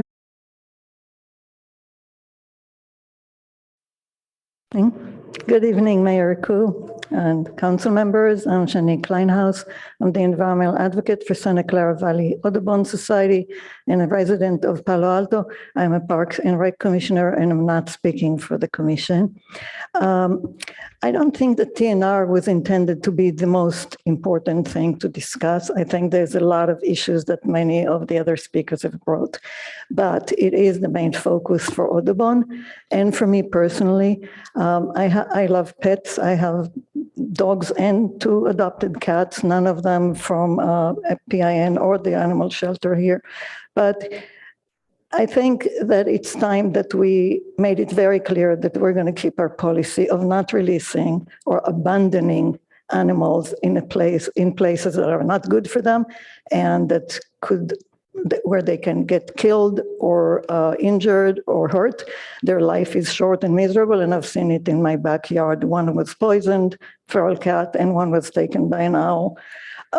So I think it's really important not to continue the discussions. And I'm really worried about where it says in the contract, it says, for feral cat policy, both parties will work together to develop a humane feral cat program reflective of municipalities' best practices. That's code for TNR.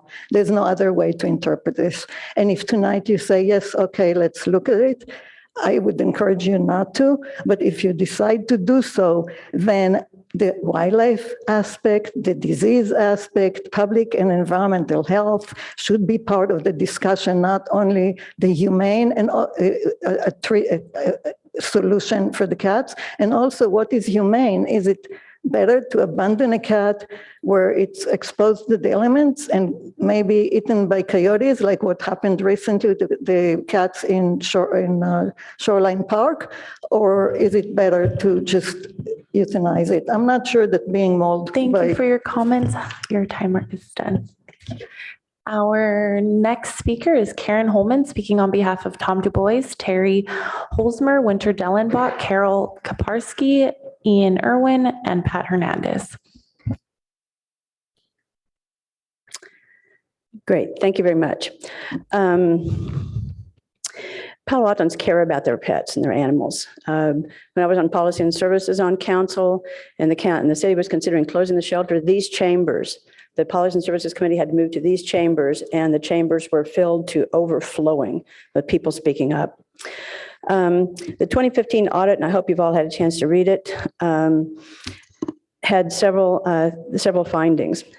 One was that the animal shelter faces challenges that are unlikely to be resolved if it continues operating as solely a city-managed function without a significant increase in general fund subsidy, donations, and/or revenue and general contracts. So I'm surprised actually that we're back here looking at this again. The shelter facility, there are many things, I'll just hit a couple of them, is an outdated and does not meet modern standards for animal care. And in addition, the shelter facilities are outdated and inadequate to meet modern animal care standards. The shelter does not meet animals' physical and behavioral needs. There's insufficient space to separate incompatible animals. Back then, it says in some types of small animals are housed in the staff lunchroom.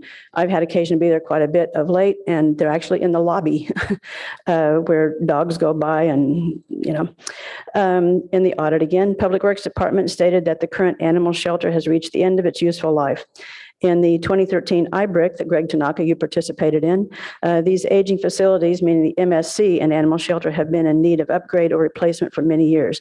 And in the November 2011, the Mountain View City Council received a report that recommended switching its animal control services to Savaca, noting that, quotes, Palo Alto has identified its animal control services center as being functionally obsolete and in need of extensive repairs and seismic upgrades. Audit again, facility is too small to meet current needs. This is an important thing. And when I was on council again doing this, we were taken back to the back of the facility, and there was an area back there that I think is ripe for expansion of the shelter. The MSC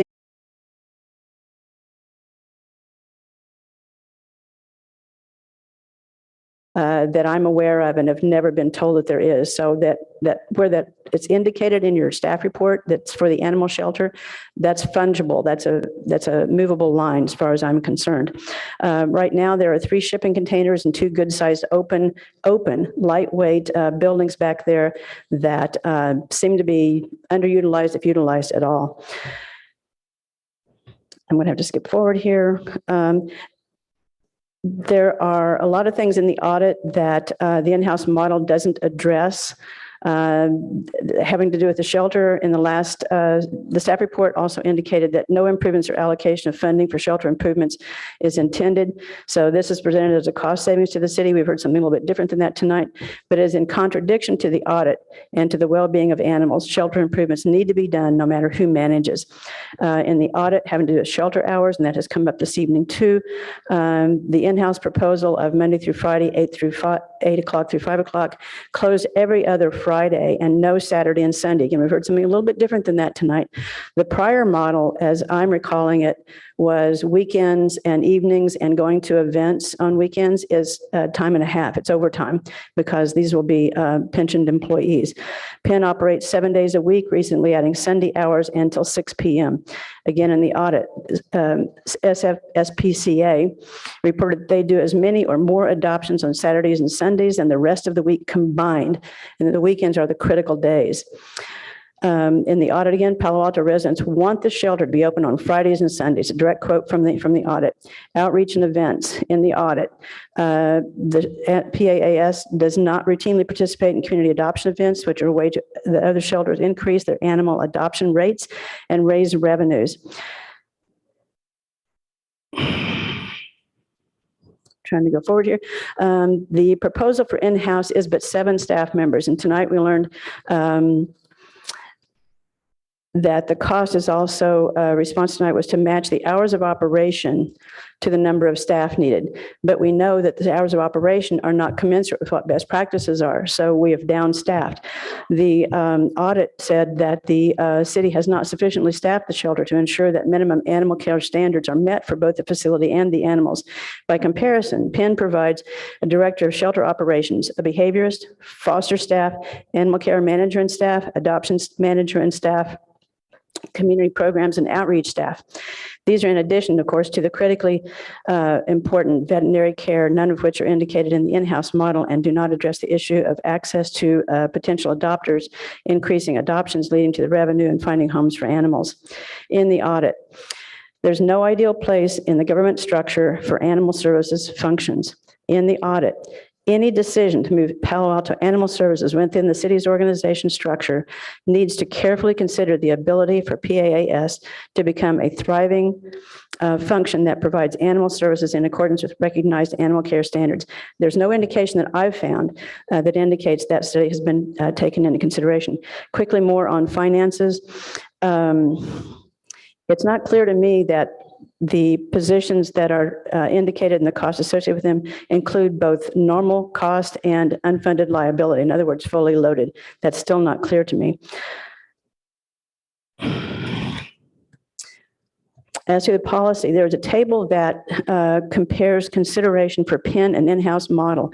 I'm puzzled by the consideration section that says with an in-house operation, the city controls policies and services, shelter hours, veterinarian time and focus, and prioritizes services to PA residents and contract cities.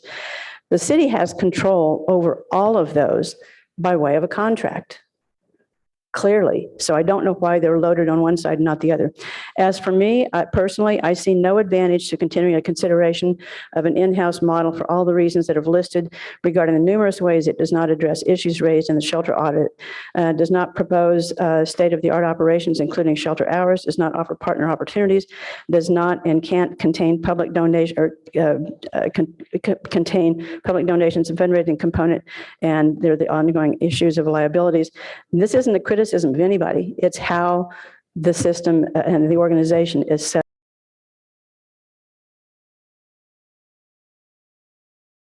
I know this would be a serious consideration, and a quick shout out to Gennady. You all know that I love quotes. I didn't find one about pets by George Carlin, so I thought I'd go with the obvious next choice, which would be Gandhi. The greatness of a nation and its moral progress can be judged by the way its animals are treated. Thank you all so very much. Thank you. That concludes public comment. Thank you. We'll bring it back to council. And at this point, we can take questions, comments, and a motion. One of the revised recommendation is that council discussion is focused on PIN's response and only a cursory view of staff. But we can also decide to defer this to August.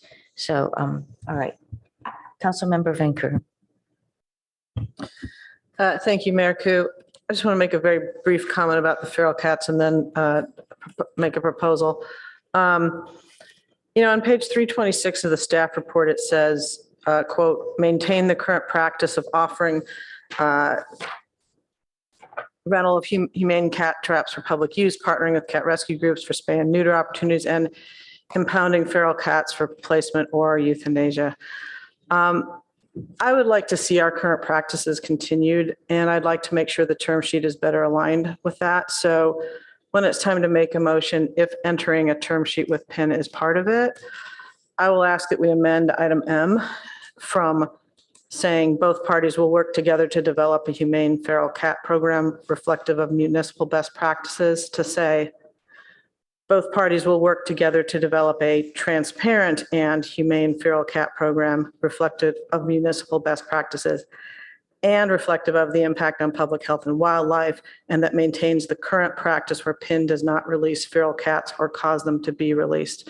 So that is my view on that issue. But I wanted to say generally that I do respect the issues that have been raised on behalf of our vulnerable pets about service delivery to them. I hear you, and some of those issues do give me pause. However, when I look at the two proposals before us, I see ways in which both fall somewhat short of what would be ideal. This is a hard thing to do. Everyone who tries has a bumpy and challenging road. And so I respect the significant efforts, but also the challenges there. But, in terms of falling short, one of the concerns about PIN is that all of the executives are new, but perhaps that is a good thing if some of us are concerned about prior ones. In some, it's very, very hard to sort out, service quality issues.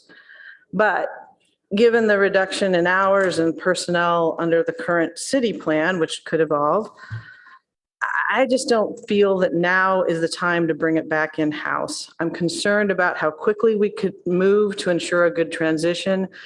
And, some of the concerns are that about PIN not having after-hours vet care, well, the current city proposal does not either. And again, I'm concerned about if we're going to move forward as quickly as I hope with some of the capital improvements, trying to bring it back in-house wholesale at the same time seems like an awful lot. So what I would propose is that we, one, proceed as quickly as possible with the scheduled capital improvements and any more that we think would be necessary. Two, that we continue with PIN now. Three, that we make sure PIN knows what we want. And this has probably been a good process. I've watched the evolution of the term sheet change in response to some of the things that we've raised. If we think there should be more spay-neuter surgeries, let's put that in there. Although the 2-week wait doesn't sound bad. In other words, let's negotiate a deal that requires the services we really need. And 4, we could include a termination clause that we can exercise if they are not providing the services that we expect. Euthanasia, return of adopted pets, and others that have been identified. We could have some kind of oversight or audit so that we know. I believe that the PIN personnel love animals, and I hope that it would be a grand success. We've heard some concerns, so let's improve the physical plan and keep an eye on this and be ready to execute a thoughtful transition if and when we need to. And I would suggest that that's not right now. Thank you. Councilmember Lowing. Yes, thanks very much. So overall, I put a lot of time into this, doing the comparisons. I'm just saying that because I want to make sure that we're very thorough about this. But I basically support the city manager's recommendation that we not take final action on this tonight. But I think we should go forward with the preference being a term sheet with PIN. They could do some more work on their as they've requested. But I think, our presumptive approach should be that that's going to be where we're going to go. And let me talk about the PIN sort of pluses here as they've elaborated them. The very first thing on my prepared remarks, just so you know, I'm not looking over your shoulder, Councilmember Vinker, is that there's a new management team there. And that's a good thing because there were problems. And the organization has righted itself. So we're starting off with a whole new management team from the CEO on down. And if that management team also did terminations or changes, that's also a good thing. So I think that we should feel comfortable about that. We've had 2 presentations from these executives, and they make sense in terms of their commitment and what they want to do. And by the way, I noticed that none of their costs are added to the personnel costs that they're going to be charging us. So there's not any allocation for them. The second thing is clear, obviously, that with the PIN approach, we have domain expertise now. When you hire somebody, you say, well, they can start tomorrow. Well, they already started today and they're going to go back tomorrow. And we have that transition that's instantaneous, which is clearly an advantage compared to at one point in the staff report, it says 6 to 12 months. And another part of the staff report said 12 to 18 months in terms of ramp up after we hire veterinarians and things like that. And I'm concerned about the model not being quite done because I don't think that we have all the costs in there, even if you have the overhead costs of pensions for the 7.9 or whatever it is. There isn't any allocations for HR or management other than this 10% of assistant director. So I think, as you said, there's still things to do there with HR involved. And I think that, again, they're the feet on the ground looking at our needs, and they're saying that we need 12.3 people. So it just, to me, speaks to their expertise. They've got the full services in place that we need. We've mentioned that, their hours are more accommodating to what we think our citizens need. The facility improvements are essential, no matter who does this. We've already commented on that, which was the basis of my original question. And we also have to keep in mind that we're going to have 6,000 more residents in the next 8 to 10 years. So we have to, what did I say? Residences, that's right, homes. So occupants of that are going to have needs that we have to plan for as well. They are the ones that should be recommending to us, even if we were to do it, what these best changes to the facilities are. They have committed to the existing contractual obligation on no TNR at all. And I agree with Councilmember Vinker that that should not change. They need to be committed to that, to our jurisdiction. I would like to note that the Redwood City facility is a place for some advanced medical treatment, overflow space if we need it, even access to more pet inventory if we want it. And also they have 46 employees. So if a couple of our people are sick out of 7, we're in trouble. Operations, because they'll send somebody over from Redwood City. So there's a redundancy there. Businesses always like to have redundancy in their operations, and that's kind of built in as a benefit here. And so, as I said before, I'm going to emphasize as I start talking about our model, they're ready to do that right now and not ramp up. And obviously, in contrast, we have to ramp up from 0.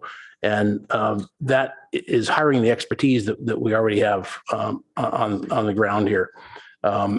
So I think that this is basically as perfect example as we can get, particularly with everything we're trying to manage in the city, of something that should be looked at hard for outsourcing, which is why we've been working it this way. And doing this without having to put our own staff in place and manage that hands-on every day, as opposed to managing it with oversight like we would do, I think is a good way to do it. I mean, we've just taken on another whole utility with fiber. We can't just keep adding these whole big pieces and big pieces and big pieces and try to manage it. So I think this is a perfect timing for that to happen. So I think that we should move forward in that direction. I think that we sit down and with respect to action items in my 15 seconds, I think we have to have very clear language, as was just outlined by my colleague on the TNR, if there's going to be any changes.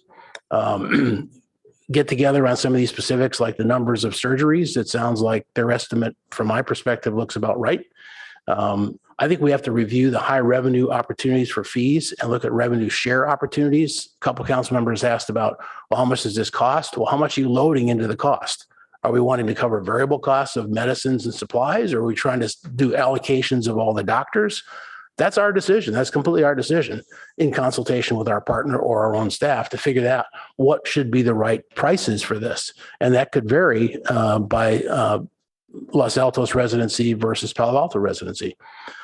Perhaps take a look at a 3-year contract if that makes people more comfortable, that we're not committing for 5. I'd put that on the table for a discussion, and just work together on what the right capital budget should be.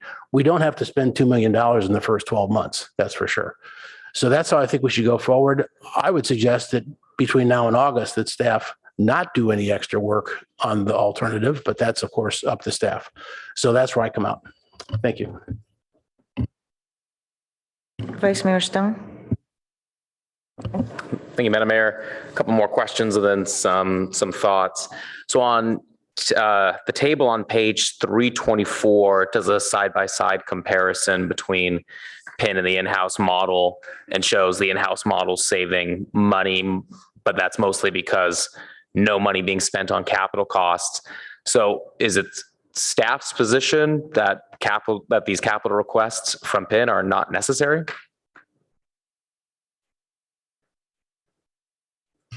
No, that's not our position. I think that, as was noted earlier, we are operating with a lack of, I'll say, a plan going forward on the in-house model side, and that's reflected here.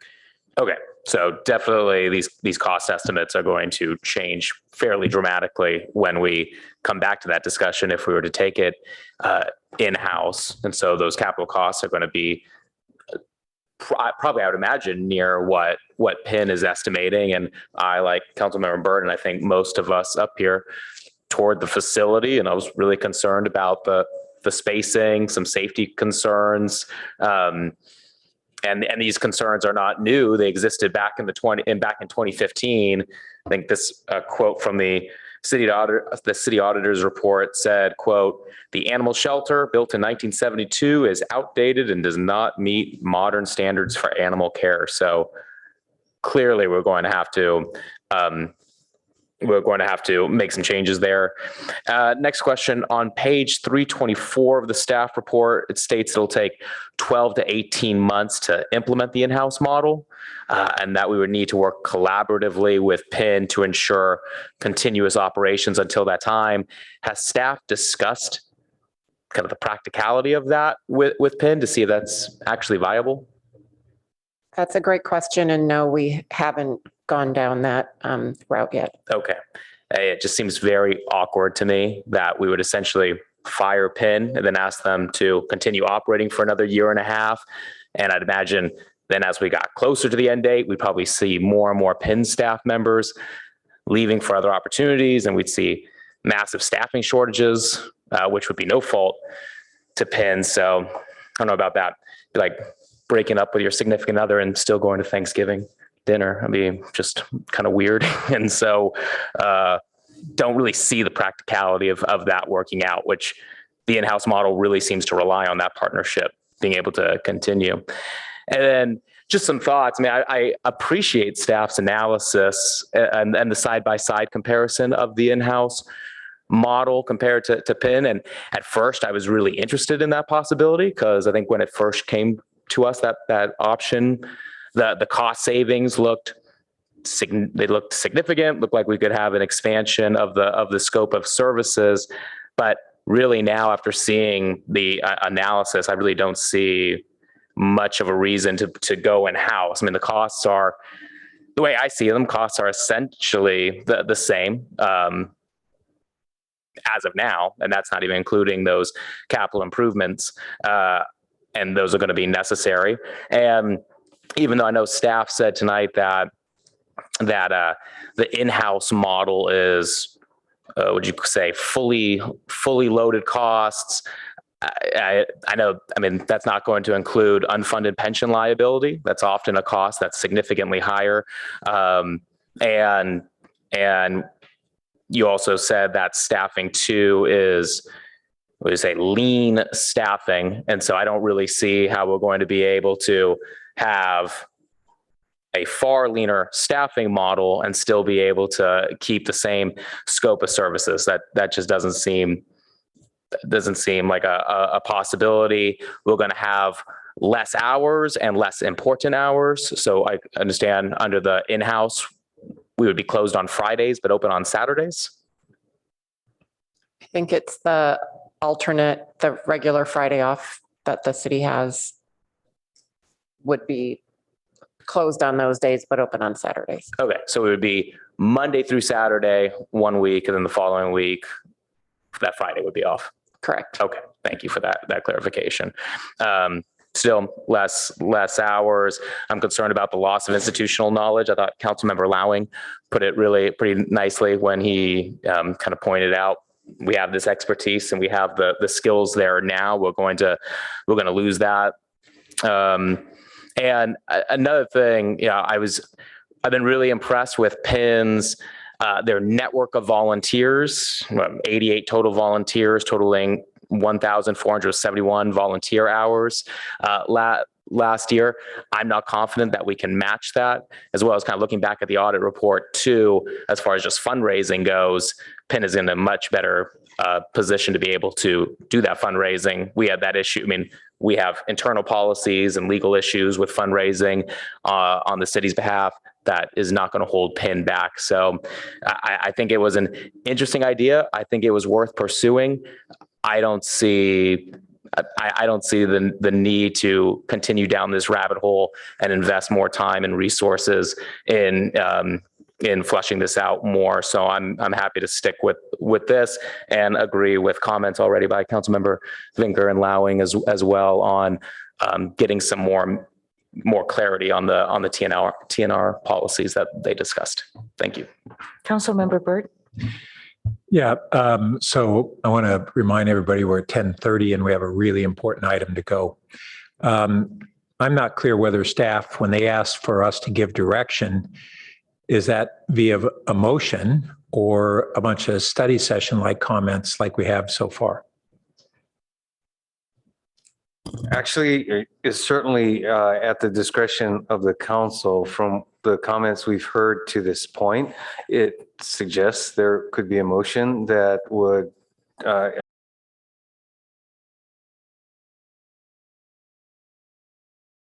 our pencil with pen and bring that back in August if possible.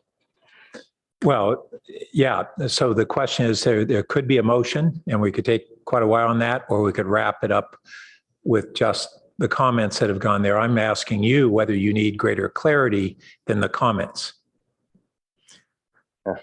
Well, depends on what you would do with the scenario I just sketched out. If we spent our time focused on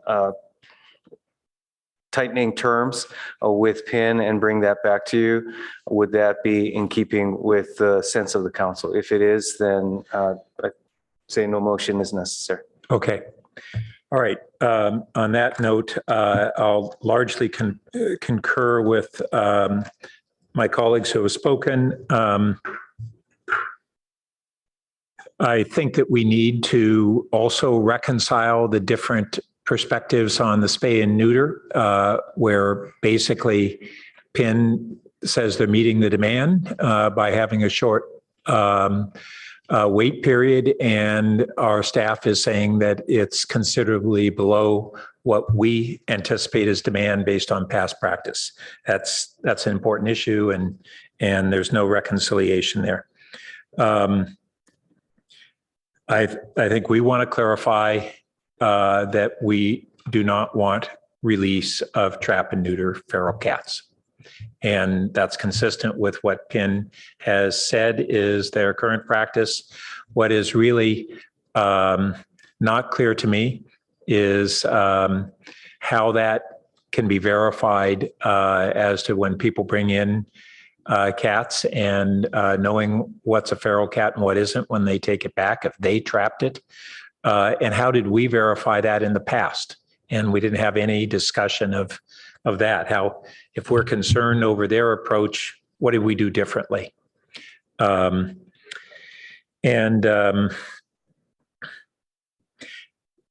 do want to say that PIN has its own set of priorities that are in many ways aligned with ours, and in some ways perhaps not fully aligned. When the subsidy to PIN was in the $700,000 range, that was one issue.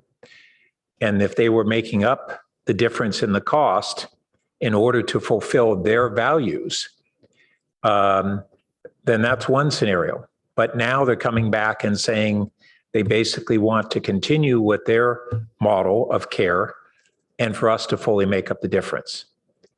And I don't think we've really discussed that. And I think that we've got to, in the negotiation, either have a greater balancing of the models, or PIN picks up more of the cost difference. But if they're looking for us, like they are, to make up the difference, then we've got to reconcile those, and it can't be just their priorities on those things. Which goes also into this issue of our partner agencies. What I thought I heard, and I didn't hear back from staff on this, was that Los Altos Hills was paying 4% of the ops costs, and Los Altos 11%, so that's 15%. That's certainly not the population proportion, but I don't know if that correlates to the usage of the facility. So I'd like to see engagement with those partner agencies to get better alignment of them bearing the proportionate share costs that would be fair. I do want to note, as others, our in-house model didn't include a volunteer coordinator, and that's, I think, probably an important role that PIN does provide. And I concur on the CapEx and looking at how to allocate those dollars approximately over the years that we think they'll be. I'm good with going forward and asking staff to come back with a refined contract proposal. Councilmember Tanaka. Yeah, thank you. I think that it would be good for us to, because we spent some time on this and we've had a lot of the community come out and talk about it. I think it would be good for us to give staff very clear direction. We don't necessarily have to have everything ironed up, but I think we should have most of it ironed out because they have to negotiate right now. I think PIN's asking us for what, $55K extra every month or something like that of payment. So that's going to cost us money. So I think we need, the more specific we could be for staff, the better it is. In general, I agree with a lot of the comments my colleagues have made. I don't know if staff had a chance to read the contract, and if so, if you could share some of the findings that you found. Sure. I'd like to clarify and correct my previous statement. So each agency, so Los Altos Hills, pays a percentage of actual program costs, both at the shelter and the cost of the animal control officers. That number is based on the average percentage of animals that are handled from those jurisdictions. So they're paying not just the ACO's costs, but a share of shelter service costs. So are they covering their cost? Yes. Fully? Well, it's an average and it's an estimate. So, I mean, there's other nuances too on, a portion of a medical staff's time. It's difficult to calculate what percentage of a veterinarian spent on a Los Altos animal versus a Palo Alto animal. Yeah, I think what we should do is we should come out like, we need to figure out unit economics, right? So we should figure out the total cost, everything all in, right? The deferred rent we're giving on this, all the people that are involved, and including, what our time is, even if we're using pets and need to do the work, figure out the total cost divided by number of, things we do. So we get some sort of unit cost. So we know kind of like, are we making money on this thing or losing money? And it's okay to lose money if that's a conscious decision, but we should really know our unit economics really, really well. I think we can look into it more deeply, a deeper dive into that, but I think we're basing it on actual numbers of animals from those jurisdictions that are handled at the shelter. So we can review those numbers and do a little bit deeper dive for sure, but I think we're probably pretty accurate because it's based on the number of animals. Okay. Well, I guess per service would be good to know what is the unit cost and, are we cost recovery from our neighbors or not? And if not, then I totally agree with what was said earlier, which is we should go back and make sure that we do get at least cost recovery, if not make something, because we are also administering this program. And then I think the issue about number of capacity in terms of the surgeries, I think that's an important topic. I had officers on this yesterday, and some folks were also saying that, hey, we need a lot more than what we're doing right now. So I think we need to kind of figure that out. I don't know how we're going to do that, but I think we need to. So, and that needs to be baked in. I think there should be also some sort of level of service guarantee. So it's not just doing the service, but doing it within a certain time frame or certain quality. And I forgot who mentioned, but someone had a proposal of I think it was maybe Councilmember Thinker who said that we have a cancellation policy where, like, if they don't have a certain level of service, we have the right to terminate. So if we're not getting what the community needs, then we should have the right to do something else. And then I also agree about I think we have to understand the cost structure in terms of, like, if we're having to make up the difference in the cost, that needs to be negotiated, and we have to understand what's going on there. So I of all the kind of ideas I've heard, I like the one that Councilmember Lowing said, which is to shoot for August, try to get these points mainly ironed out. I think for most part on council, it sounds like we have a fairly good consensus here, I think. I'd like to make the motion that we kind of do what Councilmember Long said. Councilmember Long, you want to make the motion, you're welcome to do it yourself. You want to do it? Or I can do it. Were you done? I was done, unless you're going to make the motion. No, I can. It was whatever the mayor would like. Well, I thought that we have given the points and we didn't need to make a motion, that you would understand that. But don't we have to authorize the 50K or whatever? Well, at this point, that's a proposal, but has not yet been accepted. So it certainly adds some pressure to the decision timeframe, as well as, again, being an open issue. So it's council's call as to whether you think motion would be productive at this point. I think Councilmember Burt is, I'm sorry, may I speak? Yes. I think Councilmember Burt raises an important point, which is we have another item coming up. So if this motion is going to take an hour to put 16 amendments in, that's not going to work. So my motion would just be directional.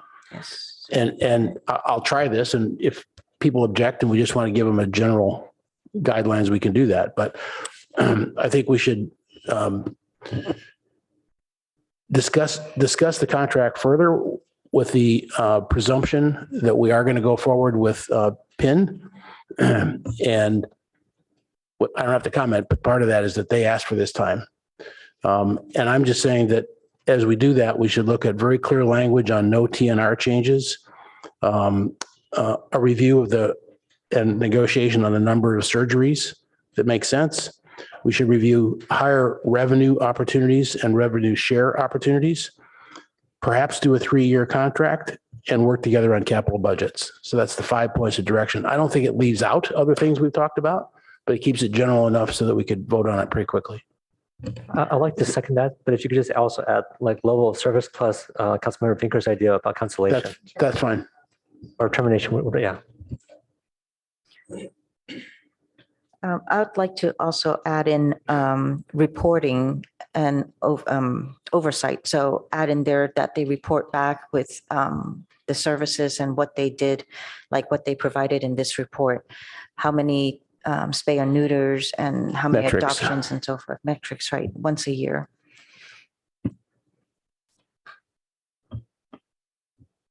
And I just sent Mahia some proposed TNR language. If people like it, great. If not, we can leave it out and not negotiate it. Could you just send that as an example Yeah, instead of Sure. negotiate it now? but we wanted to be quite certain, very clear. That was my point, is the language I read earlier.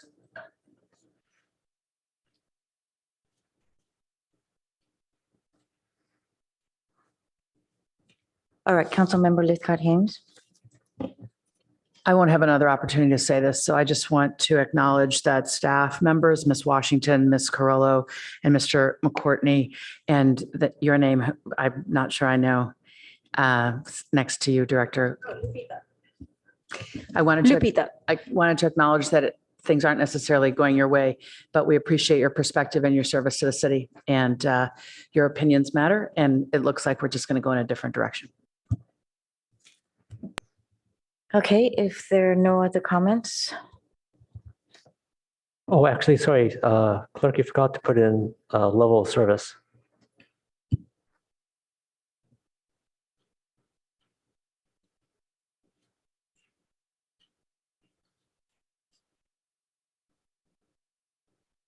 Possible 3-year contract.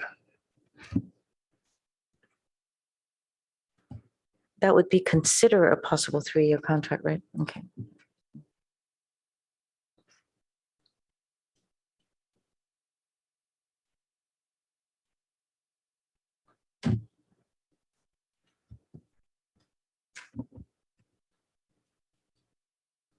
I think Councilmember.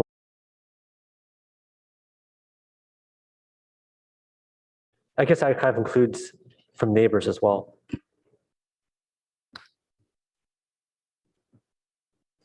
What neighbors? That could be included.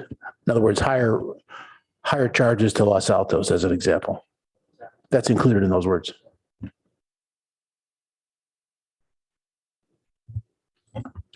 Sorry, could you please clarify where I should add that? It's already contained in the language that's there, no problem. I believe number 1 and number 8 are somewhat duplicative, and number 8 was intended to be an example of languages. Correct.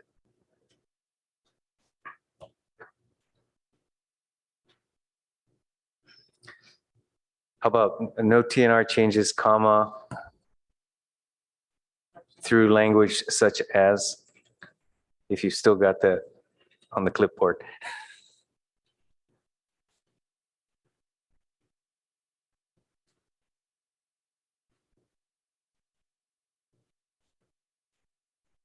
She does. She's good.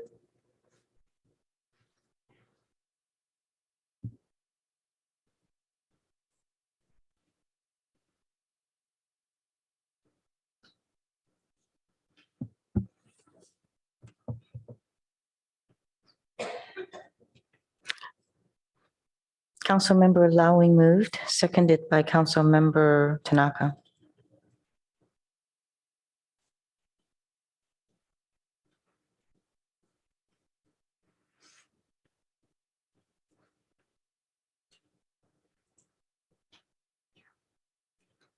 All right. Shall we vote?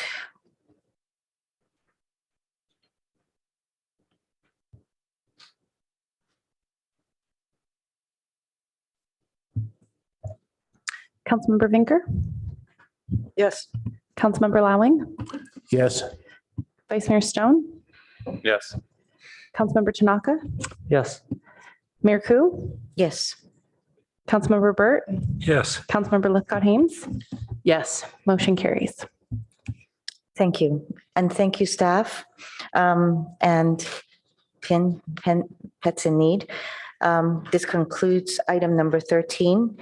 And I hope that we can continue with number 14.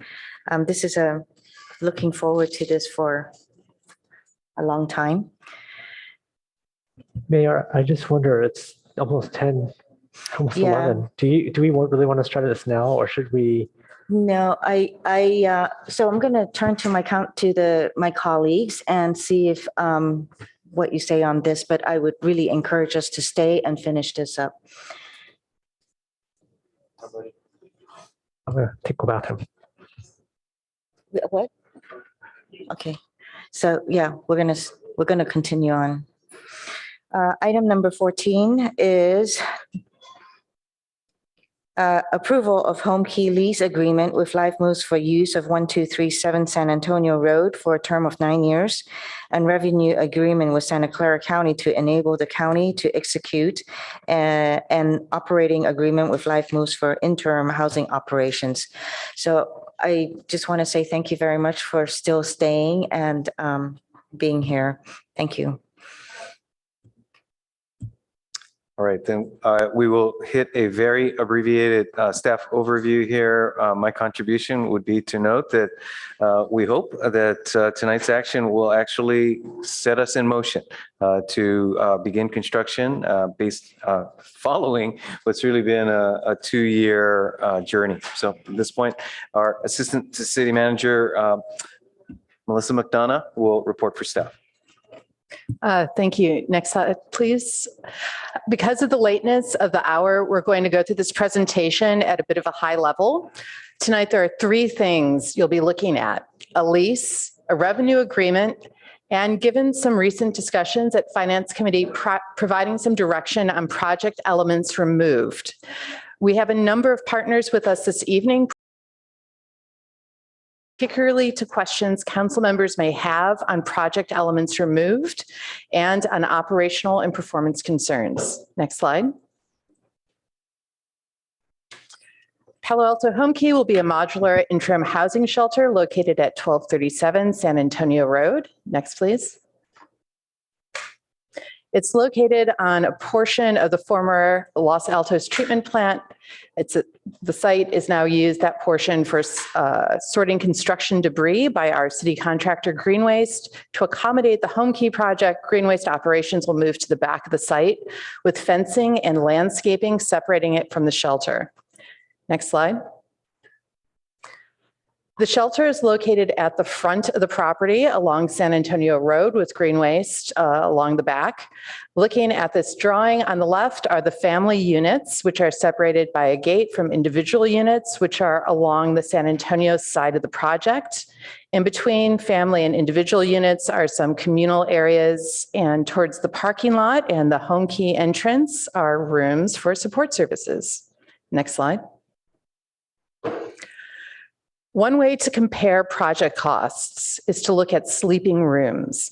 When looking at this chart, some things to keep in mind are that not all sleeping rooms are the same size. So the info here is intended to address the question I get all the time of cost difference per site, but there are a lot of nuances that accompany this data.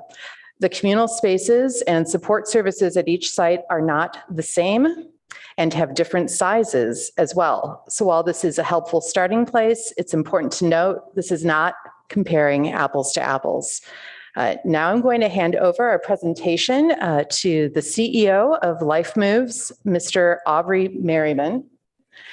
And next slide, please. Hello, good evening, Honorable Mayor Koo and esteemed council members. I just want to start by saying I appreciate your time and commitment.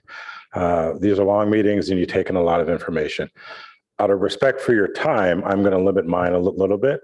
And I just wanted to talk a little bit about a few things that are top of mind for Life Moves, and we can get more into it at the end of the presentation or throughout the presentation to answer some questions. The second part of that is the commitment piece. We're still committed, and we want to reaffirm our commitment to this project and the impact that it's going to make in this community. And we know that things are not perfect, right? There's been some talk about the site location and is it ideal? It's not ideal, but there's pros and cons and trade-offs that need to happen. And I think our focus right now is how can we seize this opportunity to get this project going and provide an environment that's riddled with dignity and respect and a robust service system that brings a lot of services to the clients that will be calling that place home for as long as they need to. So I wanted to make sure that we just address that top level that, yes, it would be great if this was at the back of the Stanford Shopping Center. It's not, right? It is where it is, and we're looking forward to optimizing that space. The second thing is the commitment that we still have for this project, and our pillars as we move forward with you are going to be transparency. We want to make sure that we share our learnings, we share our successes, we share our failings, and we confront difficult conversations that we need to have, and that we're in constant communication with you from a transparency standpoint.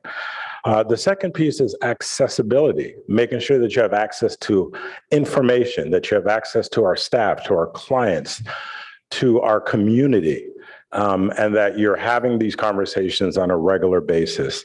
And the last part of that is the accountability, that we look for you to tell us about things that we might not be hearing or seeing that would be important for us to hear, important for us to understand so that we can continuously improve.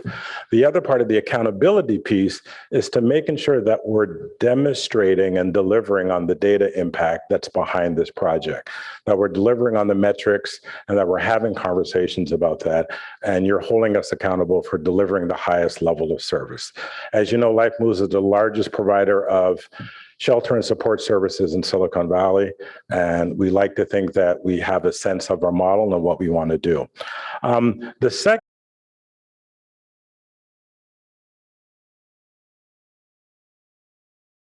almanac several months ago. And were we thrilled about the article? No. Do we think the article captured all the facts and had the entire context for the complexity of this work? No. Do we think that the article would have had a different impact if it captured the fact that there was a 43% reduction in homelessness in Mountain View over the last 2 or 3 years? Maybe so. Do we think that there's seeds planted in that article that we can use to grow and continuously improve? Absolutely. But I wanted to make sure that we frame that for you because we're open to talking about that a little bit more if time permits. like Silicon Valley, we're in this design engineering where we're prototyping and we're iterating and we're learning and we're moving forward.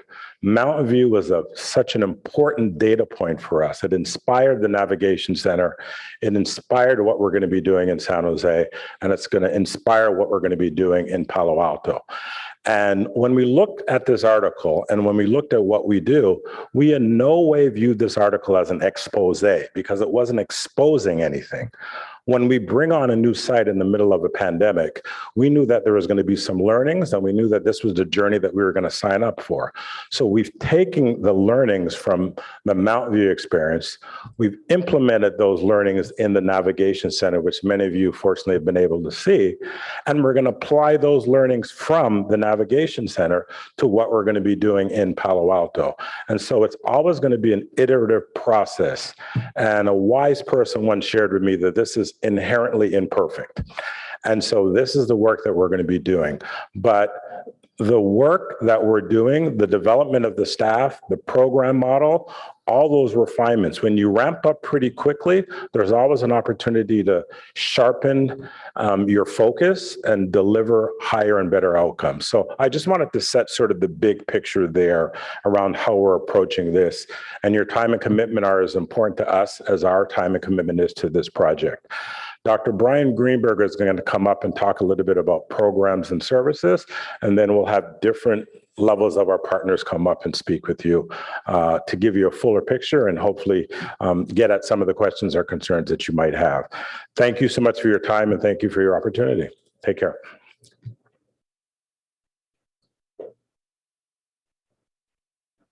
Mayor, council members, Next I'm Brian slide. Greenberg. I'm over programs and services at Life Moves. Can we have the next slide, please? This is our kind of an overview of our service model.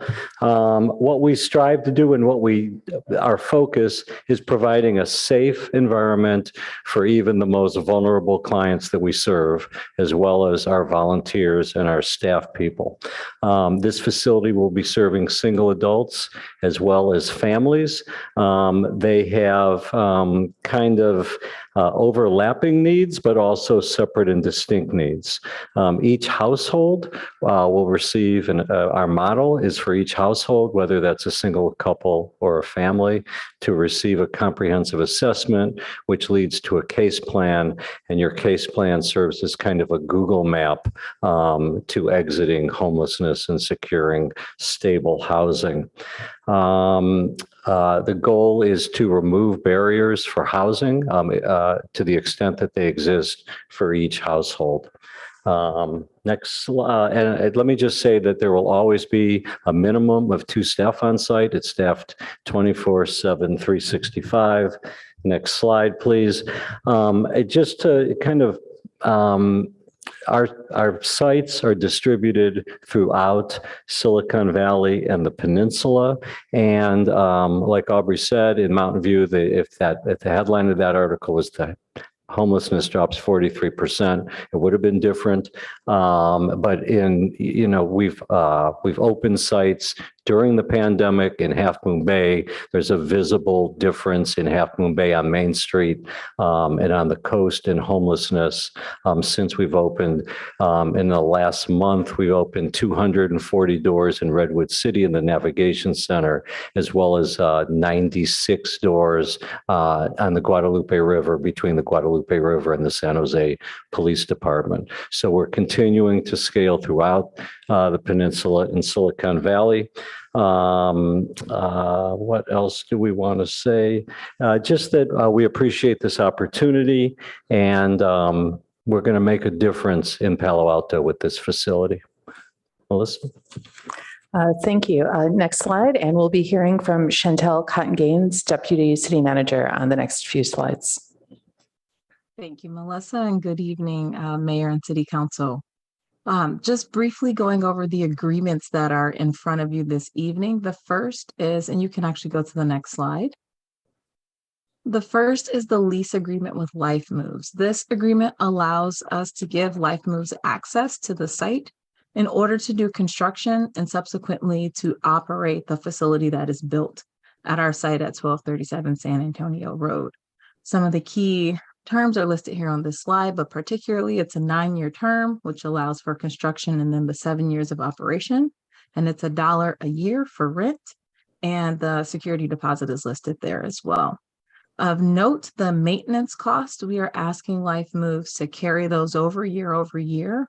We have pulled in a partner with the Santa Clara County Housing Authority to help us actually have a touch point to be able to evaluate the condition of the property over time. So you'll see reference to that in a subsequent slide. But of note, this maintenance budget is very critical for us making sure that the site remains maintained over time. Next slide.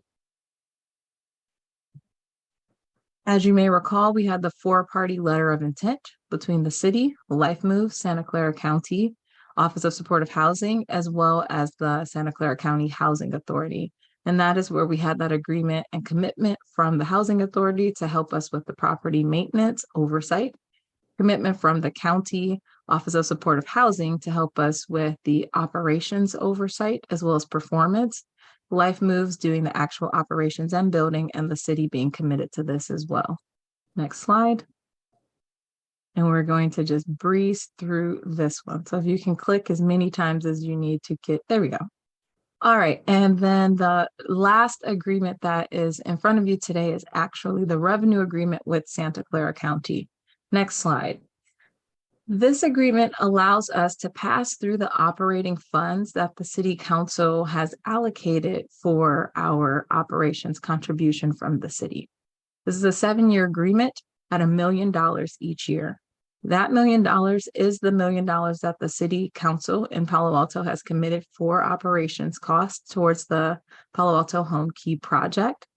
This is a completely new body of work for the city.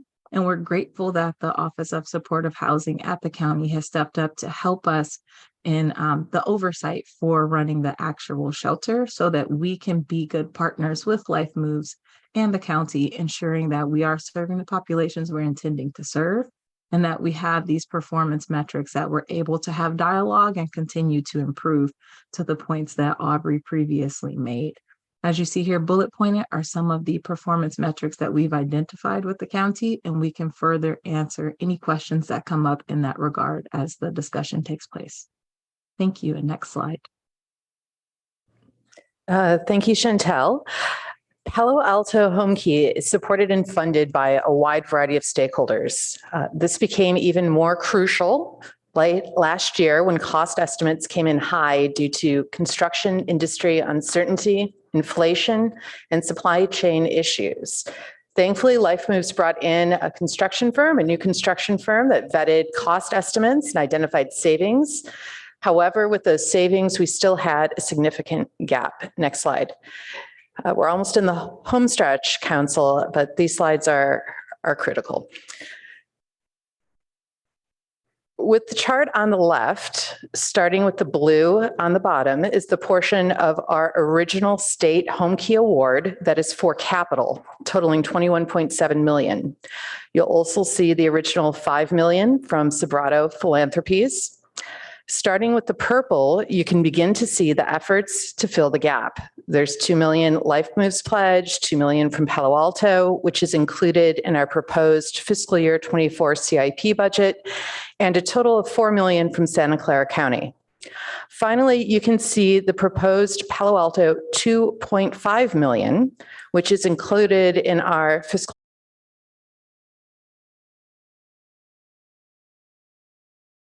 fees, and if council desires, add back into the project elements that were removed as cost savings. We'll describe those elements in a few slides. Now, if you look at the chart on the right, which is capital expenses, unsurprisingly, the largest cost at $31.9 million is for the general contractor, and that cost includes contingency. For non-general contractor costs, we have $2.5 million, but also a small separate line item for non-general contractor contingency at about $332,000.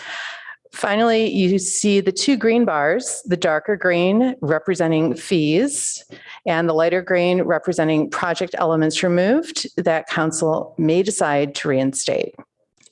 Next slide. This chart, this chart shows you staff recommendations for funding. It mirrors what you see in the fiscal year 24 budget. For the $2 million to close the project's funding gap, this would come from the city's CIP. The $500,000 to cover fees would come from Measure K monies, and the $2 million to reinstate project elements that have been removed comes from unused operating money. This is because the city pledged and set aside $1 million a year for a total of 7 years of home key operations. And since home key isn't open this year and won't be operating next year, we haven't spent those 2 years of operating funds. Please note that if we repurpose this unused operating funding from these 2 years to capital, it will require the city to then allocate an additional $2 million to operations in future years. Next slide. Now, I've been referring to project elements removed. They're listed here at sort of a high level for your convenience, but there is a more detailed description in the staff report. Next slide. In preparation for this meeting, staff tried to anticipate which elements council may want to reinstate. Fencing, shade sails, PV, EV, and fire sprinklers. Please keep in mind the costs you see here are rough estimates, especially for decorative fencing, which can vary depending on design and materials selected. Next slide.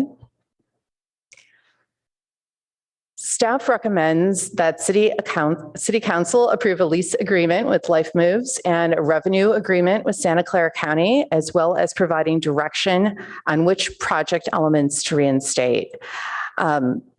Given the lateness of the hour, I would recommend focusing on that third bullet. We do have representatives with us this evening from DevCon, Construction and Architecture, from Life Moves, operating staff, financial staff, data staff, as well as the director of the County Office of Supportive Housing.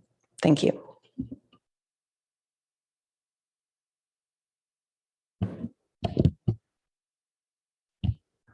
Okay.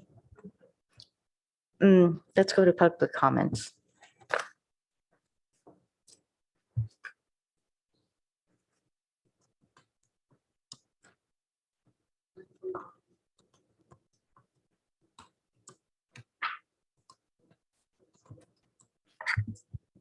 Our first speaker is Liz Gardner, followed by Aaron James.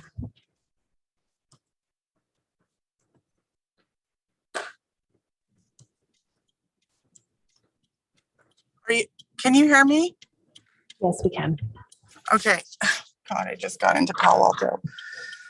I am very, very asking each one of you council members to reconsider this plan.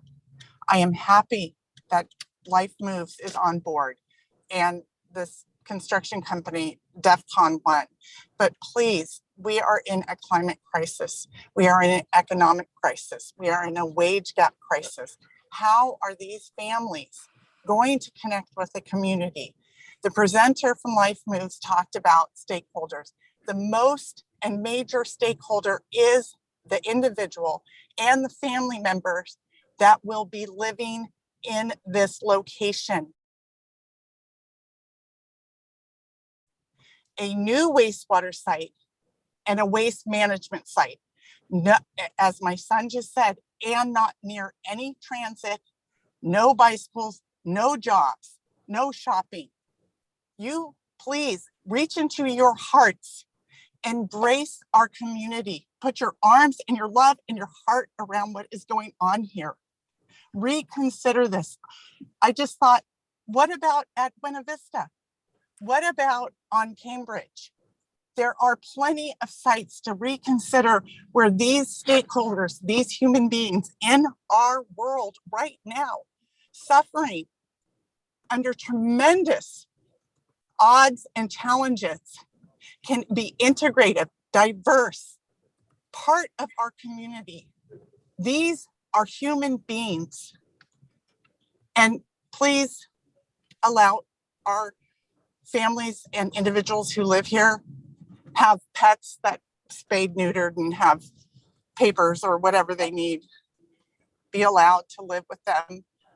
Make it habitable, human, acceptable, reasonable, and livable.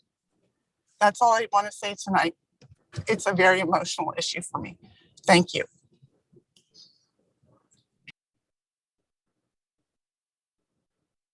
Our next speaker is Aram James. Thank you, Mayor, for putting something on this critical this late at night and trying to rush this through. It's like I told the judge, don't you dare send my jury out on Friday night, Friday late afternoon, because they're going to come back with a guilty verdict. And, you know, Mr. Merriman and the other members of the staff, they did a great job. Mr. Merriman, Mr. Greenberg, they could all be criminal defense lawyers, prosecutors, but damn it, they glossed over the fact that they wouldn't even respond to the weekly. The caseworker turnover, because they're not being paid well. Let's find out what Mr. Merriman and Mr. Greenberg are being paid and whether they're going to contribute some money to keep the caseworkers around. Because this project is not going to work. It's going to be another boondoggle with taxpayer money going down the hill. Julie, thank you, Litcott Hames, for speaking out about the worst possible place. And then Pat Burt says, hey, who wouldn't love to live out of the Baylands? I bet he ain't moving his family out there to live at that Life Moves project anytime soon. Who wouldn't want to live out there next to the industrial complex? You, Pat Burt, don't talk, double talk. This is a failing project. You know, I'll tell you that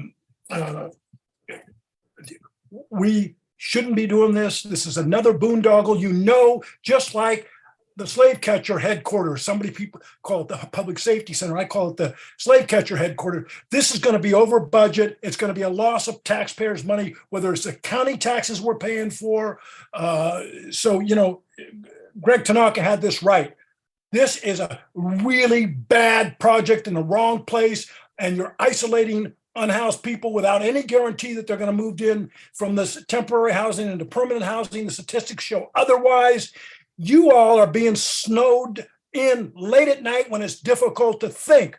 I mean, it's outrageous. We have, 30 speakers for the pets. And now when we're going to, pets in need. And now you guys are going to have the mayor jam this down our throat without the public input that we would have at an earlier hour. I mean, come on. And like I said, Janani Shanir did a great article, and he couldn't get one person from Life Moves to subject themselves to serious cross-examination. They're great PR people. I'll give you credit. Like I said, they could both be prosecutors or defenders. We know how to, gloss over the hurtful facts for our side, whether it's the prosecution or the defense. That's what lawyers do, But that's what these folks did. They're PR folks. They're making $300,000, $400,000, $500,000 a year, and they're offering their caseworkers $40,000 where they know they can't live here, they can't stay, they can't turn over. And so the hope of moving into permanent housing, we saw the statistics. It's dismal. Put this money into permanent housing. This is a failed project from the beginning, and you all know it.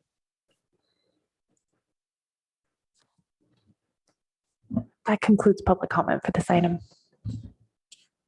Thank you, Madam Clerk. So apologies for that.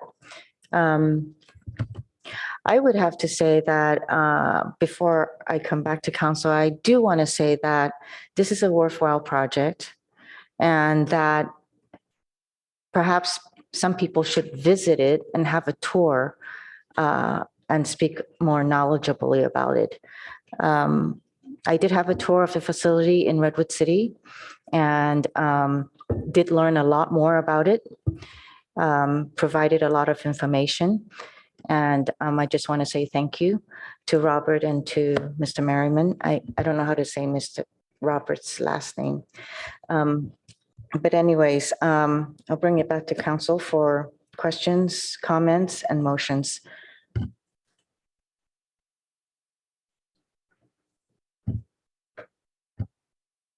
Vice Mayor Stone. Thank you, Madam Mayor. First, try to group my questions so I don't have to keep having people come up to the speaker to speak for our Life Moves representatives. What safeguards are in place or maybe this is for staff, what safeguards are in place to essentially provide accountability just in order to ensure that Life Moves is meeting their performance requirements? Thank you for that question, Councilmember. I believe the director of the Office of Supportive Housing can speak to that. One of the reasons we brought on the county is because of their in-house expertise in these very matters.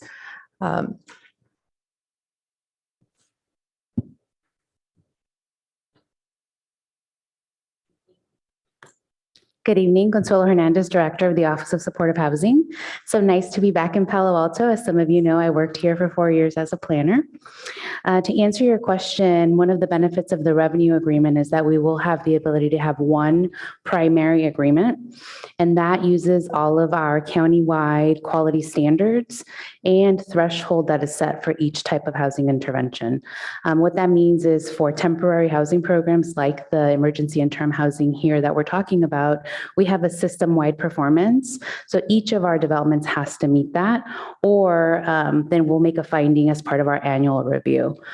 Because this project is something new in our system, we don't have a specific benchmark for emergency interim housing. So we treat it like temporary shelter.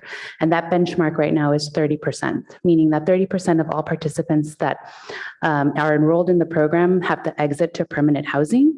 But if we are running it the way that the county runs it, we're seeing that number is closer to 78%. Great, thank you. And how, Ms. Hernandez, sorry, a follow-up question. How then is that information shared? Is that an annual report that would come before all the parties of this agreement? In this case, it'll be reported two ways. One, it's included in our monthly report that goes to our Housing, Land Use, Transportation, and Environment Committee at the Board of Supervisors. And then as part of our commitment and revenue agreement, every time we would invoice the city, it would include a performance report. And then my assumption is that the council would probably want an annual report showing the outcomes based on that contract and any findings or areas of improvement. Great, thank you. So a question regarding, I think one of the great things about this site, a significant amount of family for housing and hopefully for young school-aged children as well. How is the school selections going to work for those school-aged children? Because I read attachment E states that Life Moves staff is going to work with the families to ensure students are going to be enrolled in schools of their choice. But we have multiple neighborhood schools in Palo Alto. This is kind of a unique location. How's that going to work out? Yeah, so the McKinney-Vento Act mandates that the schools, and we have children, we'll have a full-time children's services coordinator to make certain that that McKinney-Vento liaison at the school works with us to provide transportation. One of the things that we're really proud of is how we work with school liaisons to make certain all the kids are attending school. We have homework club after school.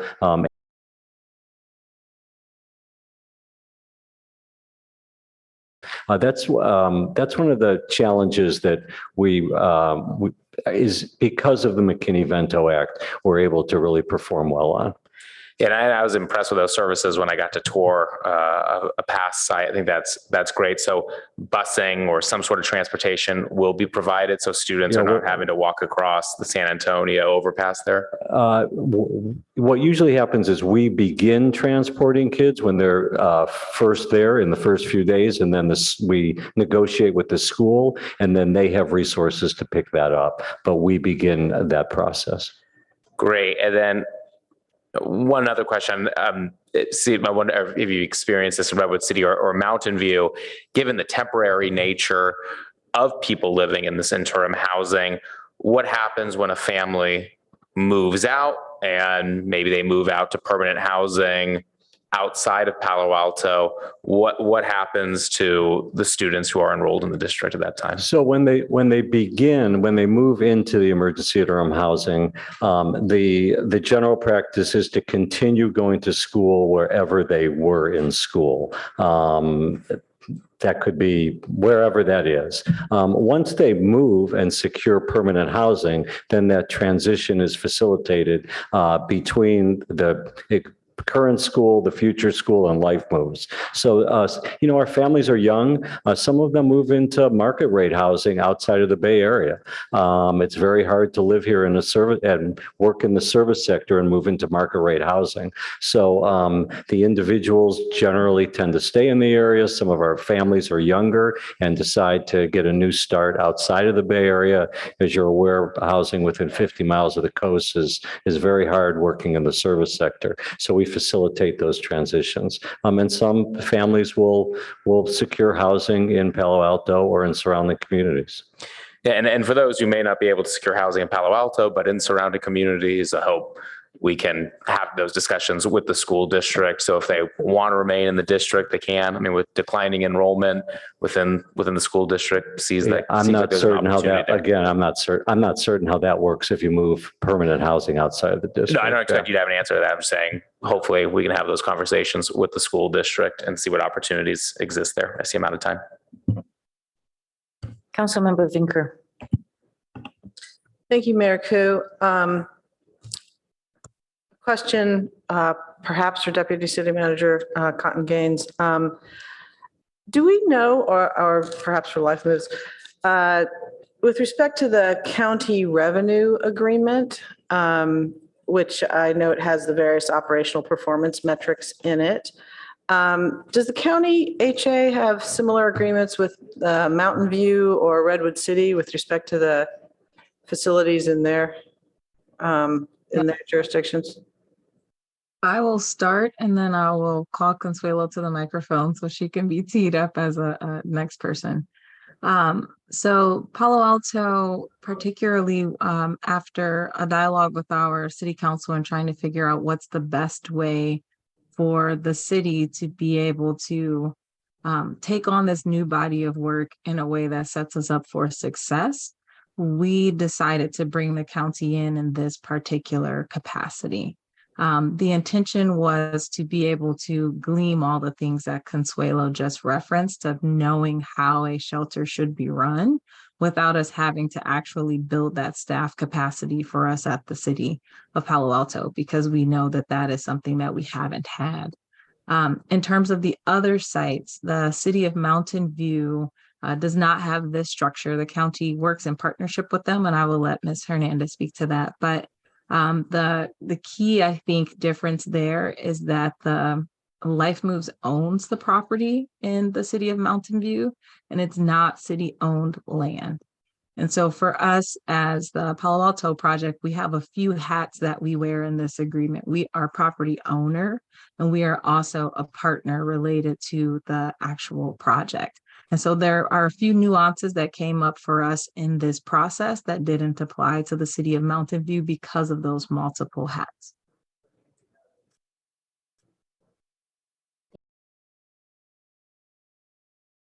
Negotiating a revenue agreement with the city of Mountain View that's very similar.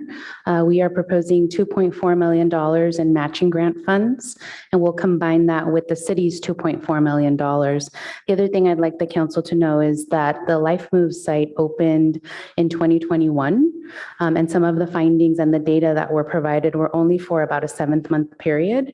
And, at the time, it was really hard to find an apartment building. Some of the things that we bring to the table is connection to permanent exits to housing, whereas in Mountain View site, really Life Moves is on their own. They take all of the referrals that are coming in from the city and from the county, whereas we have the opportunity to refer people who are enrolled in a housing program.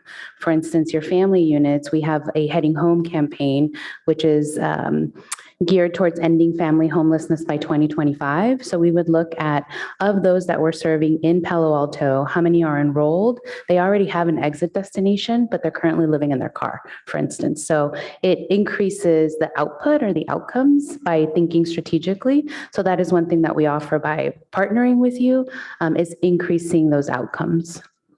Thank you. Thank you both. Switching gears to the question about what we might use that additional $2 million on for the things that had to have been cut. So I see there's a suggested list here on the last slide, and I don't have any concerns about those. But for me, the solar / energy storage is really key. A couple that got left off were that I would care about, because there's a longer list on, I think it's page 391. And the first three really strike me as ones I would like to see us include if we could, which is the irrigation metering device, water reuse, and Energy Star Profile Manager, just because I think those would really help us reach our climate goals. But my particular question is about the water reuse, because I'm concerned if that's not on the list, whether that might be harder to put in later than some of the other things. Do you have any thoughts on that? Thank you, council member. So I'm going to start with one of our staff members, our chief building official, George Hoyt, who's on Zoom, and he can speak to the different regulations. So this project does not have to meet the tier 2 or the CalGreen, the higher tier standards. And then we also have both Tony Termino and Sean here from DevCon that can speak to the cost considerations if we were to try and add those CalGreen items back in. Good evening, council member. Yes, water reuse will be very costly to put in at a later date. It's the infrastructure that would need to be put in during the construction and during the modular build of the modular units themselves. Yeah, thank you. That was my concern, that some of these might be prohibitively expensive later, and so that I would hope that we could factor that in. There's really all my questions. I would just close with a comment that, you know, all my life people have admonished me not to let the perfect get in the way of the good, and this is good. This is good for the clients who will live there and have a better path to permanent housing. This is good for the staff who can serve clients in a place where there's a panoply of services to support them as they work on the case plans that we heard about earlier for each household. And this is good for our community members who can volunteer and support this project instead of wondering what can I do when you walk by an unhoused person in one of our parks or on our streets. Is the location imperfect? Yes. But if we wait to find a new location, the delay would be tremendous. So I say, let's make this good now. And so I support the staff recommendation and stand ready to move it whenever it is the mayor's pleasure. Councilmember Burt.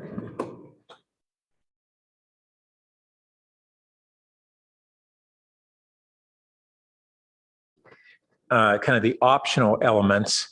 At Finance Committee, we didn't receive the list of the breakdown here. And so what we had was a aggregate amount that was considered to be optional. The problem that we have as a council is that we have all the tier 2 that we're going to be tackling next week with certain recommendations by the Finance Committee and other things that are going to ultimately be final decisions by the council. And so we've got this that we're looking at making this decision out of the context of the other tier 2 items that we'd be having trade-offs on. So one of the biggest dollar items is the solar, and what isn't clear to me, I thought at the Finance Committee, we were told that for the most part, these additional items could be added on later. Some of them we felt were important to do at the outset. Seeing this better breakdown, it's really one, we have a greater breakdown on the items, but we don't have a distinction on which ones can readily be done later versus at the outset. That makes it a little harder to make the decisions. The solar is the biggest dollar. Are these intended to be roof-mounted solar or parking awning solar? And could that solar be fairly readily done subsequently? So I'm going to refer this question to our Life Moves and DevCon team, but at a high level, my understanding is that a PV system there would be work that would need to be done to each of the modulars that would have to be considered during the design process of those modulars. But if Paul or Tony could take this, that'd be great. So to answer your question, the PV system that we currently have priced right now, it's just maxing out the total roof space that's on the modular boxes right now. So it's about 135 kilowatt system, which is, it's a large system. Without doing calculations and whatnot, we don't know how much energy that's going to offset of the actual energy consumption. But what we did was maximize the But the my space. question is more on what would be the difficulty of doing the solar at a later time? Right. So what would be important to do right now would be to get the infrastructure incorporated into the modular boxes. That's about $60,000 to $70,000. And that's the conduit ran inside the walls. And then we could do the pull strings and whatnot and do that later. And then it's about $20,000 to do the design. Okay, that's very helpful. Thank you. You're welcome. All right. And then I just wanted to address a few of the concerns been raised. One, the presentation mentioned the various wraparound services of on-site healthcare, of transportation for students. It wasn't mentioned that actually this is very nearby our new bike bridge over 101. But my understanding is you also are providing full food services on site. Is that still the case? I'm seeing nodded heads, but we'll get a confirmation. Yeah. Yes, all of our sites provide 3 meals a day. Great. Okay, that's very helpful. And then there was concern that this is somehow completely anomalous in that we would place any housing near an industrial site. First, it's not permanent housing, it's temporary, but it still matters. But we have, if people reflect, we have housing, Stanford Research Park's entire perimeter, in College Terrace along the edge of Barron Park. The new University Terrace is in the Research Park. These are all contiguous with industrial sites. The Maldive housing and other housing on Fabian are adjacent to an existing industrial site. The housing sites that we've identified in our housing element are rich with locations that are adjacent to industrial sites. What matters are impacts. Are there hazardous materials? Is there noise? Are there other impacts of like that? And I don't believe that we have those issues at this site. The use that would be the water purification plan, as we discussed last week, is a single-story building with minimal noise, no hazardous materials. I don't see that as a major issue. So I'll just say that it may be a good location, but I think that the project itself is far beyond good.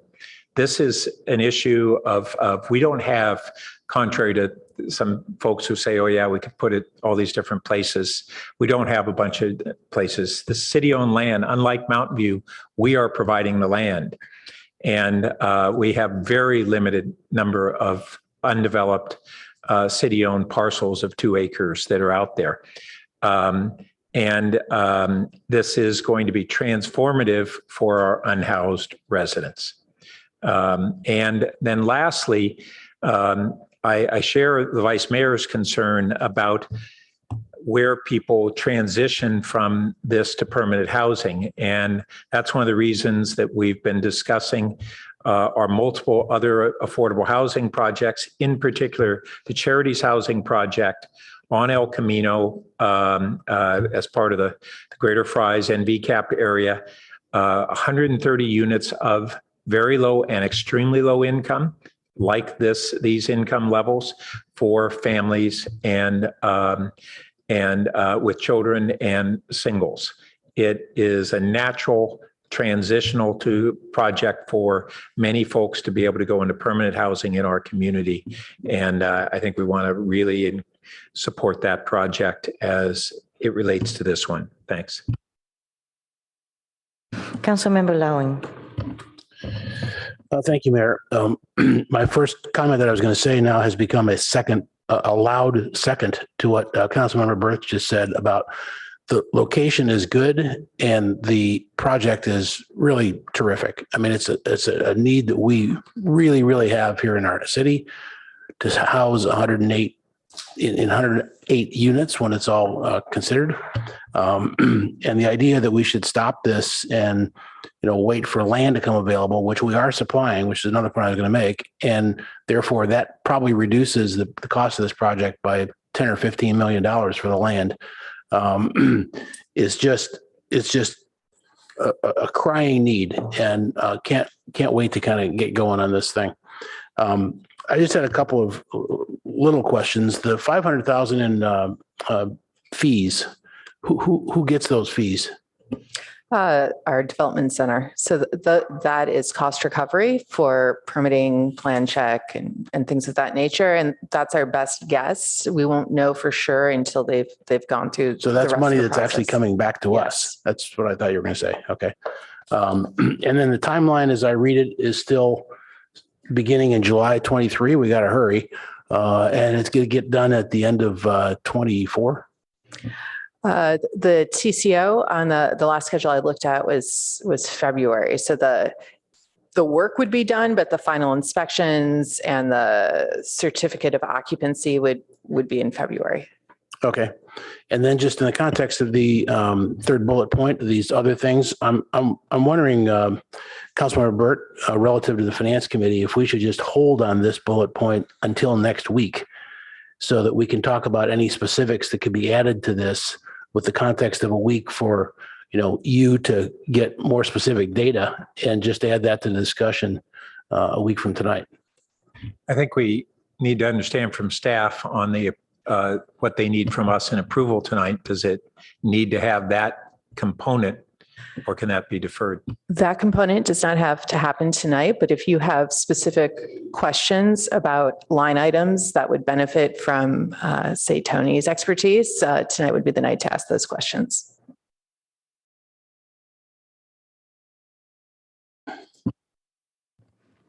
Councilmember Tanaka. I would like to share my screen. So let me do that right now. Actually.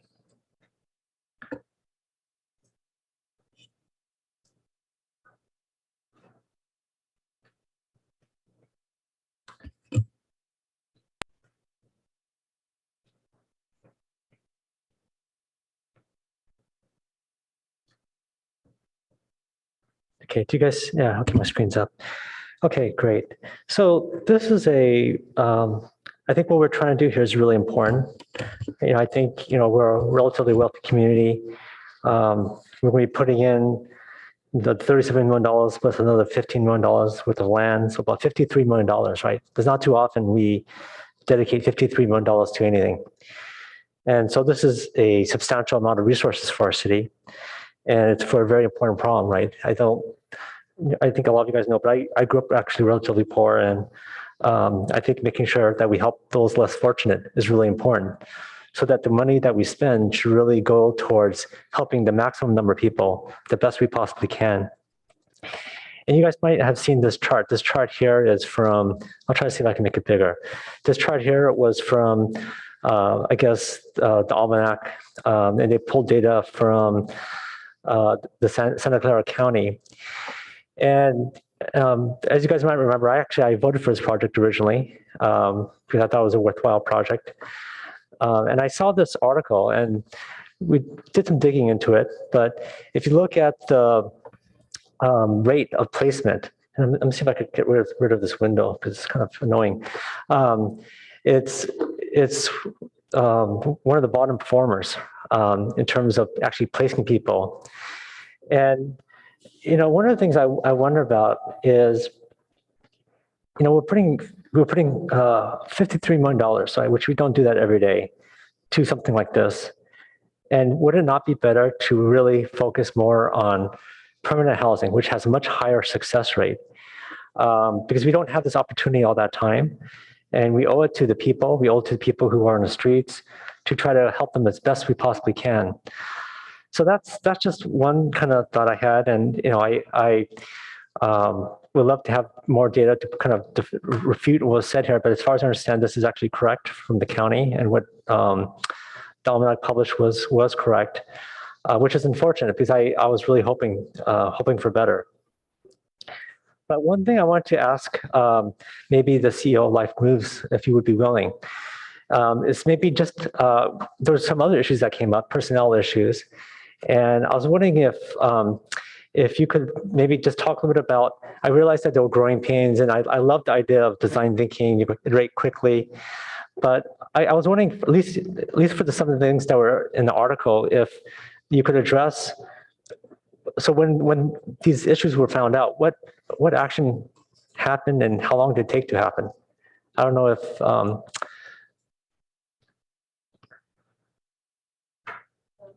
Very much, Madam Mayor and council members. My name is Marie Jackson, and I am the marketing lead at Life Moves. And to your question on the staffing issues, obviously as a large corporation or large group, we don't speak to any of the issues that take place. But I can tell you that once everything was understood and known, we have a no tolerance policy for any harassment or any other allegations. And the individual that was involved is no longer with the organization, and it was done very quickly. Okay, let me move on.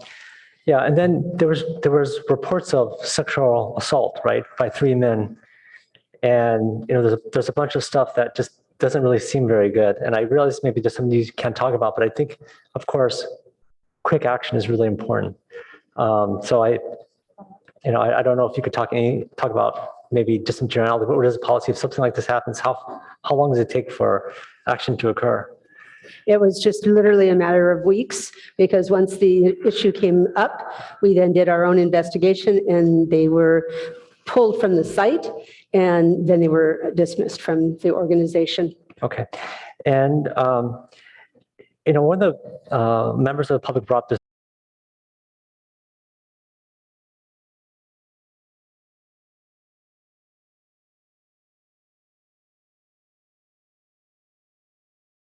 how much compared to the average worker? I'm really curious to know. I'm sorry, I didn't hear the How much does a CEO make compared to the average worker?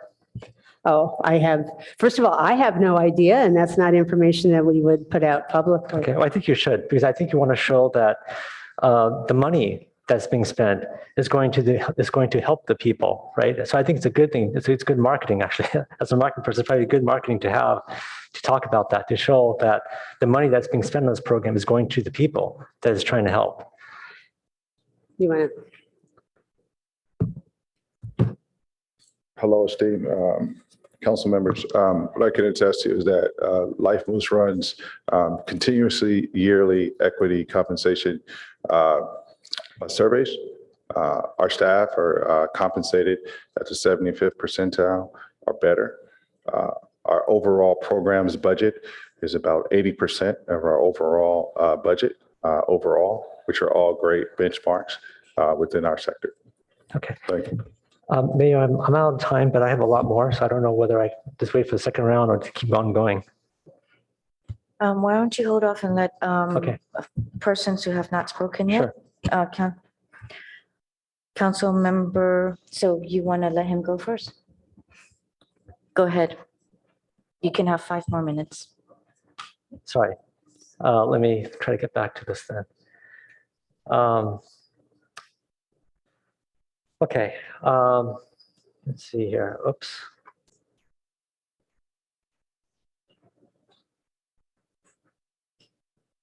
Okay. So kind of lost my place on this thing, but want to also ask about maybe this is for the person with the county. I don't know if she's still here. Oh, there she is. Okay. So in general, I see the operational performance metrics and I generally like it.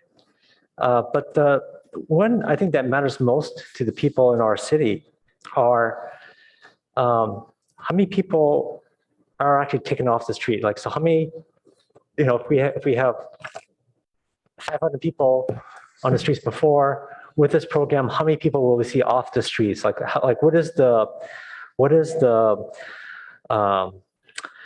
efficacy of the program to actually getting people there's not like as many as before? Is that a performance metric? And if not, can it be? Thank you, Councilmember Tanaka, for the question. Currently, between the period of May 1st, 2022 and April 30th, 2023, 158 homeless households that are connected to Palo Alto were assessed for the first time, meaning that they reached out to our county to say that they're homeless in Palo Alto. So what we would do in anticipation of the lease up of the site is actually work with your staff in the police department, all of your service providers, and convene an outreach strategy. So where are these 158 households? So that's number one, right? We want to make sure that we maximize locating and connecting them to services immediately. The other thing that I wanted to flag for you in the data presentation, this is kind of one of the challenges. I'm not questioning the report that was produced by the reporters. I'm not familiar enough, but what I can share with you is one of those programs we run. It's Casitas de Esperanza, located at the Civic Center. It's 24 interim housing units for families. When that report was published, our outcomes were lower because the project actually started around the same time as Life Moves. That data now, if you were to look at it, 78% of families connected to our program exited to permanent housing. The same thing with the program in the city of San Jose, Evans Lane.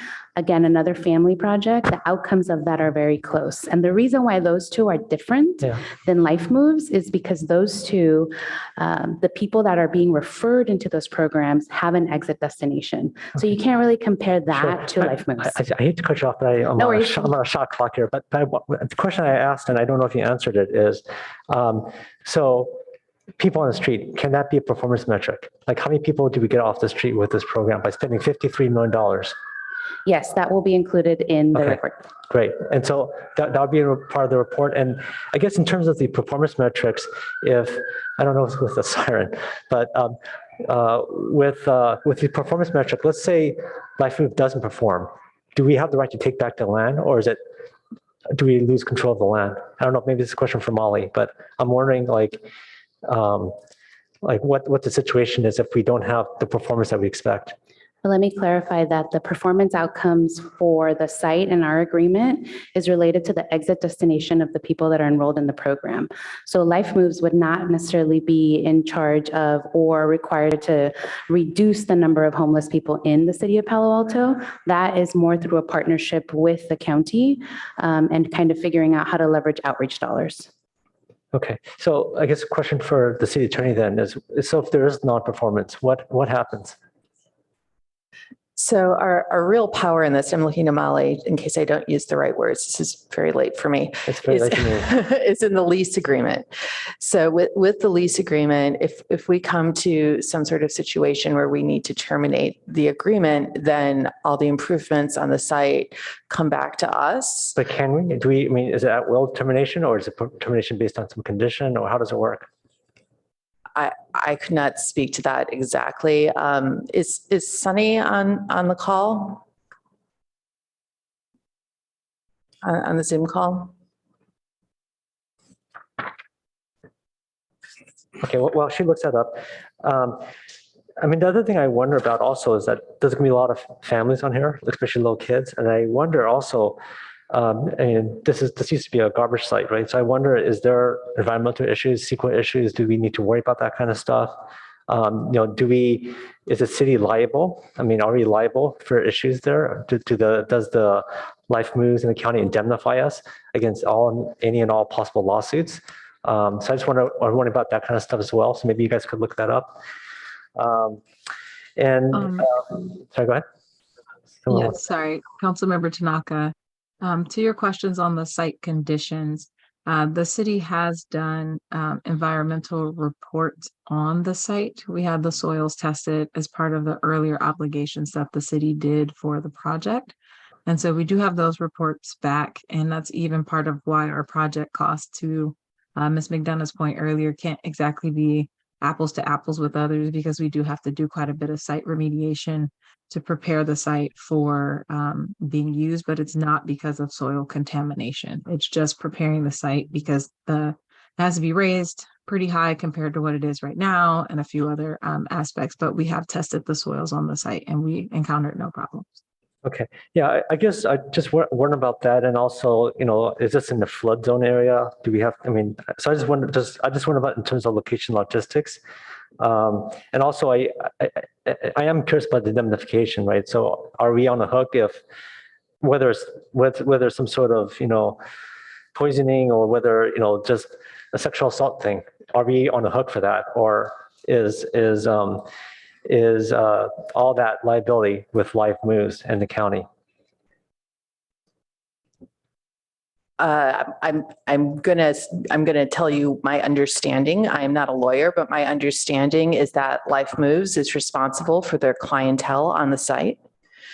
And the Office of Supportive Housing is monitoring their compliance with performance measures. Mm-hmm. We are also working with the Housing Authority to monitor compliance with adequate housing provision, adequate residential housing provision. They'll be helping us with inspections and follow up on that. As for the indemnity, I can't speak to that. Okay, that's something I'd be interested in knowing. And in regards to that $2 million, we have negative revenue this year, at least projected revenue. And I think we should, I saw the things that were talked about, and while they seem nice, I think my first preference would be we hold it in reserve for ourselves, because we are in a negative revenue year. But second thing would be, I think whatever money we put in this project really should go towards the people it's helping. I think that's really important. I know it may make us feel good to have solar panels on some of the stuff, but I think we want this not to be a trophy project, but not a project that we could take tours on and show people how environmentally friendly we are, but a program where we could show how many people we helped, how many people we took off the streets, how many people who were in poverty that got helped by this program. I think that's our trophy, right? So I would encourage us to not use this $2 million towards stuff which may make us feel good, but really stuff that makes the people there who it's helping feel good. I think that's better. And some other things I don't know if you guys have this, but so what is the anticipated cost per person being helped? Do we have any idea what that metric would be? I don't know if staff knows it, or maybe someone at Life Moves knows this. Like how much does it cost per each person that's helped? Does anyone know? Can you repeat that? I'm sorry. What'd you say? Can you please repeat the question? Oh, sure. I want to know, I'm kind of curious to know, the amount of cost, right? So we're putting about $53 million in, plus there's about $1 million that we're putting in terms of operating costs. And then there's money that the county is putting in, right? So I'm just curious to know per person, how much does it cost per person that we're helping? So in terms of capital expenses or in terms of operating? All in. I don't know that we've done that calculation, because one of the things that would make that difficult is you would have to assume the number of individuals you served in a given year, and we don't really have that throughput. I know, we estimate it. So we say we have 100 units, they can be there for 3 months or 6 months, and then just rough estimate. A representative is here to help. Sure. Thank you. I'll hand it over to the CFO. He knows this stuff better than me. All right. Good evening again, esteemed council members. And again, my apologies for not introducing myself. My name is Paul Simpson. I'm the CFO at Life Moves. To the specific question, what I can speak to is our overall operating cost. They're roughly around $4 million a year for this particular site. What I would say is we don't produce a per person cost metric that would assume that the clients that we serve are a monolithic group. Every individual is different and receives their own individual support services plan, and therefore that would vary by person. But overall, given the amount of folks that we anticipate serving on site, we anticipate a site cost of about $4 million a year. So $4 million operating costs. And how many people do you think you'd be helping a year, roughly? Somewhere roughly around maybe 300 folks. Okay. Okay, Councilmember Tanaka, I know I'm you're going at super 12 overtime. minutes. Yeah, I know. Thank Okay. you. Yeah, so I'll relinquish it. Thank you. I don't know you. if maybe staff at some point can answer my questions. Councilmember Lifcotte-Haynes. Thank you, Madam Mayor. Let's be clear, despite tremendous effort in the face of the various constraints, this location is subpar. I don't think we do ourselves any favors when we can't admit that. It's not simply the proximity to utility facilities. Unlike the other sites mentioned by colleagues, 1237 San Antonio is completely isolated from other people. That's not conducive to reintegrating them back into the community, which is ultimately what we want for these folks. But regardless of the undesirability of the site, I am wholly in favor of this project, and I commend the PTC and prior council in the county for setting all of this in motion. I can think of no better partner for our transitional housing project than Life Moves. I'm impressed by their commitment to this community when they were in Vision and Shelter Network. I'm impressed with who they are today. I admire their learn as we go approach to building transitional housing and their philosophy and plans for moving clients on to permanent housing. And I am confident that we and they will learn from this project and process and deploy those learnings into the next project we build for extremely low and very low income people in Palo Alto. Thank you. I have a couple of questions. There's a reporting requirement in the revenue agreement for the revenue agreement that is done quarterly. How is that received? Will council receive it or and the public? Well, it's reported quarterly to Melissa. Thank you, Mayor. The report would come to city staff and we could make it public to you on a quarterly basis or on an annual basis, whatever makes the most sense. I will say though, that when we have talked with other entities that engage in this work, the first couple quarters, there's not much to report. Right, I'm sure. So, I just think that, you know, in a transparency, I think it's good to involve the community in this knowledge about how this is all done and what is happening. So that might be something that you might consider. And I wanted to ask about the parking concerns, right? How is the 19 spaces in the 400 units at the Mountain View site working out? Is there any complaints? Is there any issues with cars that's parked on the street and so forth? And also, you know, it's one thing at night, right? Because in this location, it's actually fairly open. But in the daytime, when there are other uses for the offices as well as for the Bayland users. So has there been any complaints? Thank you, Mayor. I want to see if there's anyone here from Life Moves Operations. I'm not certain there is, but perhaps Paul can speak to this.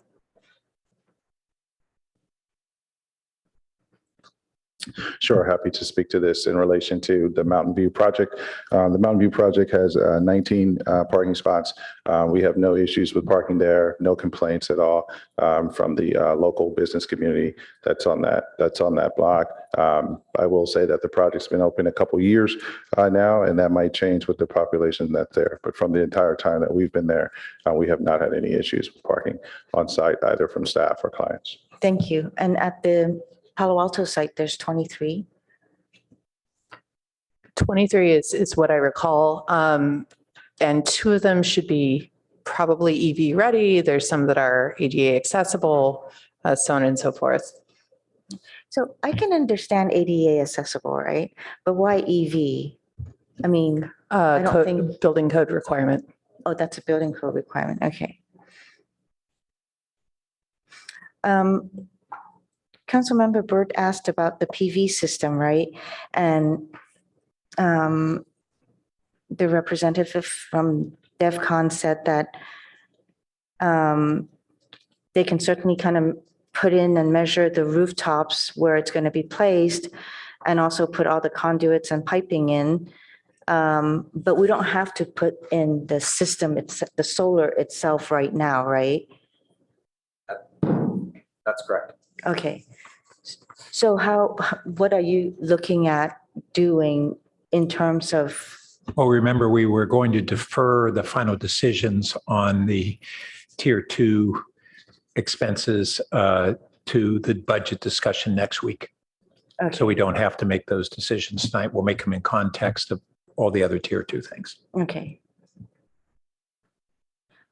So I just want to make sure that, I mean, some of the items okay, those are the tier 2s. Okay, I see what the tier 2s are.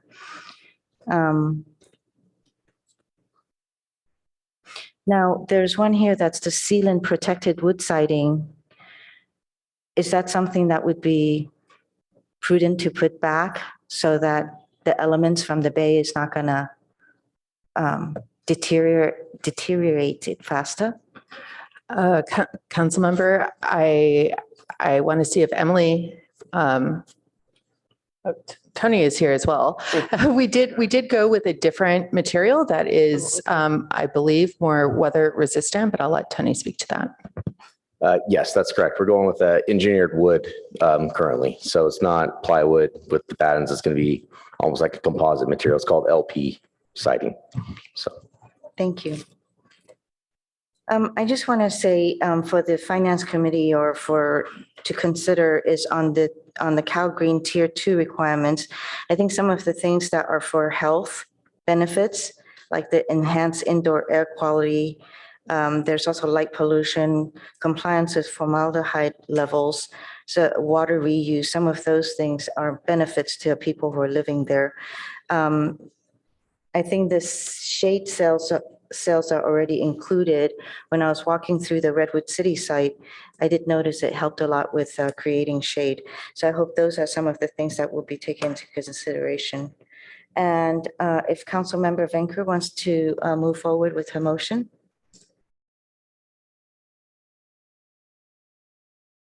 Be happy to move the staff recommendation. And thank you to my colleague, Councilmember Lowing, for saying without bullet point 3. I'll second it. Okay. Councilmember Lowing seconded.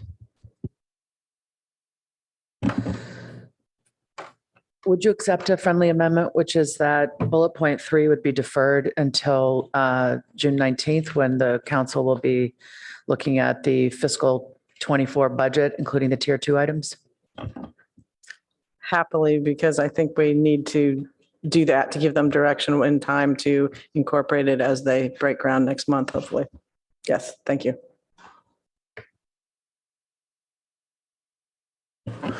That's fine with me as a seconder. Do you want to speak to your motion? No, thank you. Do you want to speak to your second? No, thank you. Councilmember Tanaka. Yeah, I'll be quick. So I just did a calculation. So it looks like at $53 million capital plus $4 million a year for 7 years, and then you divide it by 300 people a year times 7, it's about $40,000 per person, $39,000 actually per person.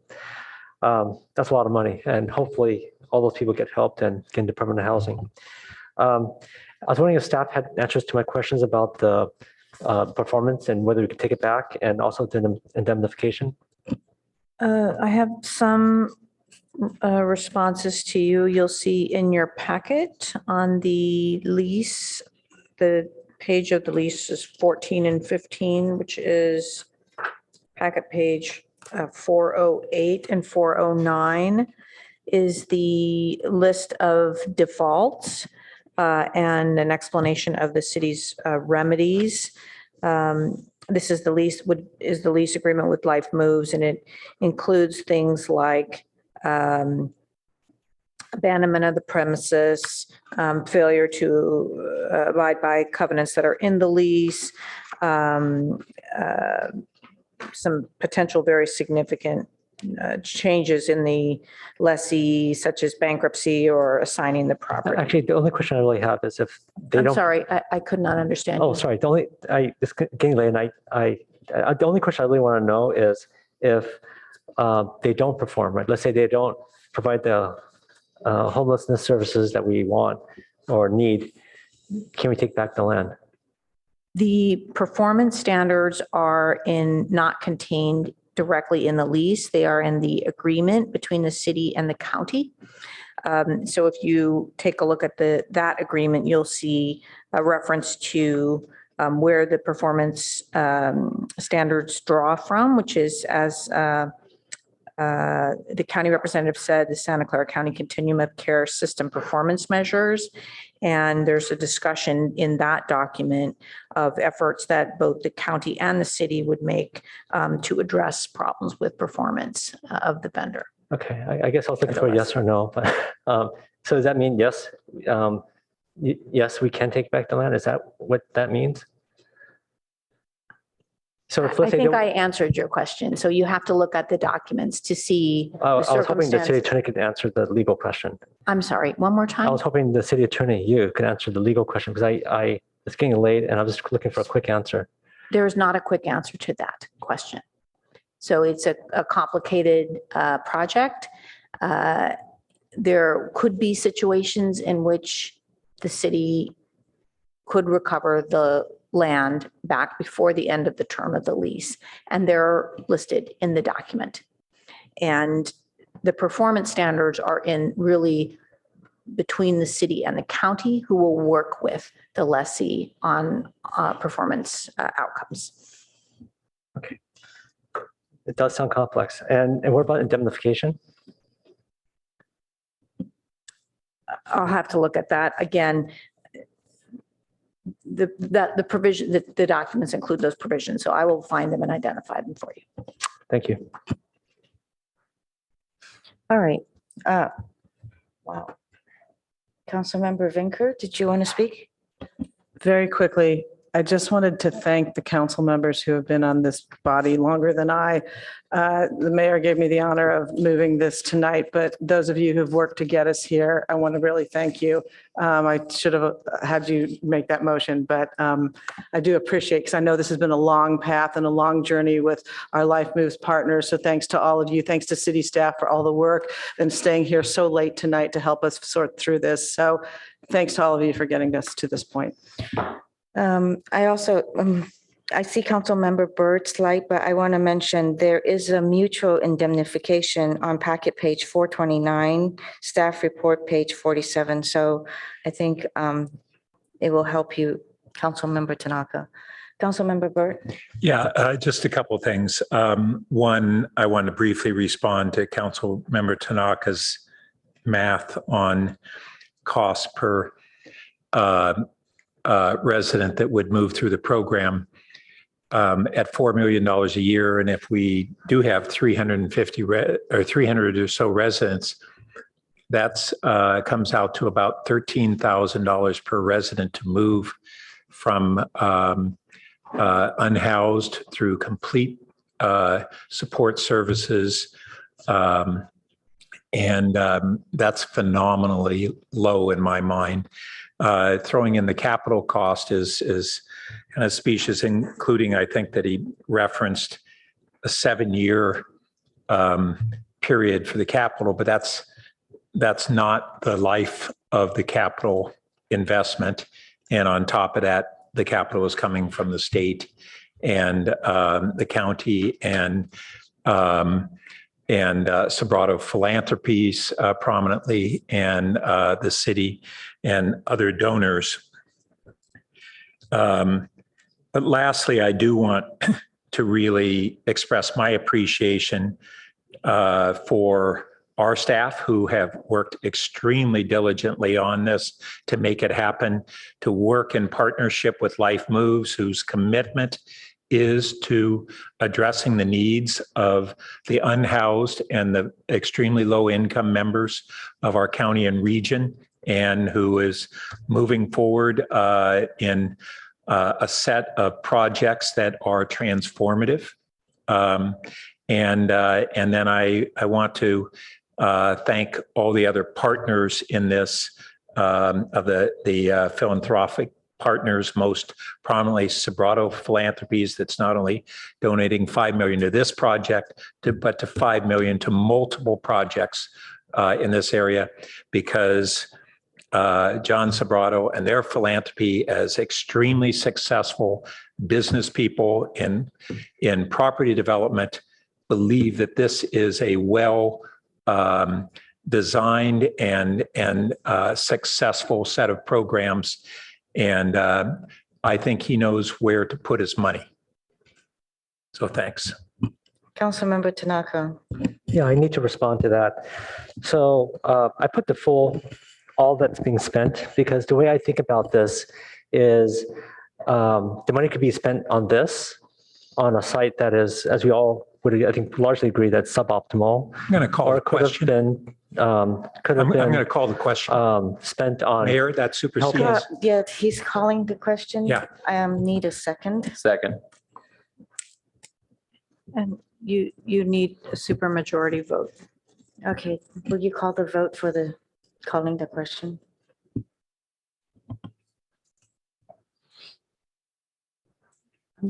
Councilmember Burt, Yes. Mayor Ku, Yes. Councilmember Lowing, Yes. Councilmember Lithcott-Hames, Yes. Vice Mayor Stone, Yes. Councilmember Tanaka, No. Councilmember Vinker, Yes. motion carries. Thank you. And with that, I'm gonna, before I ask you to take the vote, I just want to align myself and with Councilmember Burt's gratitude to everybody who worked on this. And I really appreciate Councilmember Venker for recognizing those of us who have been here from day one. We're very grateful for all of you for being here so late. So Madam Mayor, I'm calling myself. Madam Clerk.